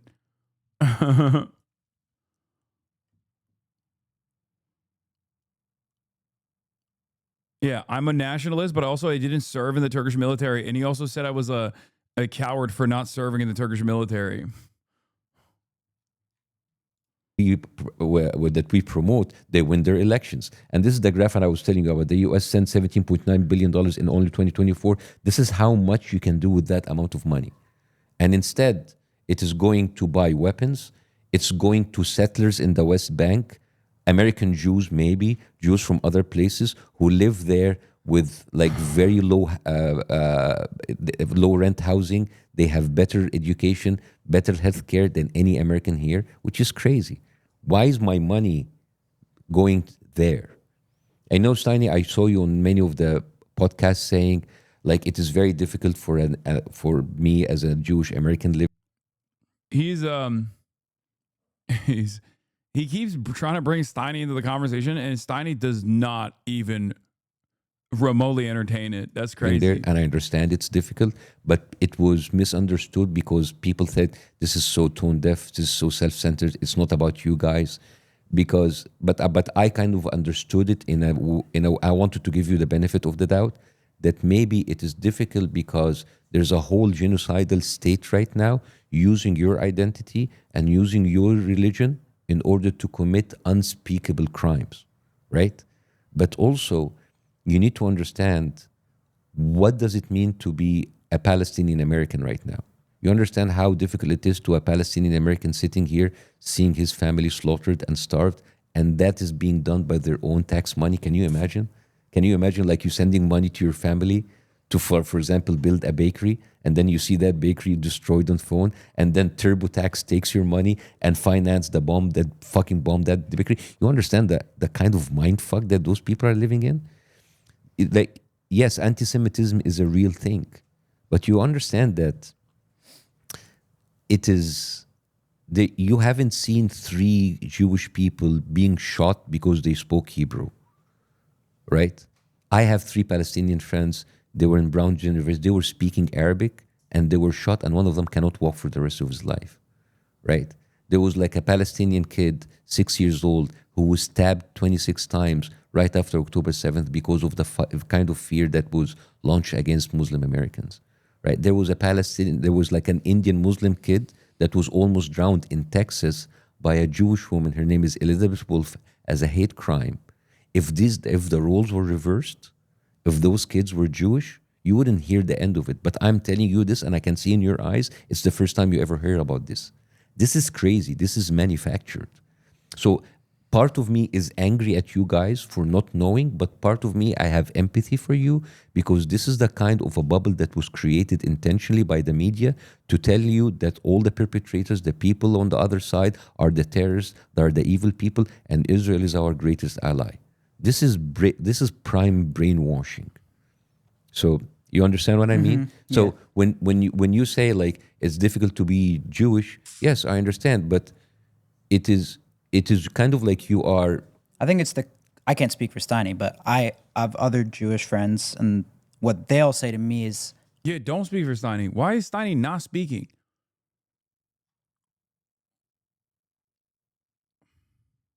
what Israel's doing right now makes it tougher to be prideful of, being Jewish. Yeah, but the biggest thing is but I don't want to speak for Jewish people, but you understand. But you see, the mistake here is like now you're linking being Jewish to being pro-Israel. It's like me linking being Muslim to being pro-ISIS. It's like being proud to be German to be a Nazi, because that is what Israel is, right? And it is this is a regime, a state, a genocidal state that hijacked your identity as Jewish, and then started to tell everybody, if you start to question Israel, you're being anti-Semitic. You know what does that tell you? That being a good Semitic means that you have to approve for starving kids, killing babies, raping prisoners in prison, genociding a whole population, kicking them out. That is what does it mean to be a good Jewish. That is crazy, man. That is actually the most anti-Semitic thing ever. Do you think, in your opinion, what Israel's doing is making some people anti-Semitic, though? Oh, 100%. 100%. Let me give you an example. Have you seen those videos of the IDF soldiers dancing with lingeries and toys of babies? Have you seen that? Yeah. Any army in the world is run by one thing: discipline, right? If you are in the army and you start posting shit like that, your commanders are either allowing you to do this, or if they don't, they will actually, what the fuck are you doing, right? Because this is the army, right? You're not allowed to just like post shit other than actually the army. Steiny body language analysis, cock shame. That's what he's doing. You see that? Yeah. I don't know. I don't know why. I mean, I have an opinion, but he should have definitely spoken on this, because I know his fan base is going to fucking eat his ass and be like, dog, you didn't say a single damn word. It's 31 minutes in.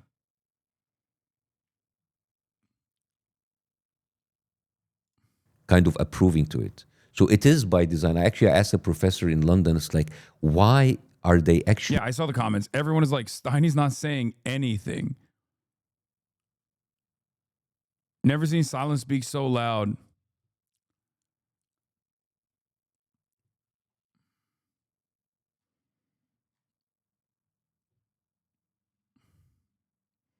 Steiny still clearly speechless after hearing Netanyahu prefers Burger King.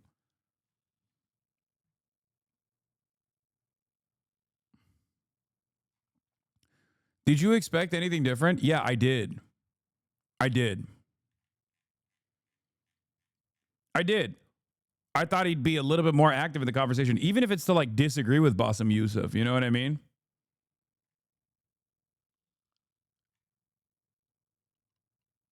I did. You're doing that on purpose. Like, it's very easy because it is much easier for Israel to be hated and then having them conflate that hate with Jewish people. And when that happens, like, you see, anti-Semitism, give us more money to kill our enemies. You understand? It's like it's a very, very sick psychology. And the people who are paying for this are Jewish people, right? Because now you are finding yourself inheriting everything that this regime is doing, right? And it is the whole idea about like being a Jewish person is being pro-Israel. It's crazy, right? You know, like a couple of days ago, Trump pushed Colombia to pay $21 million for support the Jewish people for the psychological trauma. And it's crazy because we haven't heard of Jewish people being Here's one of those blind spots of yours you were talking about earlier. What's my blind spot? What's the blind spot? Go ahead, say it out loud, chatter. What's my blind spot?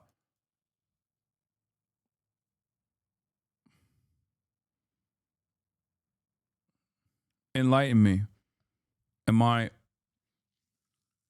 Is my blind spot that I'm not sufficiently pro-Palestine?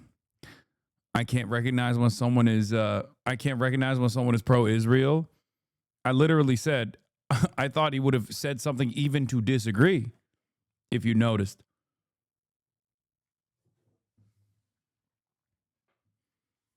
Also, my conversation with Steiny made it seem like he was far more receptive to the pro-Palestinian position than what that Benjamin Netanyahu interview looked like, and certainly this here. But I think he's doing the thing that I have said over and over again at this point, which is that you're a collaborator with a Democrat Party. Yes, I am. I'm a shepherd of the Democratic Party, but also simultaneously single-handedly tanked the election for Kamala. I know. What I've said already is that there's a lot of people who are pro-Israel who at least like recognize, they read the room well enough to just shut the fuck up. And I guess he chose to do that this time. Expelled from Colombia. There are people who lost their immigration status for standing pro-Palestine, not pro-Israel. There's not a single Israeli who, because of his stand from being pro-Israel, who lost their job, got deported, being blacklisted with the company, being doxxed. This is what happened on their side. And many of those, and the Jewish people who actually got hurt were the people on the pro-Palestinian side. There are like Jewish professors who lost their position because they stood with the pro-Palestinian side. But they don't talk to you about that. They want you to think it is Jewish people against everybody else.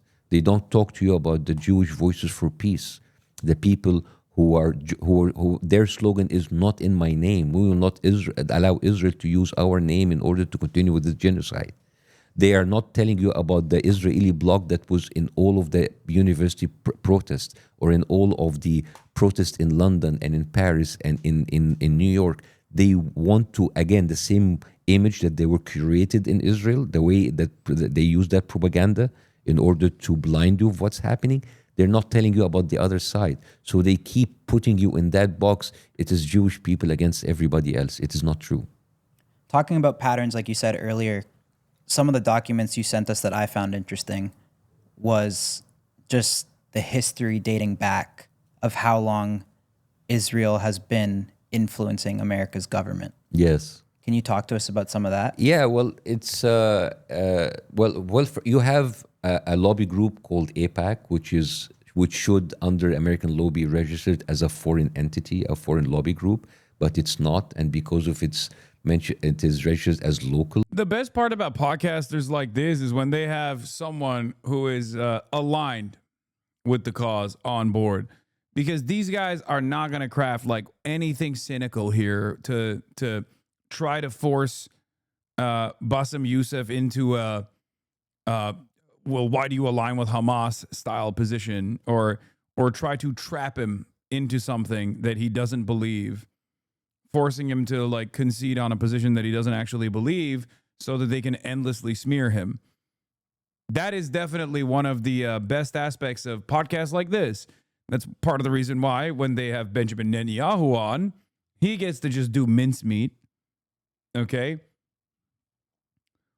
But yeah, it's been 33 minutes and 46 seconds. No, do you condemn Hamas? Questions have come. No, do you, why do you want to kill all the Jewish people?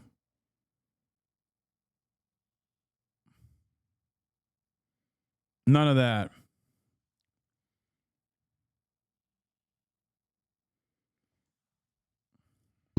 It is allowed to raise so much money and act as a local lobbying group, right?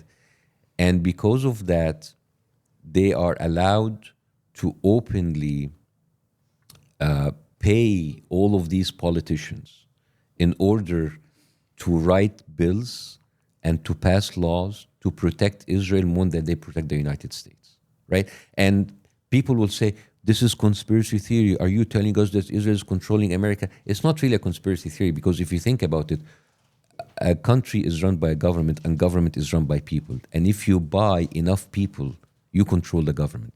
Am I right? Yeah, for sure. Am I right? I mean, if not just Israel, if any government was doing that, it would be a problem, yeah. right? I mean, and I send you even a video of like American senators and congressmen having the Israeli flag outside of their room. They are tweeting, I stand with Israel, while there are people suffering. No, the funniest was, what was it?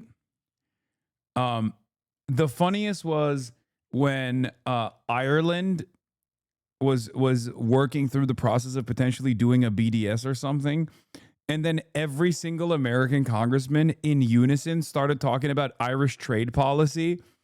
That was such a fucking funny moment. Does anyone have that tweet of like all of the American Congress folk from both parties just talking about like Irish trade policy out of nowhere? Okay, it was fucking hilarious, dude. They were all, it was not, no, it was hundreds of tweets that was the same tweet. Hundreds of different lobbyists and politicians in unison tweeted out the same fucking tweet, like literal copy paste. It was hilarious. It was so stupid. It's like, what is going on? This is so,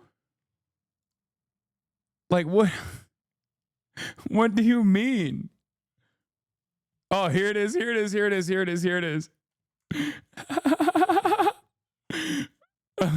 Ireland's proposed BDS policy is deeply troubling and risks damaging trade with American companies. Israel's a key ally to the U.S.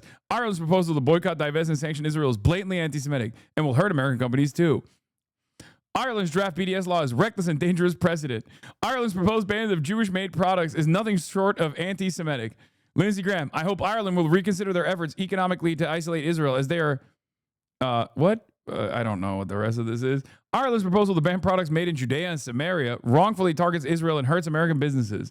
Ireland's proposed legislation targets Jewish communities by singling out settlements tied to Israel.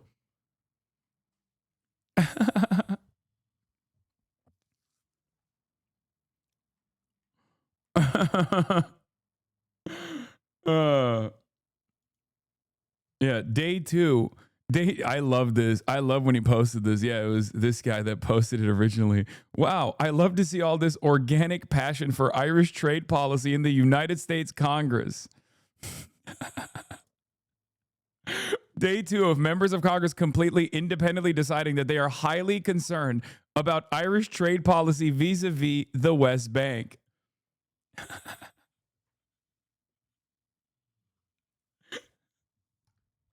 It's like, I mean, come on, dude. What are we doing? What are we doing here? What an organic movement. What an organic movement this was. You don't understand. You see, American Republican congresspersons care about one thing and one thing only. Okay? Nope. You thought I was going to say Israel. No, that's wrong. They care about Irish trade policy. That's the one thing that they care about. Do you understand?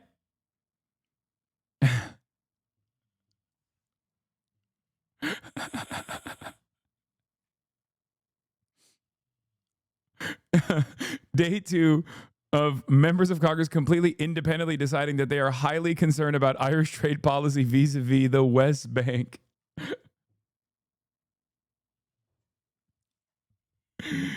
Oh, man. It's so good.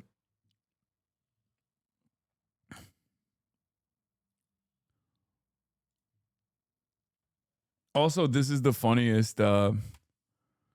This is what they're posting. This is like such a funny thumbnail for that article. Ireland will regret its anti-Israel boycott. Like it's like Benjamin Netanyahu saying that angrily.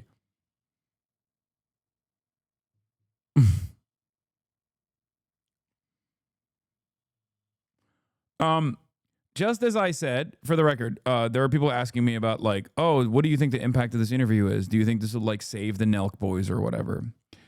Just as I said about the Benjamin Netanyahu interview that didn't actually help Benjamin Netanyahu and it only hurt the Nelk boys, I think this Bassem Youssef interview doesn't help the Nelk boys necessarily, but it's good overall for their audience to hear exactly the financial entanglements look like between America and Israel. Like this is a great educational 1 hour podcast because it helps people. It helps people who are like against Israel understand truly why they should be against Israel. Because many people just like jump on trends. Okay. And as I've said, it's fuck Israel o'clock, right? That's what it is. That's what time it is. Everybody sees it. Everybody recognizes it. And I'm sure there are plenty of people that are just simply saying it because they've heard others say it. I'm sure there's plenty of people who just like only have seen maybe a couple of the starving children or whatever, and that was enough for them, and that's fine. You don't have to be a fucking scholar to know that genocide is wrong, right? But this helps a lot of people truly understand what the magnitude of criminality is. This helps people understand like what the incentives are. Okay, what is what's happening here that is the reason for why America is so attached to the hip. It gives them the tools to properly communicate why they're saying fuck Israel. From floods in North Carolina, there is like a town in Texas that made people sign a pledge to not boycott Israel if they want to have floods. This is in my experience, that one is the fucking death blow, or used to be the death blow for many people. I've never met a person that has heard that AIPAC has been able to successfully write legislation that makes it illegal to protest Israel, that makes it so that like in the state of Texas, for example, you have to literally sign a loyalty pledge to the state of Israel if you want to be a public school teacher. When they hear that, they go, what the fuck? I'm done. And this is before October 7, by the way. This has been going on for a while. It's more than Texas. I know, it's 38 states in the United States of America. Flood aid, which is crazy, right? If I told you, hey, your house was destroyed in the floods, why don't you write a pledge to make sure that you will not boycott Egypt? You'll get furious, right? So why is this allowed to happen, man? Why is this allowed to happen? Why is... Oh, yeah, that was Texas. That wasn't North Carolina. I think that was Texas, where the Texas state government literally was like, we will not give you aid if you don't sign the loyalty pledge. If you do not sign a loyalty pledge to Estonia, sorry, this flood is going to kill your whole family and we're not going to help you.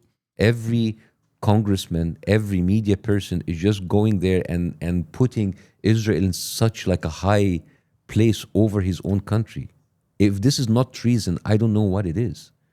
Like, do you, Steiny, you pay taxes, right? Mm. You guys like doing well for yourself. Yeah. Would you accept that your taxes to go to support like a foreign country instead of like supporting your own American fellows, like going into the infrastructure of your own country? No. Yeah? Yeah. So That's why it's like the bigger picture here, that the system is much more broken than you think. It's not about like me going after every single lie that Netanyahu said. It's about giving you the bigger picture of how this is a very curated, a very, this is American Israel. Yeah. What's this? This is how much money that they have spent and given $51 million in contribution to Israel or Israel? No. This is AIPAC to American politicians. This is how much, like, this is the kind. And where's this from? This is American Public Affairs. Yeah. Is there any type of other I mean, when Russia was doing it, everyone thought they were doing it. Yeah, as I remember, it was like, oh, the Russian interference. Oh my God. Oh, please talk about what they actually found. Because when they were doing the Russiagate investigation, they found another country. They found another country that was suspiciously involved in interfering with American elections. Which country was that? I can't remember. Which country was it? They just kept... turning over these rocks. Was it Estonia? No, it wasn't Estonia. That's good.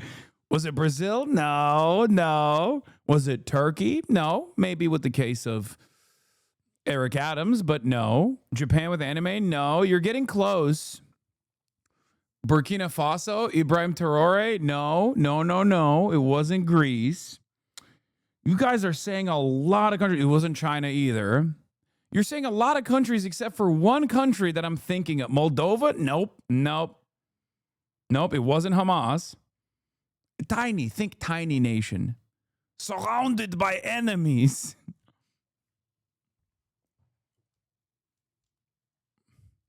Tiny nation, surrounded by enemies. Also, third most commonly spoken language is Russian, by the way, in this country. Fun facts about this country that I'm explaining to you. Third most commonly used language is Russian, has the highest density of Russian dual nationals, as a matter of fact, after American dual citizens. Tiny, size of New Jersey. Tiny nation. It's Transnistria? Yeah, it's Belarus. Yep, you got it. No, it's fucking Israel. Russian interference, like, guys, like, you don't even need it. And people say it's a conspiracy, but like, you don't need a conspiracy. You have people opening, they're basically, we're giving you $100 million, give me back. You all got it wrong. It was Israel. $50 billion. That's the best. That's better than crypto, man. I mean, I would invest in AIPAC. If AIPAC was a Bitcoin, I would invest in it. Right? What else does Israel do to influence America's government in the past? I mean, this is like some deep shit. I'm kind of honestly scared to talk about it. No, why talk about it? Don't worry. It's good. Oh, I know. We're in a unique situation. Right? Yeah, you are. Right? Yeah. So what do you want to talk about? No, just like, I mean, I've seen some of the documents you've talked about, like, give me an example. Blackmailing and. Oh, the blackmailing. It's I mean, like, a lot of people are talking about the Epstein files right now, right? What do you think about the Epstein files? I think it's not a good look, what's going on right now. Why? Just because I think the Republicans kind of ran on releasing it. Mm-hmm. I think, a lot of, people feel the same way. I think there's clips of people in the administration saying we need to release it, and now it's not getting released. Mm-hmm. So it's not the best look. Have you been reading about, like, Ghislaine Maxwell, the one that was with? Bro, this is so funny because he has to literally say, like, this is when he's locked in because he's a podcaster. So he has to obviously, as a podcaster on the right who knows Donald Trump, his audience is like, dude, come on, Epstein files, what the fuck? But also he doesn't want to piss off Donald Trump, who's also going, Epstein files, come on, what the fuck? Stop talking about it, okay? So they're stuck between a rock and a hard place here, okay? With Israel, they can just be like, yeah, fuck Israel. Yeah, you're right, actually. Who cares? They're a foreign country. But you can't you can't directly come after the big guy, With him. And then she was like a kind of like 100% Mossad asset. And then you have Kash Patel, the FBI director, who's saying like, America needs to wake up and prioritize Israel. And I said, like, why is the FBI, the deputy of the head of the FBI, telling me that I, as an American, need to prioritize Israel? I mean, where? I mean, you see the pattern. You see how fucked up this is, right? And then before he goes into the FBI, we're gonna release the Epstein file. After there is no Epstein files, and in the middle, we need to prioritize Israel. You connect I think the they dots. need to release it because it's not a good Yeah, look. but you understand the fact that you have a country in the Middle East not just taking your money, but blackmailing your politicians, including your presidents. You've seen that article that I sent you at the time of Israel about the Monica Lewinsky thing and the Bill Clinton thing. I mean, this is crazy. That's why it just like it drives me crazy when I. Can you explain that to our audience? Yeah. So there's a book. The history to me is fascinating. Yeah, there's like a book written by an Israeli Oh, I thought he was going to talk about One Nation Under Blackmail. author, and it was actually discussed. It was headlines at the time of Israel of how actually Israel have blackmailed Bill Clinton with the Monica Lewinsky tape in order for him to release an Israeli spy who actually stole our nuclear secrets and sent it to America. Yeah. So it is things like that which drives me crazy when people tell me. He keeps asking, do you understand? And they most definitely do not understand any of this. I wonder how much of this Kyle retained. I don't know about Steiny. Maybe Steiny was just listening intently, okay? That's what I'm going to go with. He was listening intently. That's why he didn't want to butt in. Israel is our biggest ally. An ally will not do that to you. An ally will not It's been 39 minutes and 26 seconds since Steiny has said something on the podcast. steal your nuclear weapons, will not blackmail your presidents with whatever files they have, with sexual files in order to release a spy, will not blackmail your politicians with a fucking Love Island with young girls. It's crazy, right? Yeah. Why do you think they allowed him to campaign on that so hard then? What do you mean? Like, why would they? Okay, that's actually a good question. Damn, 39 minutes and 52 seconds. We finally get a Steiny question, and it's actually a good question. Okay. Because Trump campaigned on that. Yeah. That he was going to release it. Yeah, well, Yeah, that's a good maybe he didn't know that they had something on him. Maybe they thought that like everything was on Clinton. Maybe he didn't know. And then I think the real reason is he was always a little apprehensive when talking about the Epstein stuff, right? He still pushed it because I think he thought he's undefeated. And so he didn't have an issue with like talking about releasing it and whatnot. But I think he miscalculated how much his base does care about it.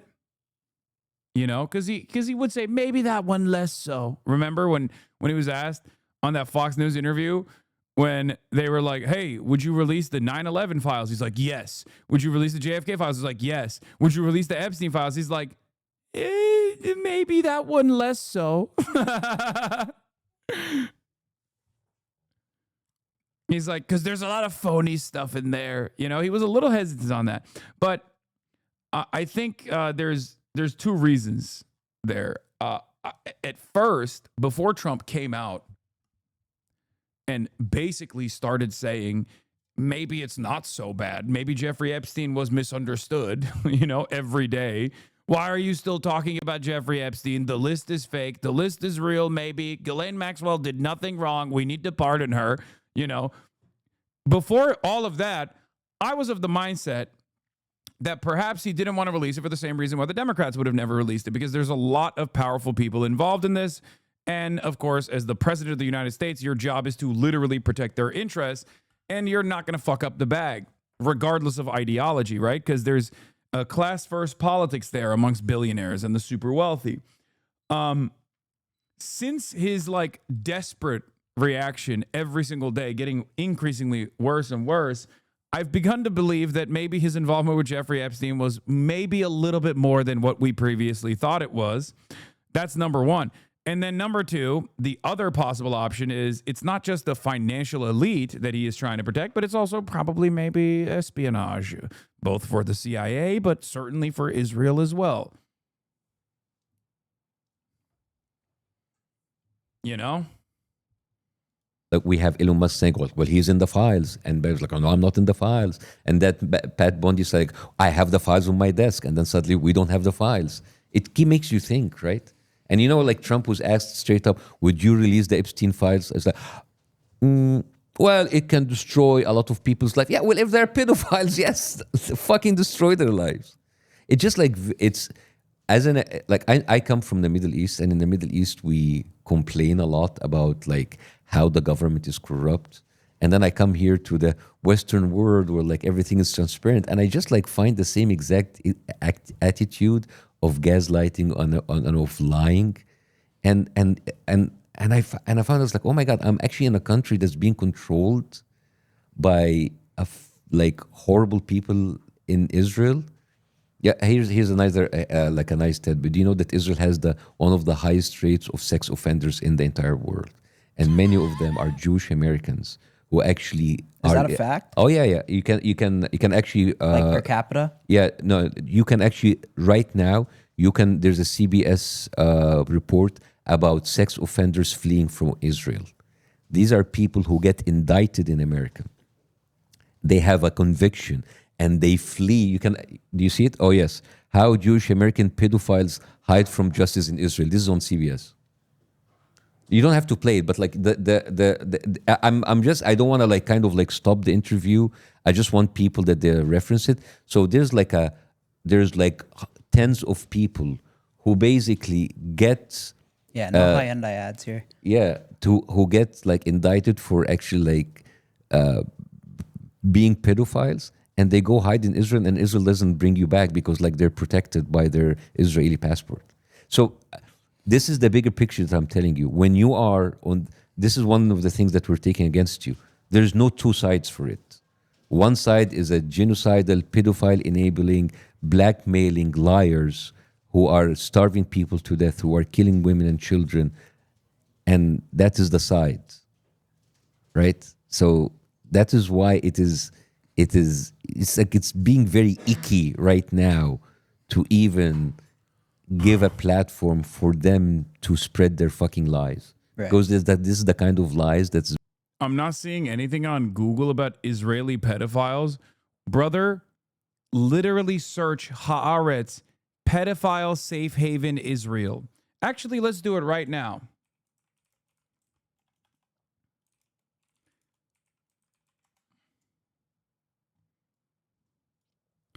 Exposing pedophilia and legal failures in Israel. CBS News, how Jewish American pedophiles hide from justice in Israel. Tip of the iceberg from Haaretz, how foreign sex offenders find refuge in Israel. Jerusalem Post, Israel is trying to legalize pedophilia.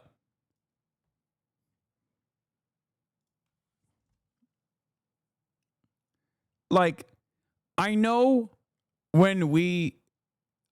that like criticizing Israel sometimes takes this weird turn where it literally sounds like you're being anti-Semitic.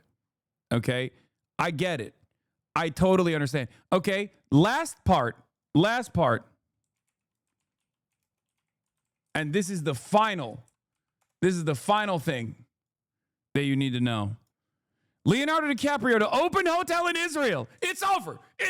Lock it down.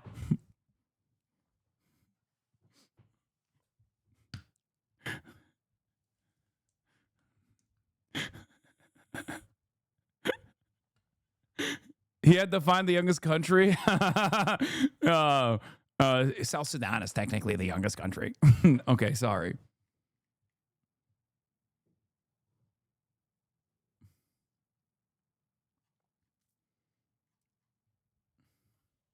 Yeah, y'all stole that. Y'all stole that joke from Twitter.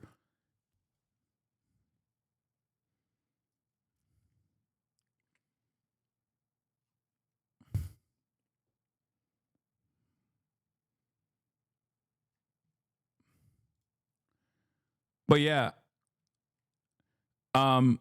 it's I mean, it's just like, I don't know how to describe it. Like, I get it when you sometimes hear something that's like in practice in Israel, you go, what? Like, did you make that up? Like, oh, you're saying the Jewish state is doing this? And it's like sometimes it's good to just Google it and then maybe you find out that they are doing this, you know? But I do understand why most people, when they first hear about it, go, yeah, like, Israel is an insane right-wing fascist country. So when you describe Israel as an insane right-wing fascist country, which it is, when you describe the things that Israel does, it comes across as insane because you're like, there's no fucking way. There is no way that that is happening. What are you saying? And it's like, and then you look into it and you're like, oh my God, it's not made up. What the fuck? I thought you were a liar until you showed the ad for the Cum Brigade Live. Oh my God, that was another one. Yeah. The whole like, Israel has a semen extraction squad, post-mortem semen extraction squad, specifically where they go in and like extract the semen from fallen Israeli occupying force soldiers so they can give that semen to their wives so they can keep having Jewish children. That is a real thing that the Israeli government has in operation.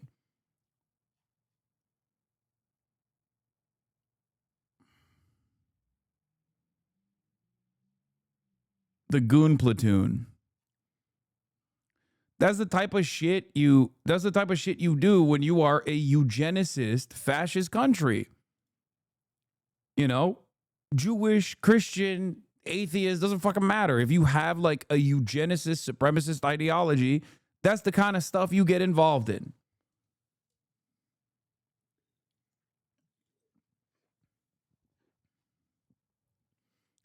Or, I don't know, the pro-rape January 6th riots that they did in Israel.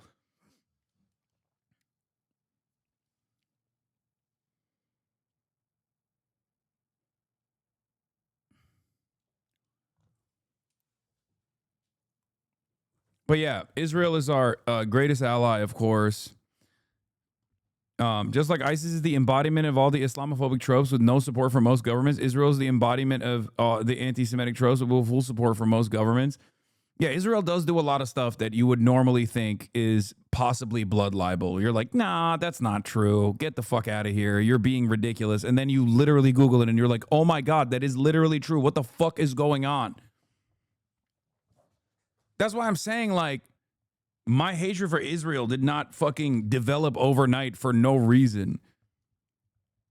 Many of you that have been in here for a very long time, know that I abhor anti-Semitism. I think it's disgusting, it's bigoted, it's fucking ridiculous.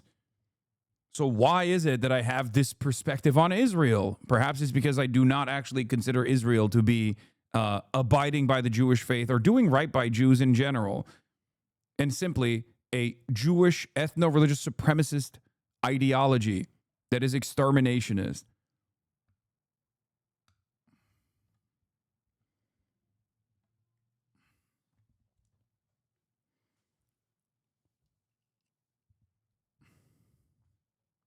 Been actually hurting and killing people over 2 years. So you understand? So if I told you, hey, I'm not an expert still, but what I've even learned just with the stuff you've sent and what I've learned over the last week. So you understand, like I'm all of that. I'm trying to make you understand the level of hate and anger that was directed towards you, because basically you're supporting a pedophile. You're supporting a guy that is actually blackmailing people. You're supporting a guy who's a killer, right? That guy, Netanyahu, who seems to be caring about women. There's a huge scandal in Israel that was unraveled in 2013, that for more than 2 decades, Israel gave contraceptive shots to Ethiopian Jewish women to prevent them from... Yeah, there's also a tint of white supremacy associated with this as well. Early on, obviously, before Israel realized there simply wasn't enough like white Ashkenazi descent Jews to fill up the entire population of this area that they wanted to populate. At first, the whole, the idea was met with a little bit of negativity. Like, why are you letting in these fucking Arab Jews into the country? It's kind of crazy to think about now. especially because like Yemeni Jews, for example, or who were incredibly mistreated by Israeli society broadly. But like, it's not. But that's at the heart of fascism. Like that's at the heart of all fascist ideology. Eventually, when you run out of targets to exterminate in the outgroup, you turn the crosshairs within. So there is also obviously the whole initial mistreatment and otherizing of Arab Jews, and the sterilization of Ethiopian Jews, the Yemenite children affair, obviously, the disappearance of Yemenite Jewish babies and toddlers of immigrants in newly found state of Israel from 1948 to 1954. The number of children affected ranges from 1,000 to 5,000. Majority of immigrants arriving in Israel during this period were from Yemen, with considerable numbers coming in from Iraq, Morocco, Tunisia, Egypt, Libya, and the Balkans. According to low estimates, 1 in 8 children of the Yemenite families disappeared. Hundreds of documented statements made over the years by the parents of these infants allege that their children were removed from them. There have been allegations that no death certificates were issued and that parents did not receive information from Israeli and Jewish organizations as to what had happened to their infants. Israel does not acknowledge the Ugandan Jews and does not offer them citizenship. That's another one because they were converts, and they're black. They're from Uganda. Not so fun fact, Jews from Yemen were stolen from their parents as babies and given to European Ashkenazi families to raise. Yeah, so they did a little bit of that as well. You know, like residential school style shit. Because the initial Ashkenazi, the initial Israeli society was also built around like making sure that Israel was European, right? It was a European colony. And that the fear, what was the term? What was the statement that Ben Gurion made about Arab Jews? Like that they're dust or something?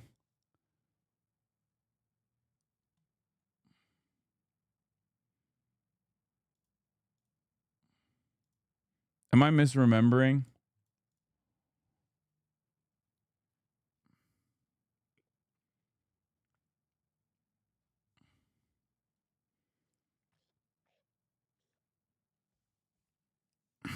Or was that Ben Gvir? Why would Ben Gvir say that? Ben Gvir is from fucking Iraq.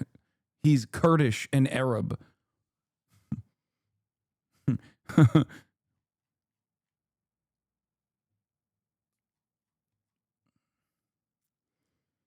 What was the statement that he made? I can't remember now.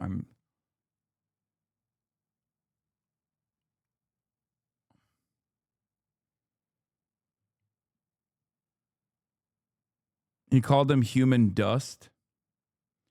We Kurds don't claim him. Shut the fuck up. I mean, he is Kurdish. Sorry.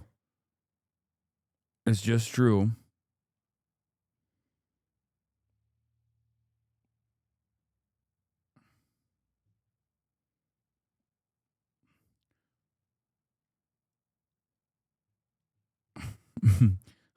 Kurds in the chat be like, nah, he's Turkish, bro. I swear. Nah, I heard Itamar Ben-Gvir was Turkish, actually. That's what many people are saying. Not me. Don't know where you got that from. Nah, he was not Kurdish, bro. He was actually Turkish, bro. Trust. Reproducing. And this was how? Like, how'd they like? Yeah, they're gonna pull it up right now. So basically, they were giving contraceptive shots for them in order to prevent them because they were like black Jewish people. And Benjamin Netanyahu was in the cabinet, and they apologized. I wasn't thinking about that. Apologize. How can you apologize for something like that, right? Okay, do you have it? Yeah. Ethiopian immigrants in Israel received contraceptive shots without their consent. And you can find it also in Time of Israel. You can find it in How'd they do that? That well, they would kind of like get them into like routine gynecological tests, and then they would just like, bang. Yeah, bang, yeah. And they didn't know what they were being injected with. And this continued from 1998 to 2013. And when it was found out, it was a huge scandal. And Benjamin Netanyahu was in the cabinet. So I'm just telling you, like Yeah, here is another one. Where is it? The Jewish Power Party lady. Someone in the chat brought it up, but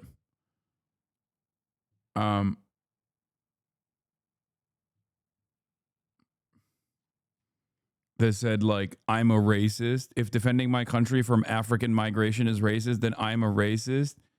May Golan of the Jewish Power Party, which is Itamar Ben-Gvir's party, by the way. Jewish Power Party. Interesting.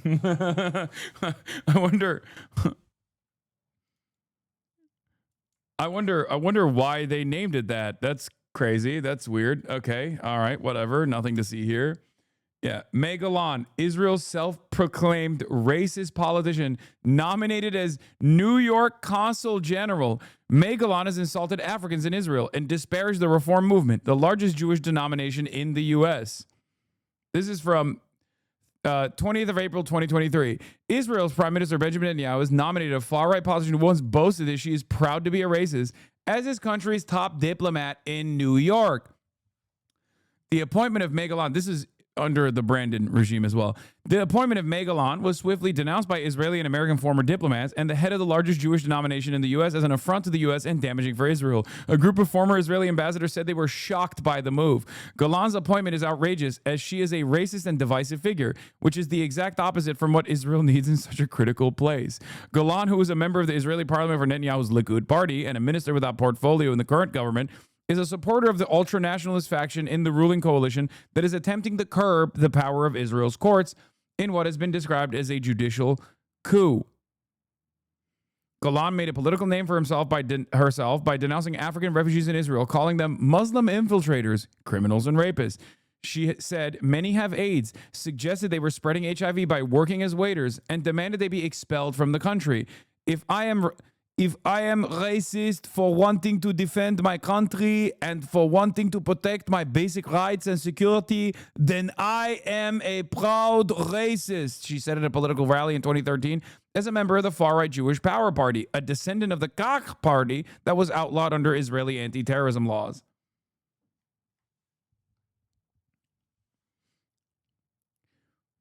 What would you say if I were to tell you that she is not even in the top 10 of most racist Israeli politicians currently active?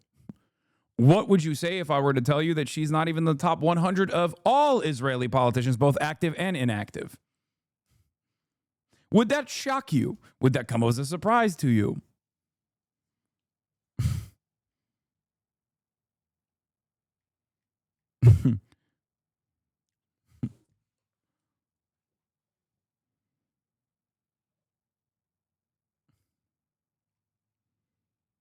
Yeah.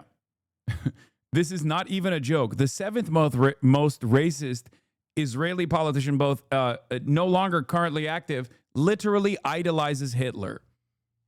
I forget his name now. That's not even a joke. There are Israeli politicians who have talked about Hitler in a positive way. It is not even a joke. You think I'm joking. I am not joking. Okay?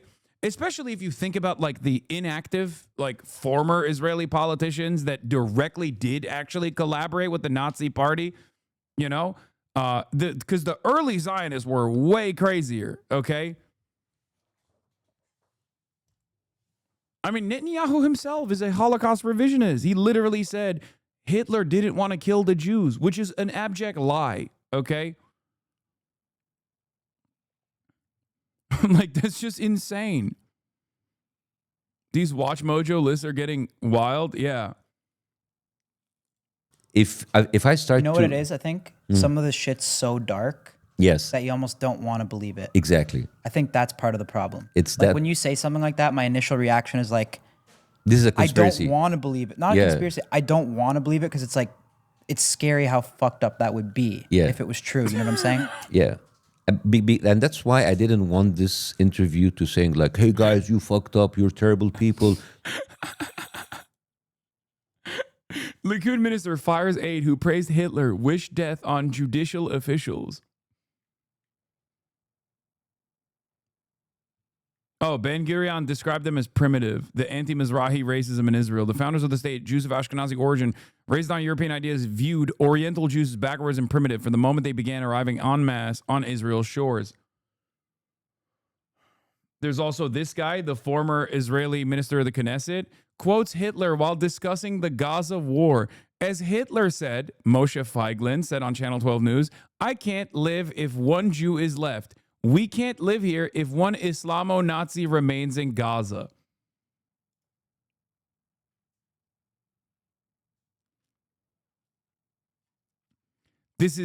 Would it shock you if I were to tell you that this is not the first time that Moshe Feiglin has praised Adolf Hitler?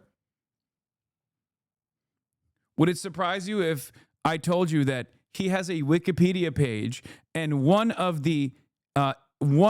his tabs on his Wikipedia page is Hitler quotes? Because he has a fucking paragraph full of times where he has said positive things about Adolf Hitler.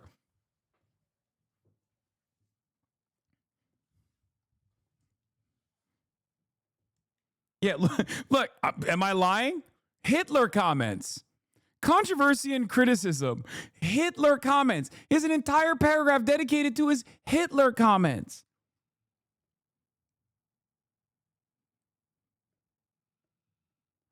And then motherfuckers come in here and they're like, wow, I can't believe you don't want Israel to remain a Jewish majority ethno state. Like, what the fuck? You can't let them have a little bit of genocide? Anti-Semitism much? It's like, what are you talking about?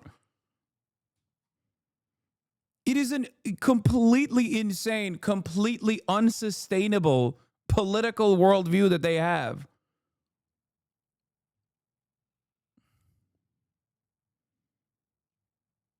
Look what you did. And I didn't want to just chase every single lie that Netanyahu says because it's exhausting. I just wanted you to understand the level of psychopathy. How did Israel get to this point, or was it always like this? I mean, Zionism was always like this. It was inevitable that it was going to turn into this. I mean, I think the early Zionists were much more honest about their intentions and how this was a colonial project. I think they're the last, like, I would say there was a period of time, I think after the 6-Day War, where this was like Israel got to revitalize its outlook, like revitalize its PR in the Western world, where there was a moment, there was an opportunity after that point to like make Israel this like technocratic, modern state. But like, if you go back early enough, there are people who literally were initially on board with the project of Zionism and then very quickly turned around and said, oh, no, this is Nazi shit. What the fuck's going on? One of the people that I'm referencing is famous socialist Albert Einstein, who wrote extensive letters about how what they were doing over there, without having any sort of like binational commitment to living side by side with the Palestinians, was turning into a Nazi project. He was right. He straight up said, I know Nazis. Y'all are behaving like Nazis. This is fucking crazy.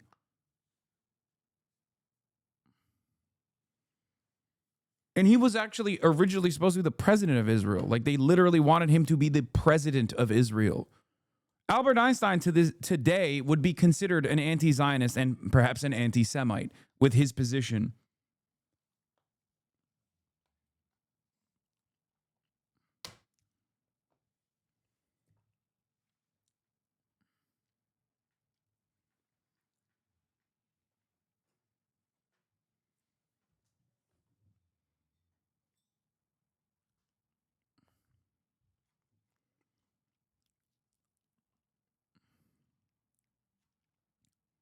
Regime is, right? Because today's starvation, yesterday is killing, tomorrow it's going to be something else.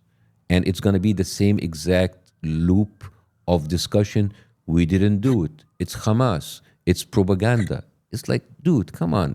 These are professional liars. Can I ask a question that I actually just want to understand? It might be a dumb question, but like, No. what, like, in your opinion, what role does Hamas play? Like, do they need to be completely removed from Gaza? Well, or, again, like- this is the kind of the questions that Here it are is. used in order to distract you from the biggest thing, right? Because I'm just trying to learn. I got the hiccups, Zin hiccups. No. I understand, but again, we're doing bigger picture Yeah. now, right? You have to understand that this all started by people coming from a different country, going into a different country, killing everybody, taking their land. There will have to be resistance movement, whether you call these resistance movement terrorist, whether you, Nelson Mandela was called a terrorist for 20 years of his life, right? He was called Nelson Mandela, who was like the beacon of liberation. He was classified by the American government as a terrorist, right? And people say terrorist because they don't want to get into trouble because they are classified by the FBI and by the CIA as terrorists. Pre-1967 Israel was widely unpopular with Western Jewry. The Holocaust wasn't even discussed that much before then either. Post-Six-Day War, they capitalized immensely on this renewed interest in nationalism. Finkelstein goes into detail about this a lot. Yeah. I mean, the entire reason for why there was even, Israel had to be in what is now considered historic Jewish land, and all of the other like biblical associations with all of the biblical associations with Israel, all of that is a part of the national mythos that is like relatively new. Theodor Herzl was a secular Jew. He did not give a fuck about Judaism. And initially, when he tried to push for building a nation state for Jews, a lot of Jews were like, no, I don't want to do that. That's fucking bullshit. We don't do that. We don't do that. We're Jews. A lot of the original Orthodox Jews themselves were against the development of a nation state, specifically on religious boundaries. And there are still some sects of Orthodox Jews that consider it to be theologically unjustifiable.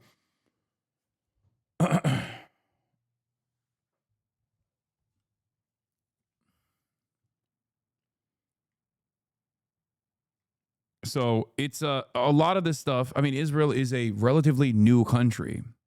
There are plenty of people who are around that were around when Israel wasn't around. Noam Chomsky, for example.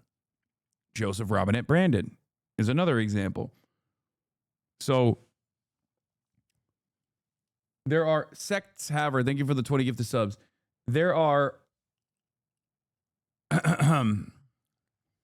there were a lot of there was a lot of resistance from Jews. The only person that was immediately against the Balfour Declaration was the only Jewish person in the parliament at the time in England. I forget his name now. As a matter of fact, Christian Zionism at its inception was not exactly, and still to this day is not exactly pro-Jew anyway, but Christian Zionism was basically the idea that, you know, you got to send these guys to the desert, get them out of here. Most commonly pushed by anti-Semitic Christians. Group, so people don't want to get into trouble, and then suddenly the conversation, oh, so you mean Hamas is not terrorist, so you support what they're doing. So you see, I'm just like giving you the bigger picture, how these questions are used. And then now Hamas is not even an issue anymore. You went in and you destroyed a whole territory, displacing 2 million people, destroying every hospital. Yeah. Fun fact, there has never been, at any point in time, there has never been on the planet a larger number of Jewish Zionists than there are Christian Zionists. Never. To this day, and even in its inception, there has always been a far greater number of Christian Zionists than there have been Jewish Zionists. Far greater number. Always. And there most likely never will be. Every school, every house. And now people are saying, Hamas, if there was no occupation, there will be no Hamas, there will be no resistance, right?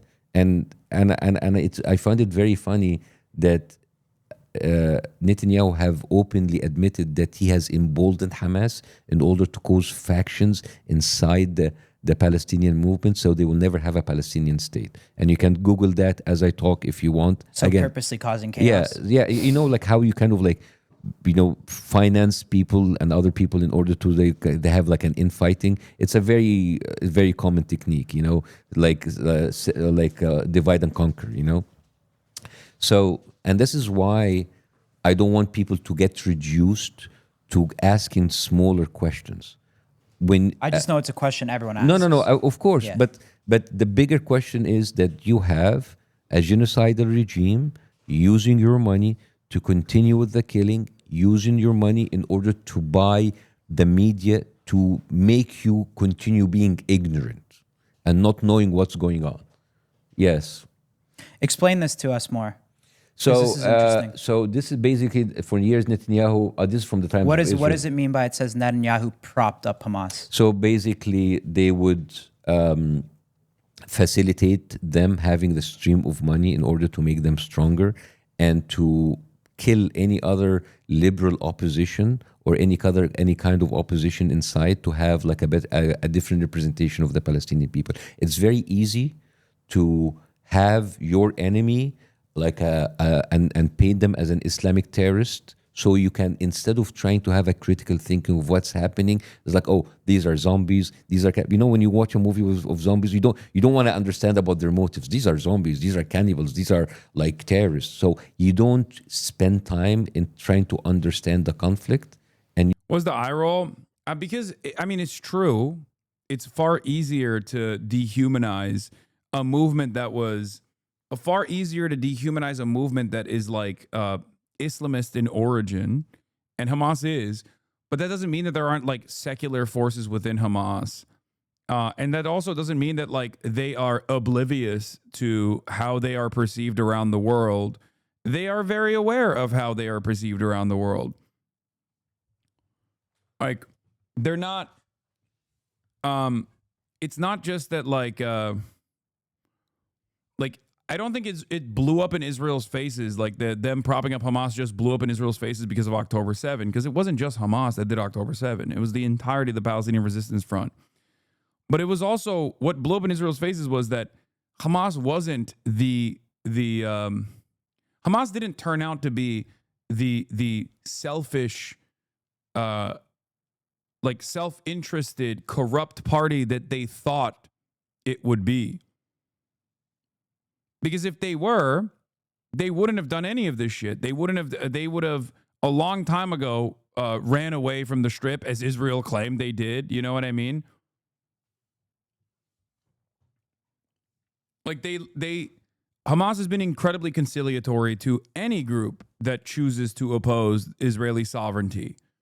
They don't give a shit. They don't care about the Sunni Shia divide or whatever. Like they don't give a shit about any of that. Obviously, one of their major backers has always been Iran, which is a Shia country. And not only that, but also they are invested in they are directly invested in the abolition of the Israeli apartheid and creating sovereignty for Palestinians, even if it means that they don't get to hold on to that power.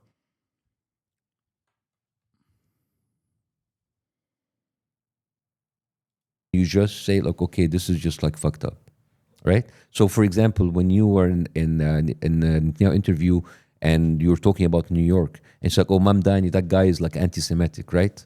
Where does this come from? Just stuff I see on X. Yes, stuff you see on X, but you don't question why is he anti-Semitic, right? What did he say in and that's the one video that I want to play, guys. Is it the people running for the position of mayor in New York, right? You are a New Yorker, right? You're from New York? No. Where are you from? Colorado. Colorado, okay. So let's say you are in New York, right? Okay, you're from Colorado. You want the people running for the governor of the governor of Colorado or the mayor of Denver to represent your interest, right?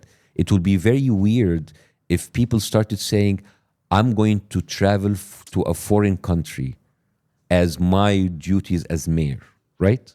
It doesn't make any sense, right? Right. So can you play this video, guys? I wanted to actually say something about that because Yep. I think one of the biggest issues right now is like even that I made a mistake on is you see one thing posted and no one does a deeper dive. They just believe the first thing they see. Absolutely. And it's flooding the internet. It is like when you say an X, your timeline is very, very, very curated because like basically if you buy enough, if you spend enough money, that's what I'm telling you about Hasbara, right? Your timeline is full of the same exact stories about Mamdani being anti-Semitic, about Muslims are terrorists, about it's Hamas. So because it is, Let's see this. yeah. Okay, play this, please. That's fun. Oh, we're doing a little. So this is just to give people context before you play it. This is during the primary election for the mayor of New York. So basically, you have a pundit saying, like, it is how come a mayor of New York doesn't travel to Israel, and then the other candidates talking about how they feel about Israel. Can you play it, please? Who travels to Israel? These Eric are all the Adams? candidates of the mayor of New York. Candidates, yes. Go ahead. Any mayor that can't say they will go to Israel someday as mayor should not be mayor. Where would you go first? The Holy Land. Go to Israel. Fourth trip to Israel, first trip to Israel. Mr. Mamdani. I would stay in New York City. My plans are to address New Yorkers across the 5 boroughs and focus on that. It is so offensive. If you're wondering, This is Unk talk, okay? This is so funny to me because this is literally Unk talk, okay? This video is straight up made for Unks in Bangladesh, okay? This is not supposed to be seen by white Americans.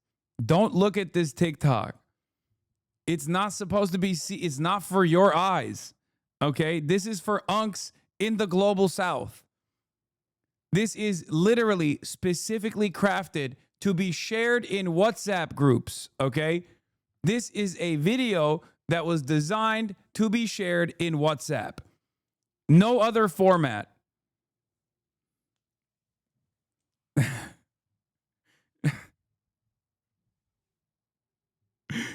It's for Global South Unks to look at that and go, oh, the Zoran guy, he's a good guy. what kind of world considers stop. putting America first as offensive? Okay, stop that. So you see, as an American, as a new American, because you guys were born here, I've been only an American for a few years, and I come to this, I have to ask myself, why is the mayor of a city in America have to visit a foreign country, and why is it frowned upon? It is offensive if you say, I'm going to stay in the city that I was voted for as mayor to serve its people. You understand the kind of like brainwashing I mean, that here? clip's crazy, yeah. Yeah, I mean... But I don't know what else he stands for. I heard he's like a socialist too. Okay, we can discuss about how is a socialist. That's a different discussion. Yeah. And you can... That clip's insane. And you can say, I'm not going to vote for Mamdani because of his economic view. That is quite fair. But no, to it's make not. it a It's not, Bassam. Don't say that. point that he has to visit a foreign country, and if he doesn't, that is enough for disqualifying him even from the discussion. Yeah. That is why crazy. Why would a mayor need to visit a foreign country? Thank you. And why is it like if you say like that a federal, that's different. But if you're staying to serve your people that voted for you, why are you being penalized? And it's offensive not to visit Israel. Why? New York's got enough problems. It's crazy, man. Yeah. It's crazy. I think like he is trying to serve his people, but he's being called anti-Semitic because he doesn't want to go to a foreign country. It's crazy, right? There's got to be other reasons they're saying he's anti-Semitic. I mean, like... Correct, Bassam, or not? What? Is there other reasons they say he's anti-Semitic? It can't just be because of that I mean, clip. you tell me. I don't know. I don't know. Why does Steiny think he's anti-Semitic? Apparently he said so.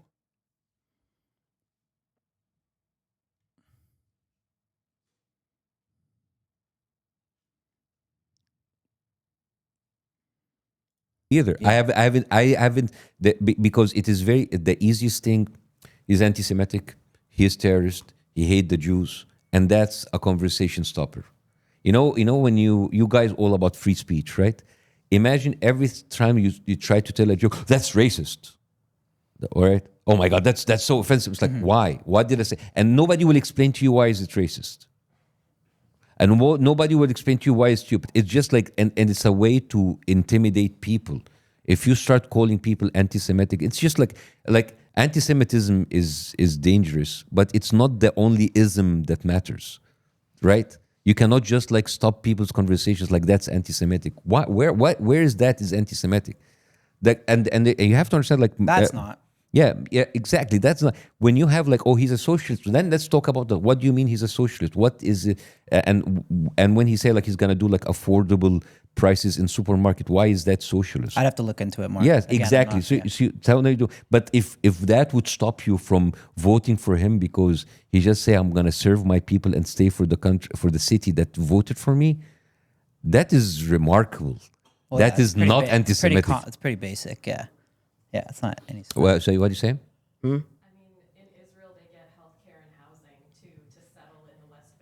Yes.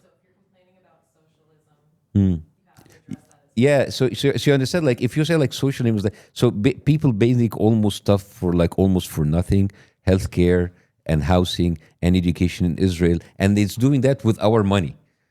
That is not even socialism. That is like grand theft. You know, like why is my money going there to support the lifestyle of people staying in illegal settlements built on Palestinian land? That is fucking crazy, man. Right? Have you heard about something called Friends for the IDF? Friends? Friends of the IDF. No. So Friends of the IDF it's a very interesting piece of information. It is one of their biggest leaders is Haim Sabban, who is like a Jewish American who was in Egypt, by the way. He immigrated from Alexandria, and he settled in the United States. That guy is so huge in the Hollywood business.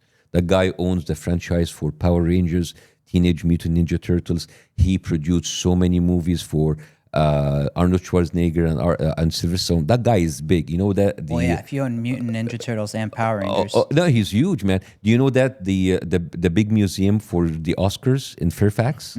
Like that's cool. He's talking about Haim Saban. Haim Saban is the Democrat Party's Sheldon Adelson, almost singularly focused on ensuring that as a major donor, Democrats stay consistent on Israel. Sheldon Adelson's role as a major donor to the Republicans was that, and also, you know, their own personal financial interests as well. Called the Sabban building, right? That's how big this guy is. This guy is famously known for a very famous saying. He said, "I'm a one-issue guy, and my issue is Israel." Yeah, I was about to say, you can't even say that's anti-Semitic. He literally said it, okay? Like, this is like Jonathan Pollard being like, every Jew has dual loyalty. It's not true, but Jonathan Pollard did say that, okay? And it's like Haim Saban also literally said that. He's like, I'm a single issue guy. I love Israel. I only care about Israel. Shut the fuck up. America, Israel, right? Now every single year he throws a gala dinner for something called Friends for the IDF. And like celebrities like Sylvester Stallone and Arnold Schwarzenegger and Gerard Butler come there, Ashton Kutcher, and they come there and they raise somewhere between $70 and $100 million per night, tax exempt. So this is money that should have gone to charity in the United States, but it goes to a quote unquote charity to help veterans of the IDF having like better healthcare, having better education, having like better retirement plan. I mean, what the fuck? I mean, like you are actually doing tax write-off for celebrities who lived and got their money inside America. Here's Nancy Pelosi beside Zionist billionaire Haim Saban declaring that if the Capitol crumbled to the ground, Congress would still fork weapons over the Israel. We don't need the FBI to tell us she's a vehicle for foreign malign influence. I have said to people when they ask me, if this Capitol crumbled to the ground, the one thing that would remain is our commitment to our aid. I don't even call it aid, our cooperation with Israel. That's fundamental. I mean, come on, dude.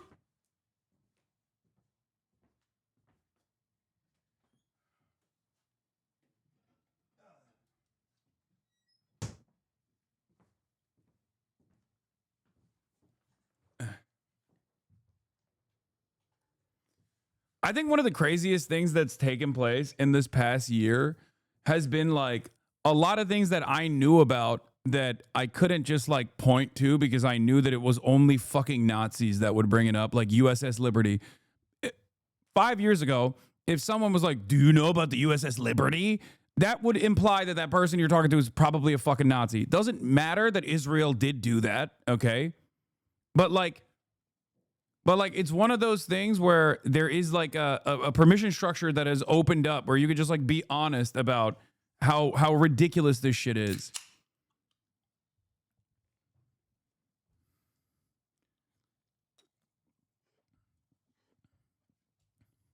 That's flawed logic. It doesn't matter. Human beings are not logical. Okay? They respond to stimuli. Some things you can say, some things you can't, even if it's fucking truthful.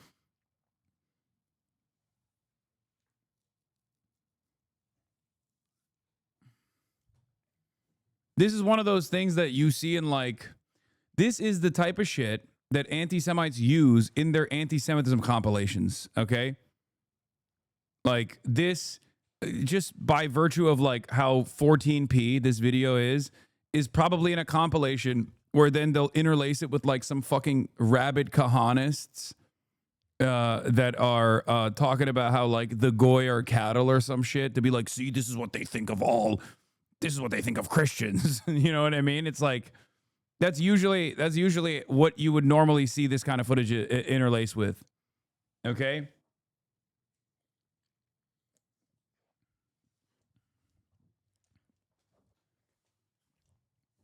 The conspiracy edits, yeah. Yeah, as Felix consistently says, one of the funniest things that Nazis think is happening is that they assume that like the ultra-Orthodox community in New York is like the secret power brokers. They're not, okay? They don't even go to school, dog. They're not the secret power brokers, okay? That's not. He says they can't even do crack without scrutiny. Yeah, people being like, oh my God, they got tunnel systems. They got the Chabad tunnels. Like, yeah, dude, let him smoke crack, okay? Let him smoke crack in the tunnels. That's what the tunnels are for. The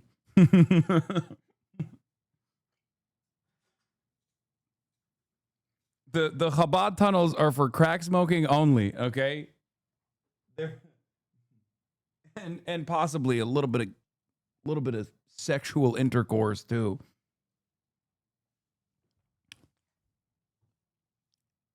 I have.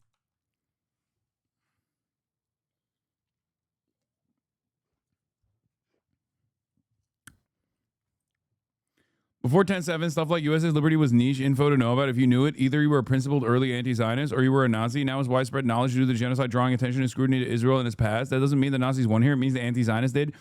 Yes.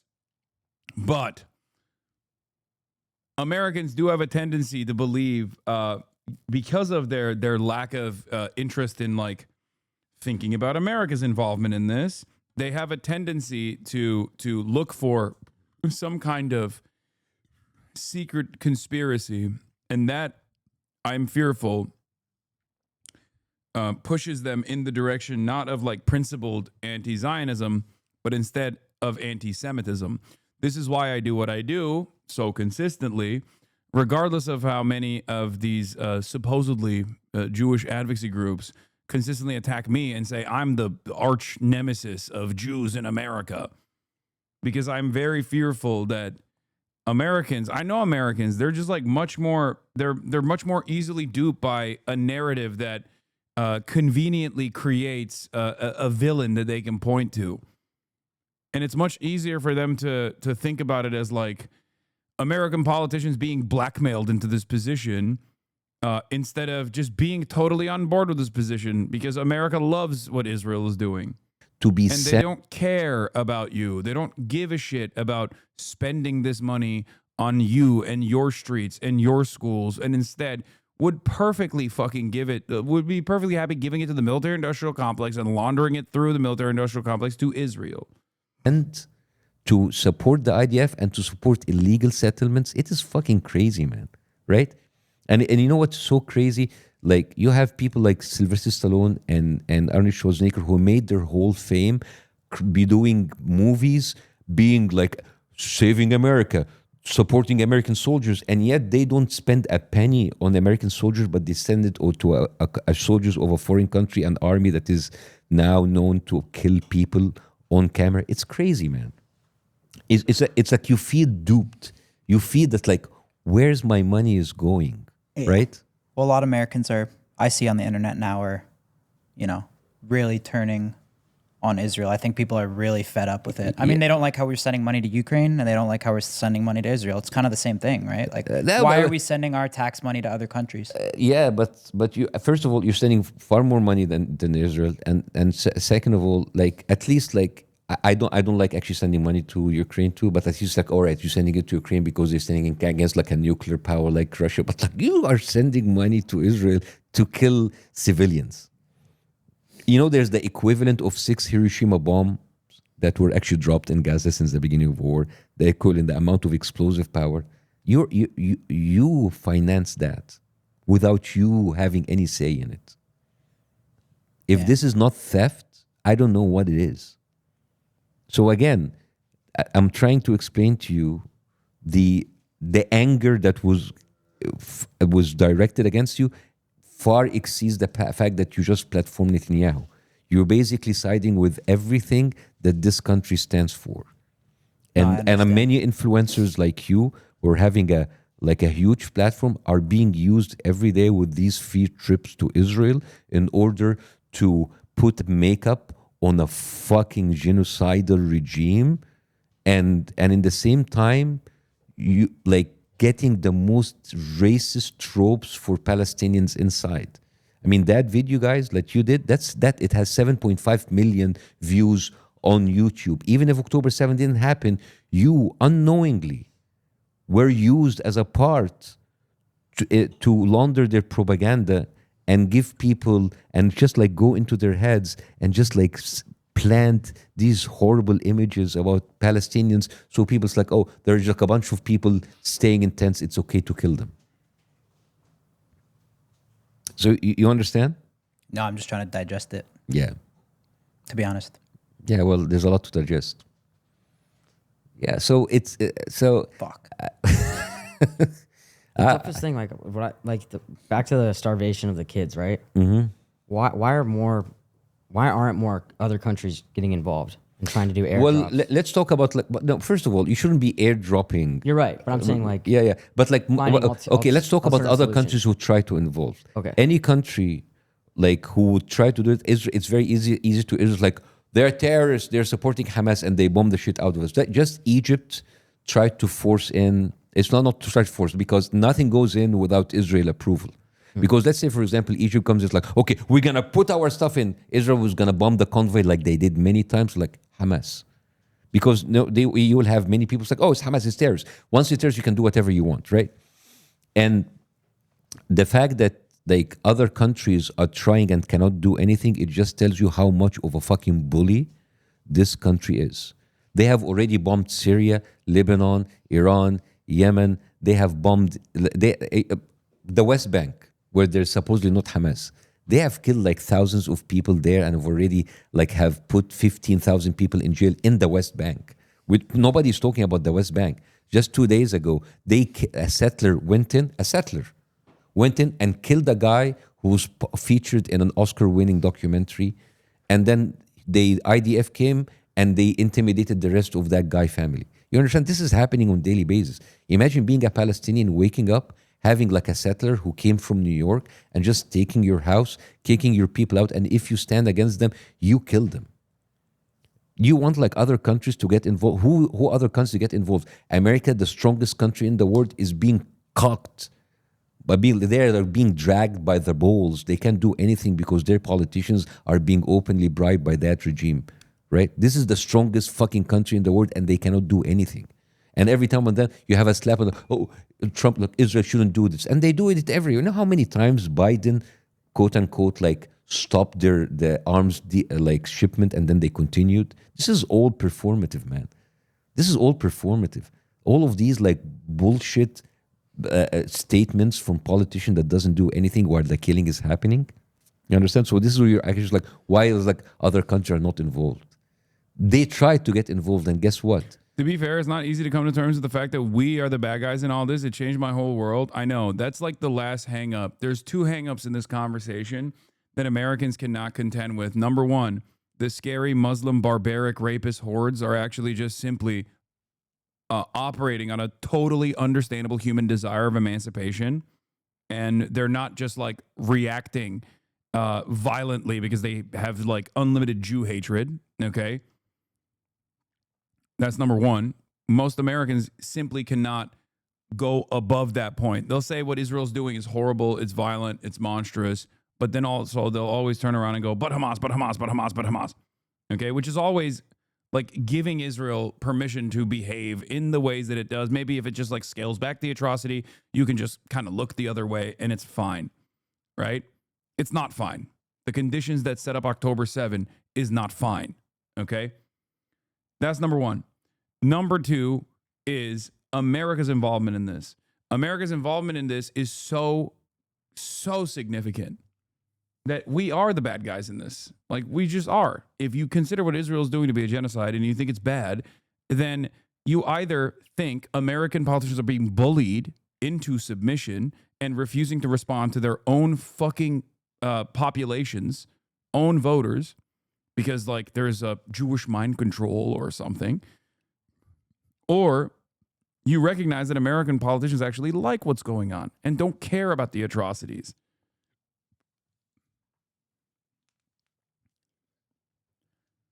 I'm a believer in the second thing, not the first. I don't think it's a secret Jewish mind control or Jewish blackmail or anything like that.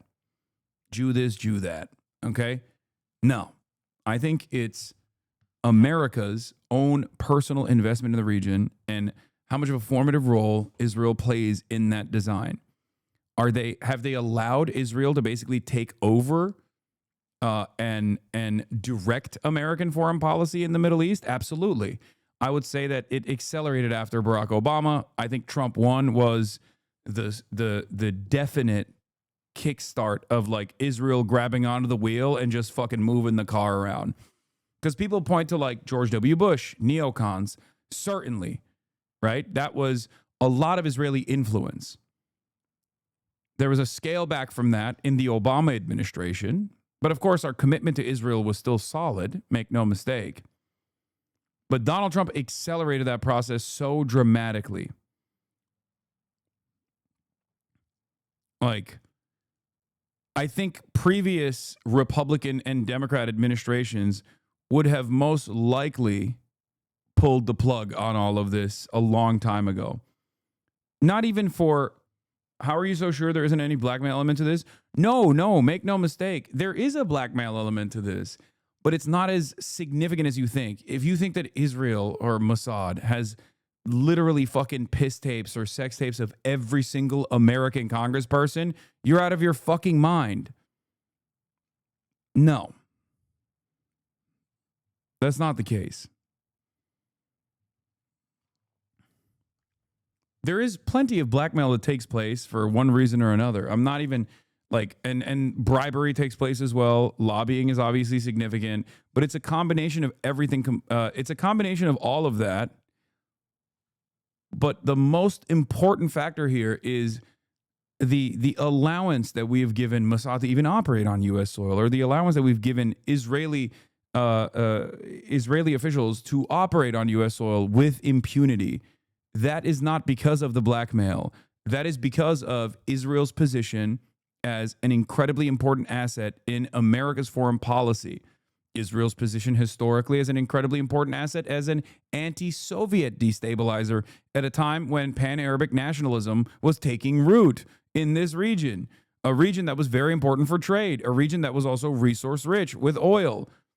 Okay? That's it. If Israel as a unsinkable aircraft carrier in a resource rich region was not such an important part of America's initiative for the resource that runs the planet, okay, then we would not have allowed the Israeli espionage agencies to like even operate inside of America, or we would not have allowed Israel to have a sophisticated propaganda network that operates with no repercussions, with no pushback whatsoever on U.S. soil and in the Western world in general. That's it. I've said this before with the NRA. People love to point to the NRA to say that the NRA is the most powerful lobby in America. It's like the NRA is the reason why we have, no gun control. It's like there's truth to this, for sure. The NRA, first and foremost, is interested in conveying the profit incentives that the gun manufacturers have, and making sure that American politicians never step out of line. However,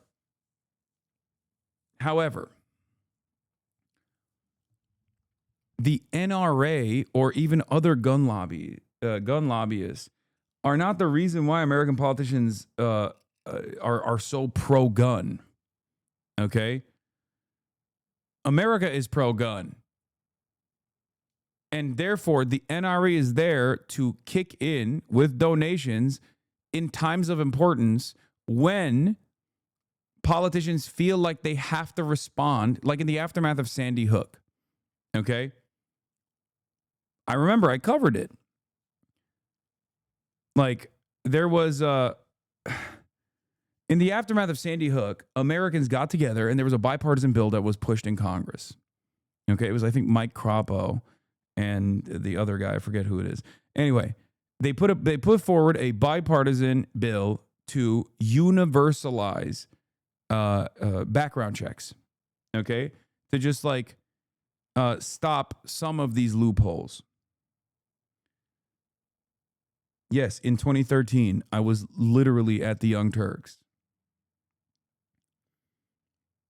And there are videos of me from like 2014, 2015, and even in 2016 where I talk about this issue specifically. You can go find them if you want.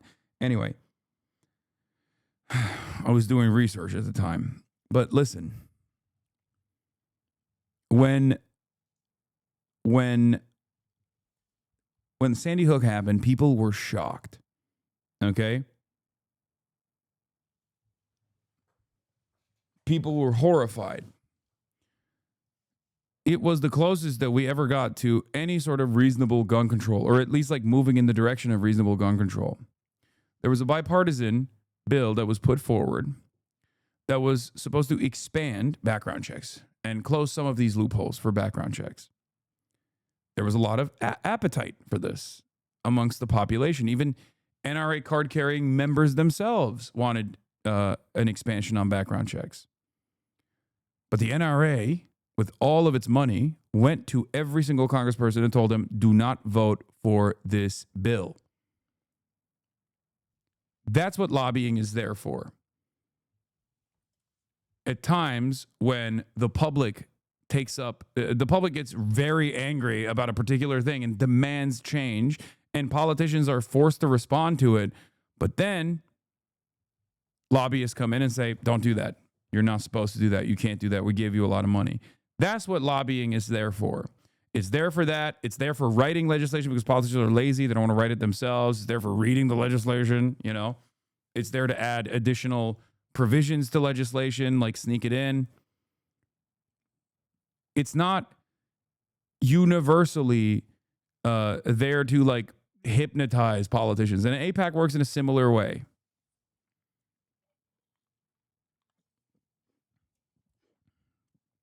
That's why you see sometimes congresspersons that don't get that much money from AIPAC that are still fucking firmly committed to Israel. Why is that the case? You know? They were called anti-Semitic. They were called Hamas. They had like UN workers being killed because they will tell you it's UNRWA, it is Hamas. It's just like it's so fucked up, right? It's very fucked up. Right? But what I'm trying to understand, and what, in your opinion, how do we solve this? How do we have peace? Like everyone wants peace, but how do we? No. How do you get peace? Yeah. You need No, to get back to the root of the problem. This is a genocidal country who's like That's what I basic, mean, but who's what needs to holding be your done? politicians who have the power with the balls. So what needs by to the be- balls. what needs well, to be you done? need to vote those fucking people out. Right? That's the I know it's not, you don't have an immediate thing, but you have like a. You're saying American politicians out? Yeah. Do you need to vote them out? Because these, like, why would you Has vote? every American politician's been loyal to Israel, though, Yeah, right? 80% of To the Israeli government. what? Not Zoran. Yeah, no, Zoran. Yeah, Zoran is not. He's one of the few. Imam Dani. Yeah, like he's the few. Yeah, I mean, this is the problem. If you actually stand against the tide and you say like, I'm not going to be loyal to a foreign country, being called anti-Semitic, it's crazy, right? It's like, how do you feel as an American when 80% of your representatives, all of your mayors, most of your governors are loyal to a foreign country? In any other scenario, you will call that fucking treason. Right?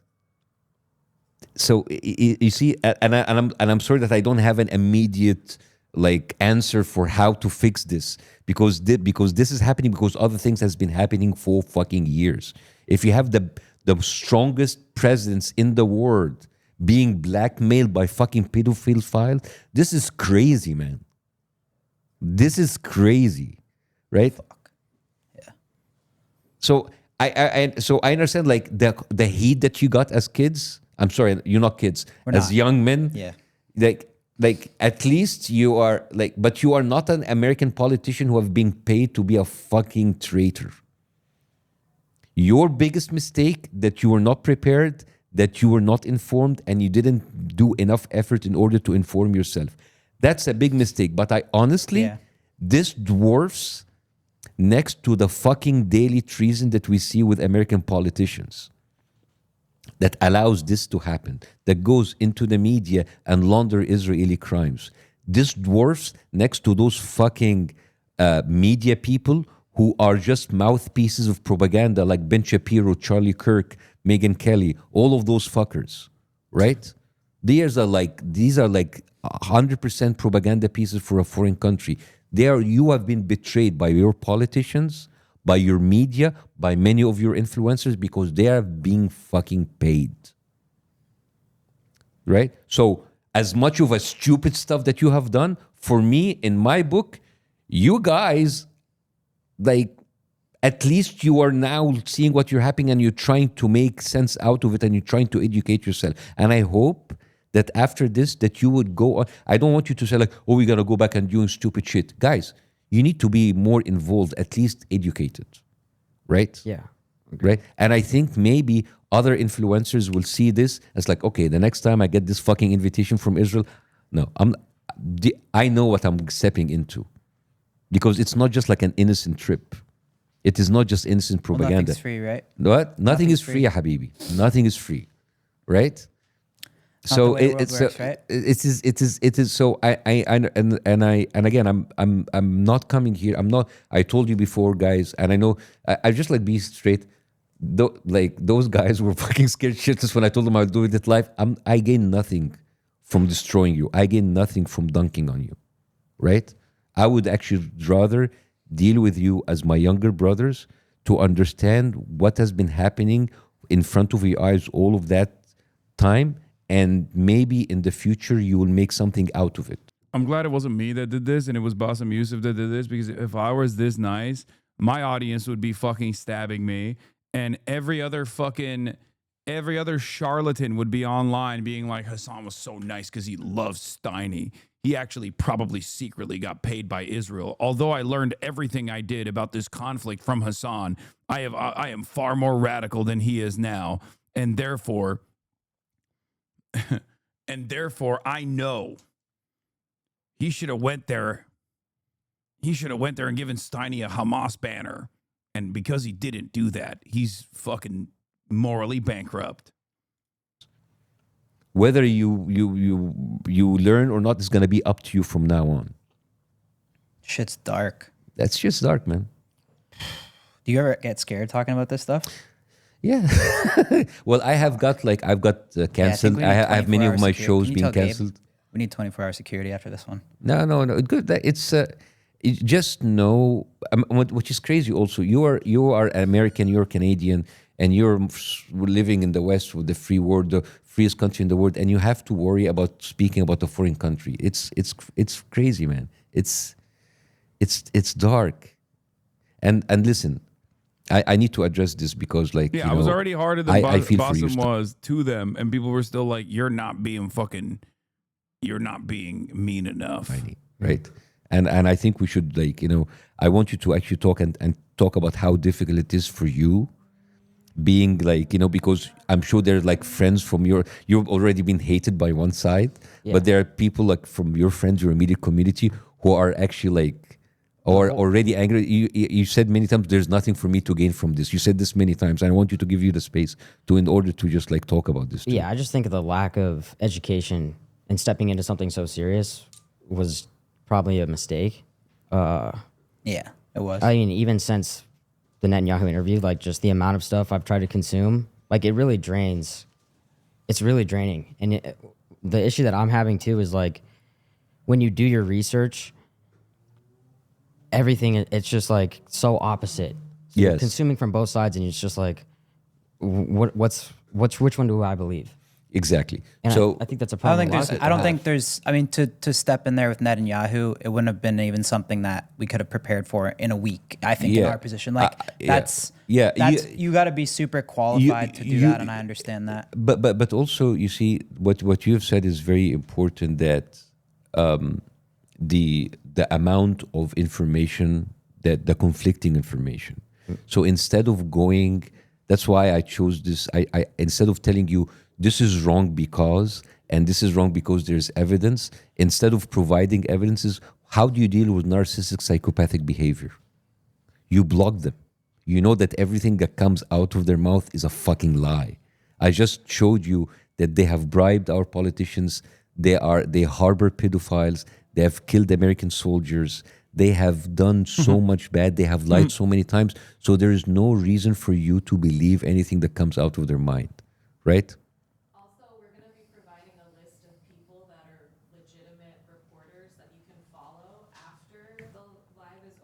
Okay, let me say this in the mic. So in order to provide this, and I think this is something that you can actually help in, there's going to be a button, a click for people having sources. Are we going to have it in the description? Yeah. Right, including Jewish historians, Israeli historians, so people don't say they're biased, who talk actually about the conflict and what Israel have done to those people from a Jewish point of view who were fair, right? So you wouldn't say, like, oh, just like the Arabs, like, doing, it's not Hamas propaganda, right?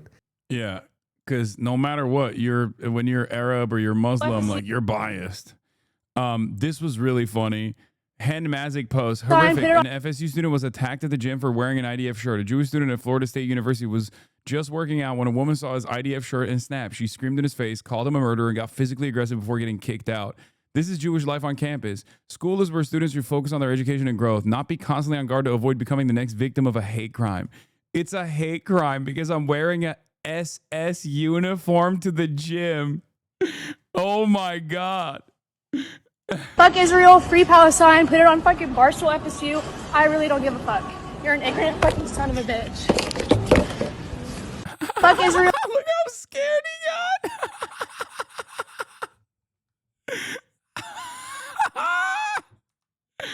Yo, this person said she beasted on him. God damn.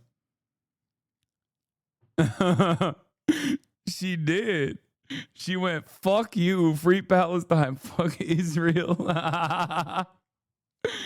Hey, yo, that's crazy. He's like, what do you mean?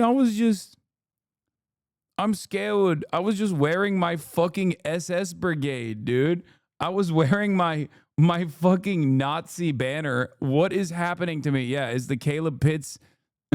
Well. Guess who just got kicked out of Starbucks for, you guessed it, being white? This is literally this is a 1-to-1. Straight up 1-to-fucking-1. Or you can do the Daniel Henschel bit as well, where he, like, dresses up as Hitler And then he's like, I got punched again.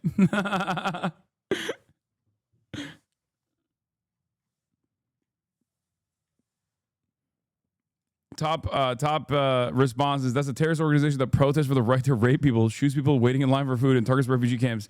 They should be shunned everywhere.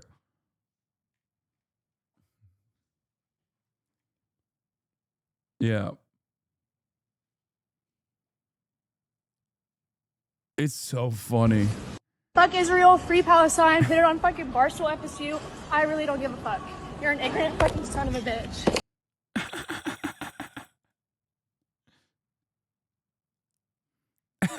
Exactly. That's funny. Hold on. I'm gonna fucking post that. I'm gonna repost that.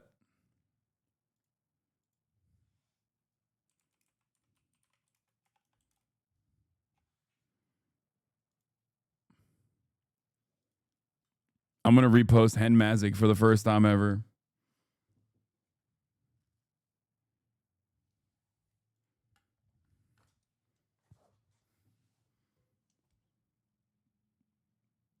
Bro, it's like,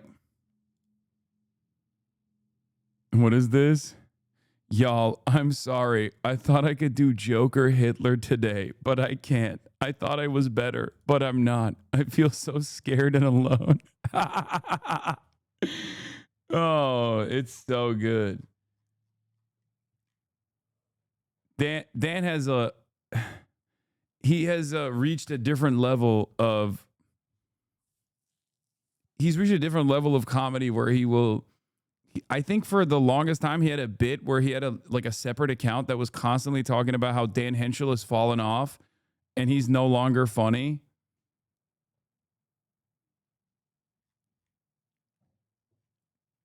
Codal Top, thank you for the 20 gifted.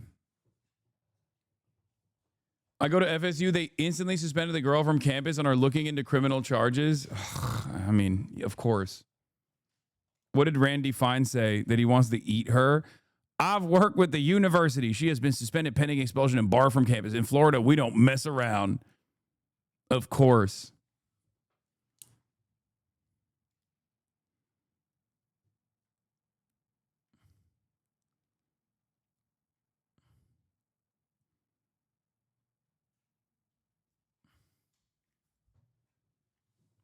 Like, this isn't like that one dude who was doing the fuck all Jews shit at the Barstool at the Barstool bar in Philadelphia. Like, this is a person that's kind of valid, you're at the fucking gym literally repping IDF merch.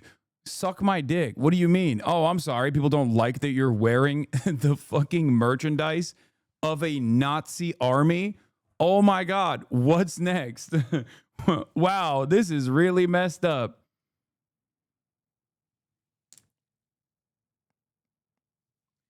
This is really messed up. They're coming after me, a 20-year-old Rear Admiral General of the IDF.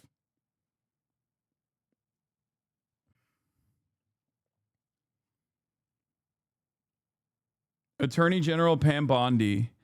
Thank you, President McCullough, for your leadership and prompt action. Anti-Semitism will not be tolerated in Florida or anywhere else. Oh my God. They got the Attorney General on this? Bro, I'm sorry. This is fucking insane. Oh my God, this country sucks so much dick. Oh my God, this is the fucking stupidest country on the planet. It's getting to a point where if literally someone screams in your face that they love the genocide that's taking place, and you turn around and you say, maybe that's fucked up, you go to jail. Okay? Nope. Jail for you. You don't like Israel's genocide? What are you, anti-Semitic? You're going to fucking prison. Hope you like prison.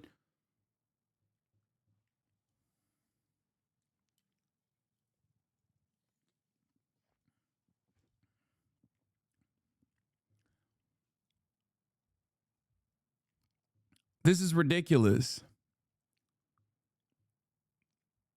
This is fucking ridiculous, dude. Oh God, this country sucks so much ass. It's getting worse every fucking day, bro.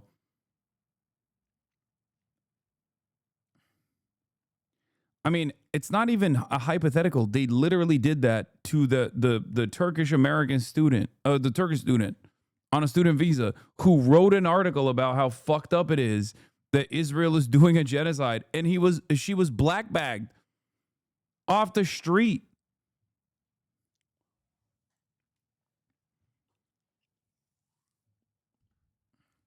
It's so goddamn cooked. It is so goddamn cooked. This country is so fucking cooked.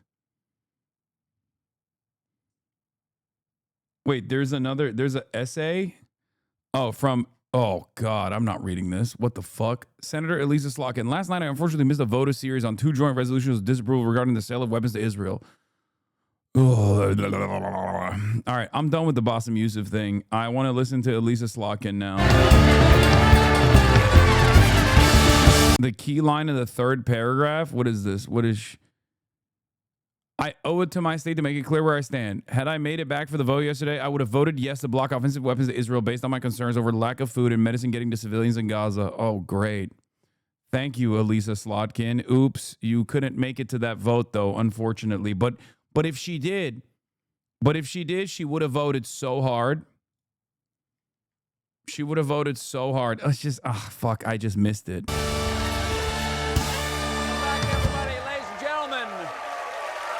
My next guest is a former Michigan congresswoman who served 3 tours in Iraq as a CIA analyst and was recently elected to the United States Senate. Please welcome Senator Elisa Slotkin.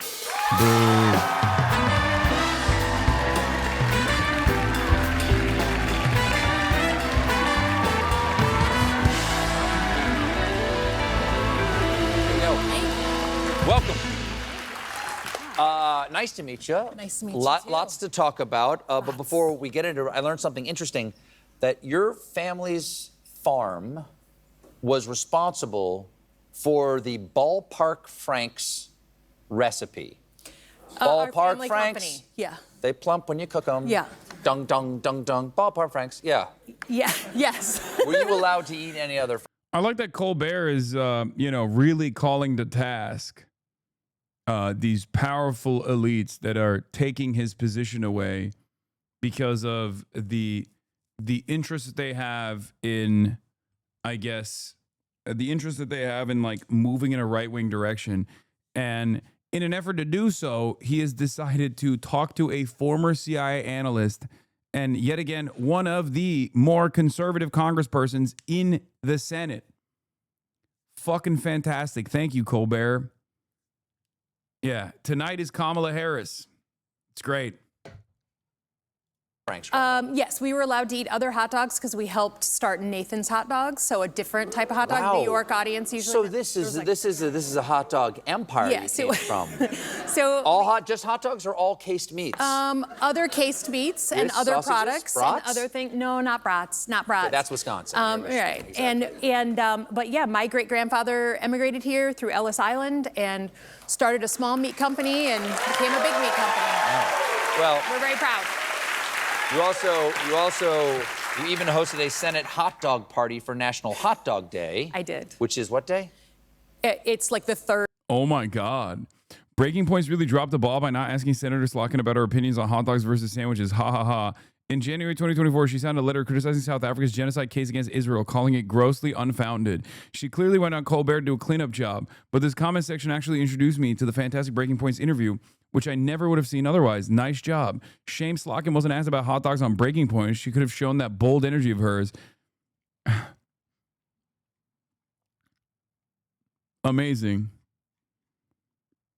The fact that this is one day later than after her train wreck interview on Breaking Points is such a jarringly clear example of why legacy media has record low trust, and you'll still get consultants paid hundreds of thousands of dollars to go and ponder with each other. Why is trust in our institutions failing, and what can we do about it? Shameless. These guys are not Hasanabi heads. These are YouTube commenters. This is crazy. I don't even know if I'm like that interested in what she has to say. Did she get asked about Israel or not? You said in your intro, I go into the field. And so my job was to understand the terrorist groups and the militias that were shooting at U.S. forces and plotting against the U.S. homeland. Okay. So who are their leaders? How do they move money? How do they communicate? What's the hierarchy, so that we can make sure they don't attack us, right? Did you wear a disguise? I did not. I carried a weapon, but I actually, in my first tour in Iraq, bunked with a woman who was in charge of disguises and kind of kitting out different outfits so that a woman in full cover could have like a place for her weapon. It was just, she was like a CIA seamstress, and it was a really very cool job. When you were doing this kind of work, when you were over there in country, did senators and congresspeople come over and you would have to like tour them around and stuff? Actually, including some of them that are still there that I serve with now. So you were the person saying, I was like the baby analyst. You'd meet them at the airport and bring them like, wow. And give them the update on the field update on what was going on. So what did they do that you will never do? Because Senator Slocum missed the vote on banning arms sales to Israel yesterday. Instead, she went on the Colbert Show where she called for aid to Gaza. People have been losing for years, right? But to me, the responsibility.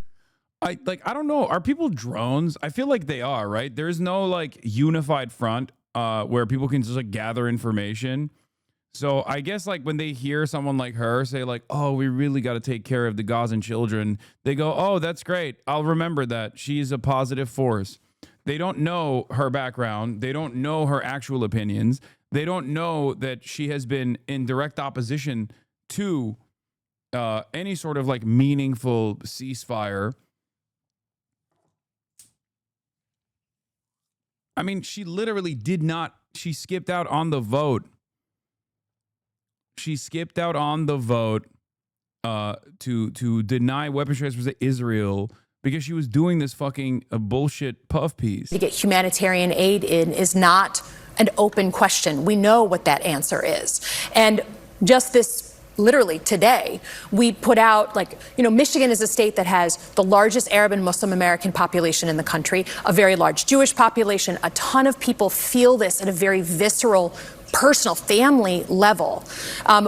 And for the first time in the past week, I had a rabbi and a Muslim leader come to me and say, we want to do something together. We will pay for all of it. We'll buy all the formula, baby formula, and all the clean water. Please, can we just green light that aid always getting in, no matter what's going on with negotiations, no matter what's happening? We put that out, pushed it with Rubio today, Secretary Rubio. But that to me is like people of many different faiths understand that humanitarian aid getting into children is an American value, a Jewish value, and a Muslim value. So that to me is, it's a requirement. ultimately, it's cool. It's cool to hear this from a literal girl boss drone pilot. Yes. Also, Kamala Harris is to appear on the Late Show with Stephen Colbert tonight. This could be an adversarial interview with a very powerful person that gets to the heart of the Dems base, deep discuss with their party and the failures that led here. But he's probably just going to ask her stuff like, now is bacon really a spice? Come on now, while she cackles maniacally. He's just a late night host. What do you expect? Well, this is the one and only interview she has done since losing the presidential election. Do I wish she was getting interviewed by 1955 Edward R. Murrow? Sure. But this is who she chose, and we play the hand we are dealt.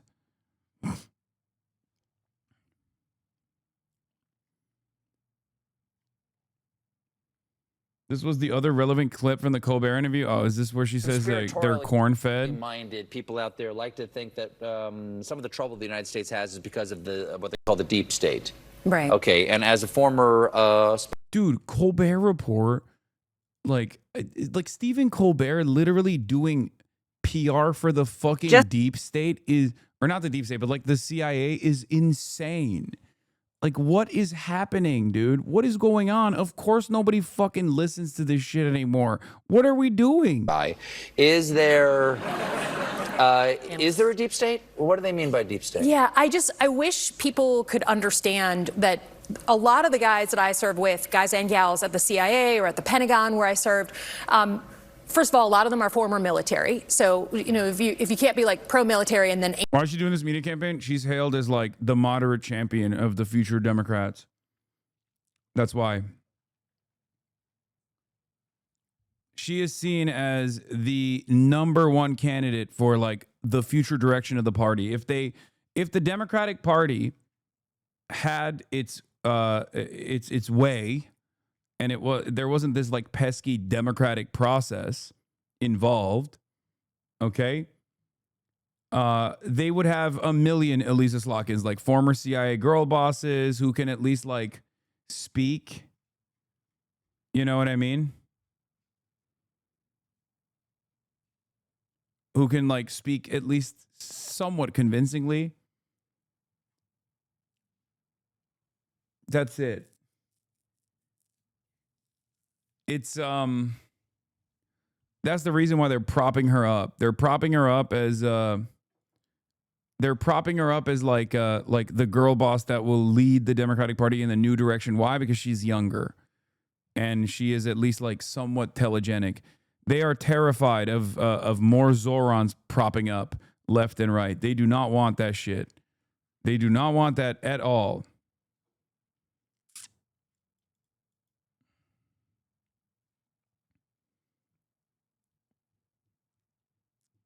Anti-intelligence community and deep state.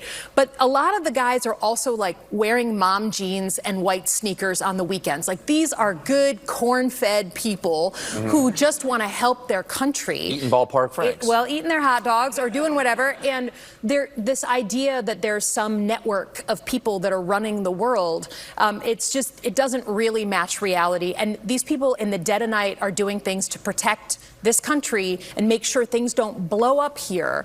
And for me, the way we had to do a coup in Chile. Otherwise things would blow up here, okay? You don't understand.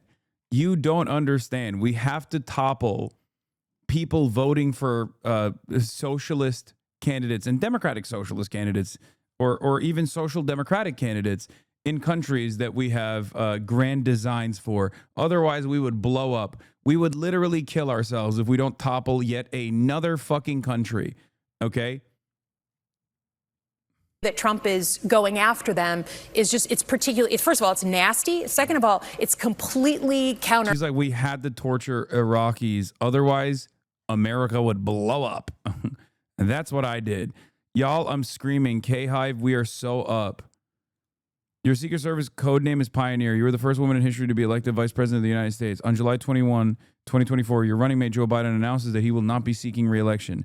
The presidential election will occur on November 5th, 2024. You have 107 days. Y'all, I'm screaming, K-Hive, we are so up. That sounds like the opening to a freaking thriller.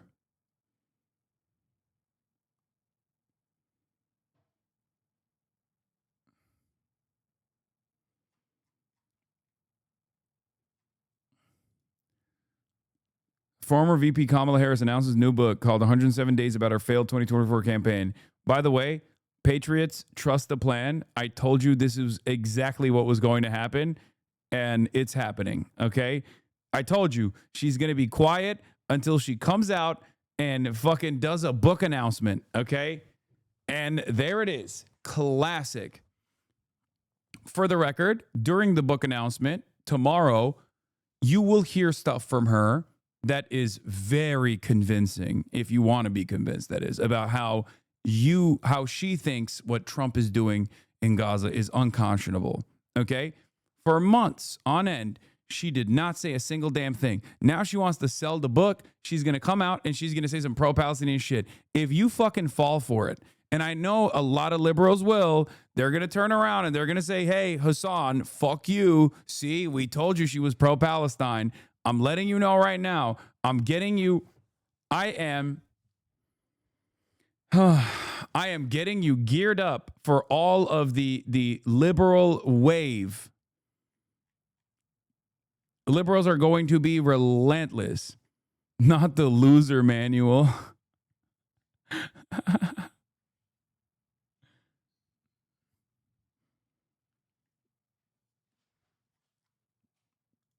Anyway, very excited to see what this Just girl over boss a year has to ago, say. I launched my campaign for President of the United States. 107 days, traveling the country, fighting for our future. The shortest presidential campaign in modern history. It was intense, high stakes, and deeply personal for me and for so many of you. Since leaving office, I've spent a lot of time reflecting on those days. Talking with my team, my family, my friends, and pulling my thoughts together. In essence, writing a journal that is this book, 107 Days. With candor and reflection, I've written a behind-the-scenes account of that journey. I believe there's value in sharing what I saw, what I learned, and what I know it will take to move forward. In writing this book, one truth kept coming back to me. Sometimes the fight takes a while, but I remain full of hope, and I remain clear-eyed. I will never stop fighting to make our country reflect the very best of its ideals, always on behalf of the people. So thank you for being in this fight with me. I am forever grateful, and I cannot wait for you to read this, and I'll see you out there. I'm telling you right now, okay? I'm telling you, here's my lock. Can't wait for Kamala, who has been noticeably absent from the convo on Israel's genocide, to say something subtly pro-Palestinian for all the blue MAGA folks to immediately scream at the left for being right. Blue and On is going to go crazy tomorrow. Step 1, go on the Stephen Colbert show. Step 2, say something subtly. Say something like a little bit pro-Palestinian, more so than usual, more so than you ever said. But then you also still obviously talk about how Hamas is responsible and Hamas is the reason why, there's some problems with aid distribution. Or, she'll say something like Hamas can just end this by releasing the hostages, something like that. And then every single liberal is going to be like, this is crazy. This is, Kamala Harris has once again did it. She girl bossed it. She actually fucking was pro-Palestinian all along. And you guys didn't want her to win because you're racist or something. She can't talk. She can't do an interview. Nobody knew who Kamala was. Nobody knew her last name, Harris. I thought she was a terrible candidate. Look, don't forget, she didn't really get the nomination. I mean, that whole nomination was strange. Talking about presidential physical. I can't stand the 5. I hate them. If this is true, Hasanabi a Fed? No. I mean, I've been locking this from the jump. Abundance failed to win over the Atlanta aunties. Do you think this will work, bringing that liberal core base? I don't know. I think there's a lot of love for some of the most loyal blue and on Fedayeen. So I think maybe. I think they'll be annoying. People will yell at them, and then they'll say, oh, you're racist, and there'll be more infighting.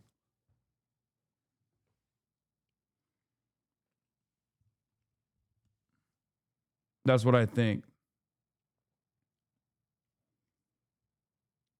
I think you're too harsh on liberals. We'll see.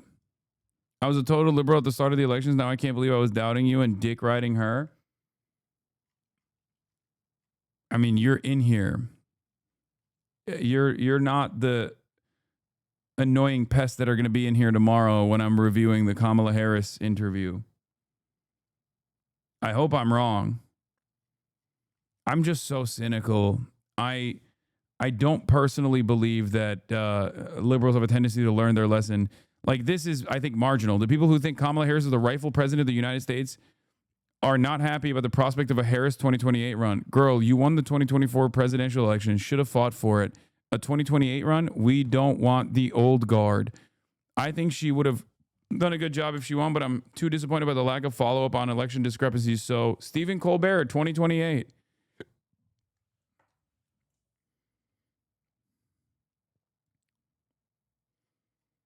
Yeah, you'll see. Dude, I think the broader liberal audience, when I look at those like approval polls and shit, I see a lot of craziness. Liberals still have like Kamala Harris as one of the top contenders for 2028. I'm mixed about it because racism and sexism does play a huge part in why people don't like Kamala, but I see your point because co-signing genocide is wild.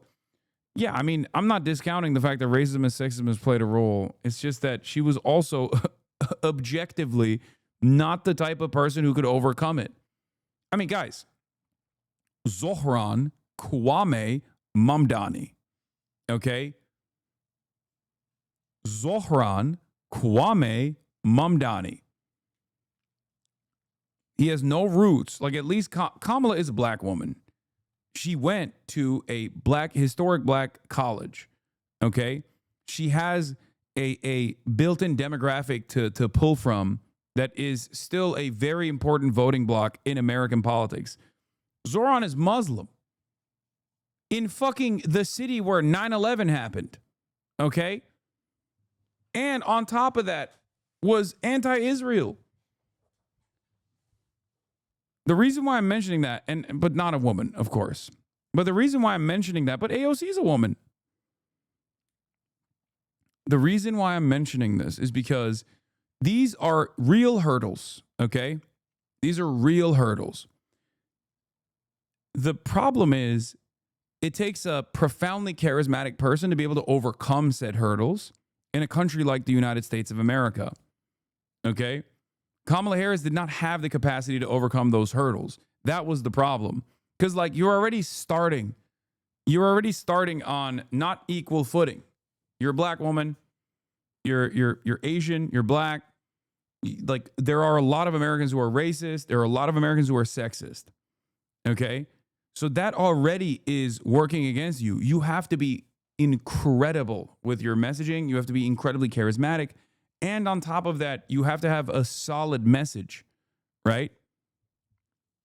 Another example I always used with Kamala Harris was Claudia Sheinbaum. Claudia Sheinbaum is Jewish and a woman in Mexico, okay? They're doing femicides over there. It's not like Mexico's more woke than the United States of fucking America. I mean, neither country is great when it comes to women's rights, but come on, right? And Claudia Sheinbaum, on top of that, is Jewish in a profoundly Christian country, okay? Overwhelmingly Christian country. And she had incredible popularity. The reason why I'm bringing this up is because she was following through on already pre-existing policies on a campaign from AMLO and the Moreno regime that was already incredibly powerful, incredibly popular. And she said she was only going to expand on the already expanding welfare state. I think you're underestimating white people. No, I'm not. My point is, I recognize that America is incredibly misogynistic and also incredibly anti-black. It's incredibly misogynistic and it's incredibly anti-black, 100%. So you have to fight extra hard. You have to overcome all of those issues if you want to win in spite of those qualities.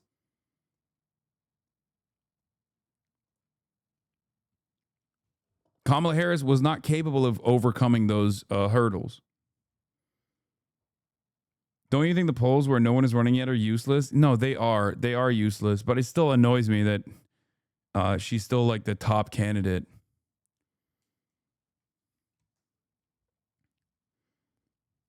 Not only that, but the former administration that she was a part of was dead weight that she refused to fucking cut off. It was crazy. It was a spectacular L. It was an L fest, L after L. She went to the right on issues. She refused to acknowledge one of the most consequential foreign policy decisions that was ongoing, Israel's genocide and America's continuation of Israel's genocide.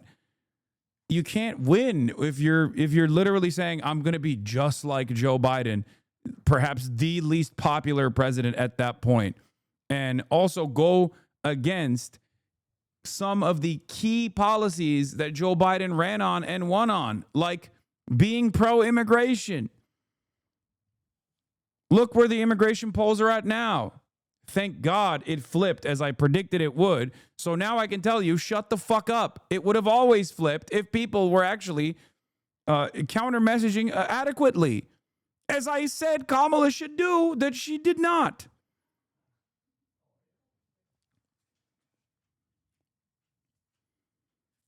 That's it. Anyway, we'll get to that more tomorrow. I'm gonna do the podcast now. Austin's here. Want to come say hi, Austin? Bro, she didn't listen to you? Yeah, she said, I'm speaking instead of that. I had so many things to say about that book. All right, wait, here, let's hear it, because we're just talking about it right now. Hold on. About the book? You're covering the book? A little bit. Here, pull up the chair from over there. Oh my God. Hi, Kaya. No, I was going to say, first of all, hello, good afternoon. No, what I'm saying is I saw the book come out this morning, and first of all, and then she drops this TikTok.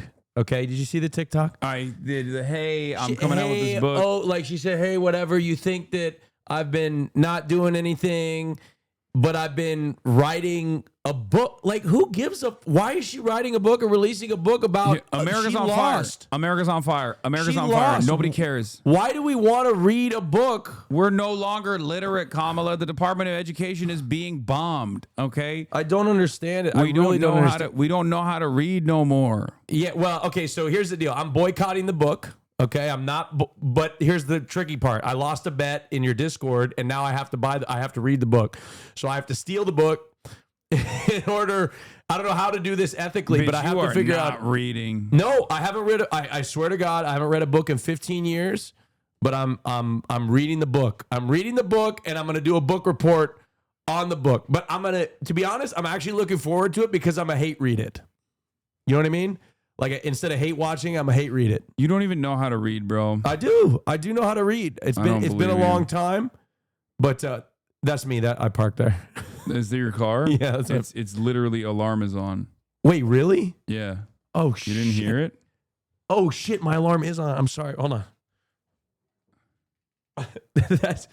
That's crazy. I'm so sorry. Wait, did somebody hit it or something? Is it off now? No. Hold on. I'm sorry. This range is not working.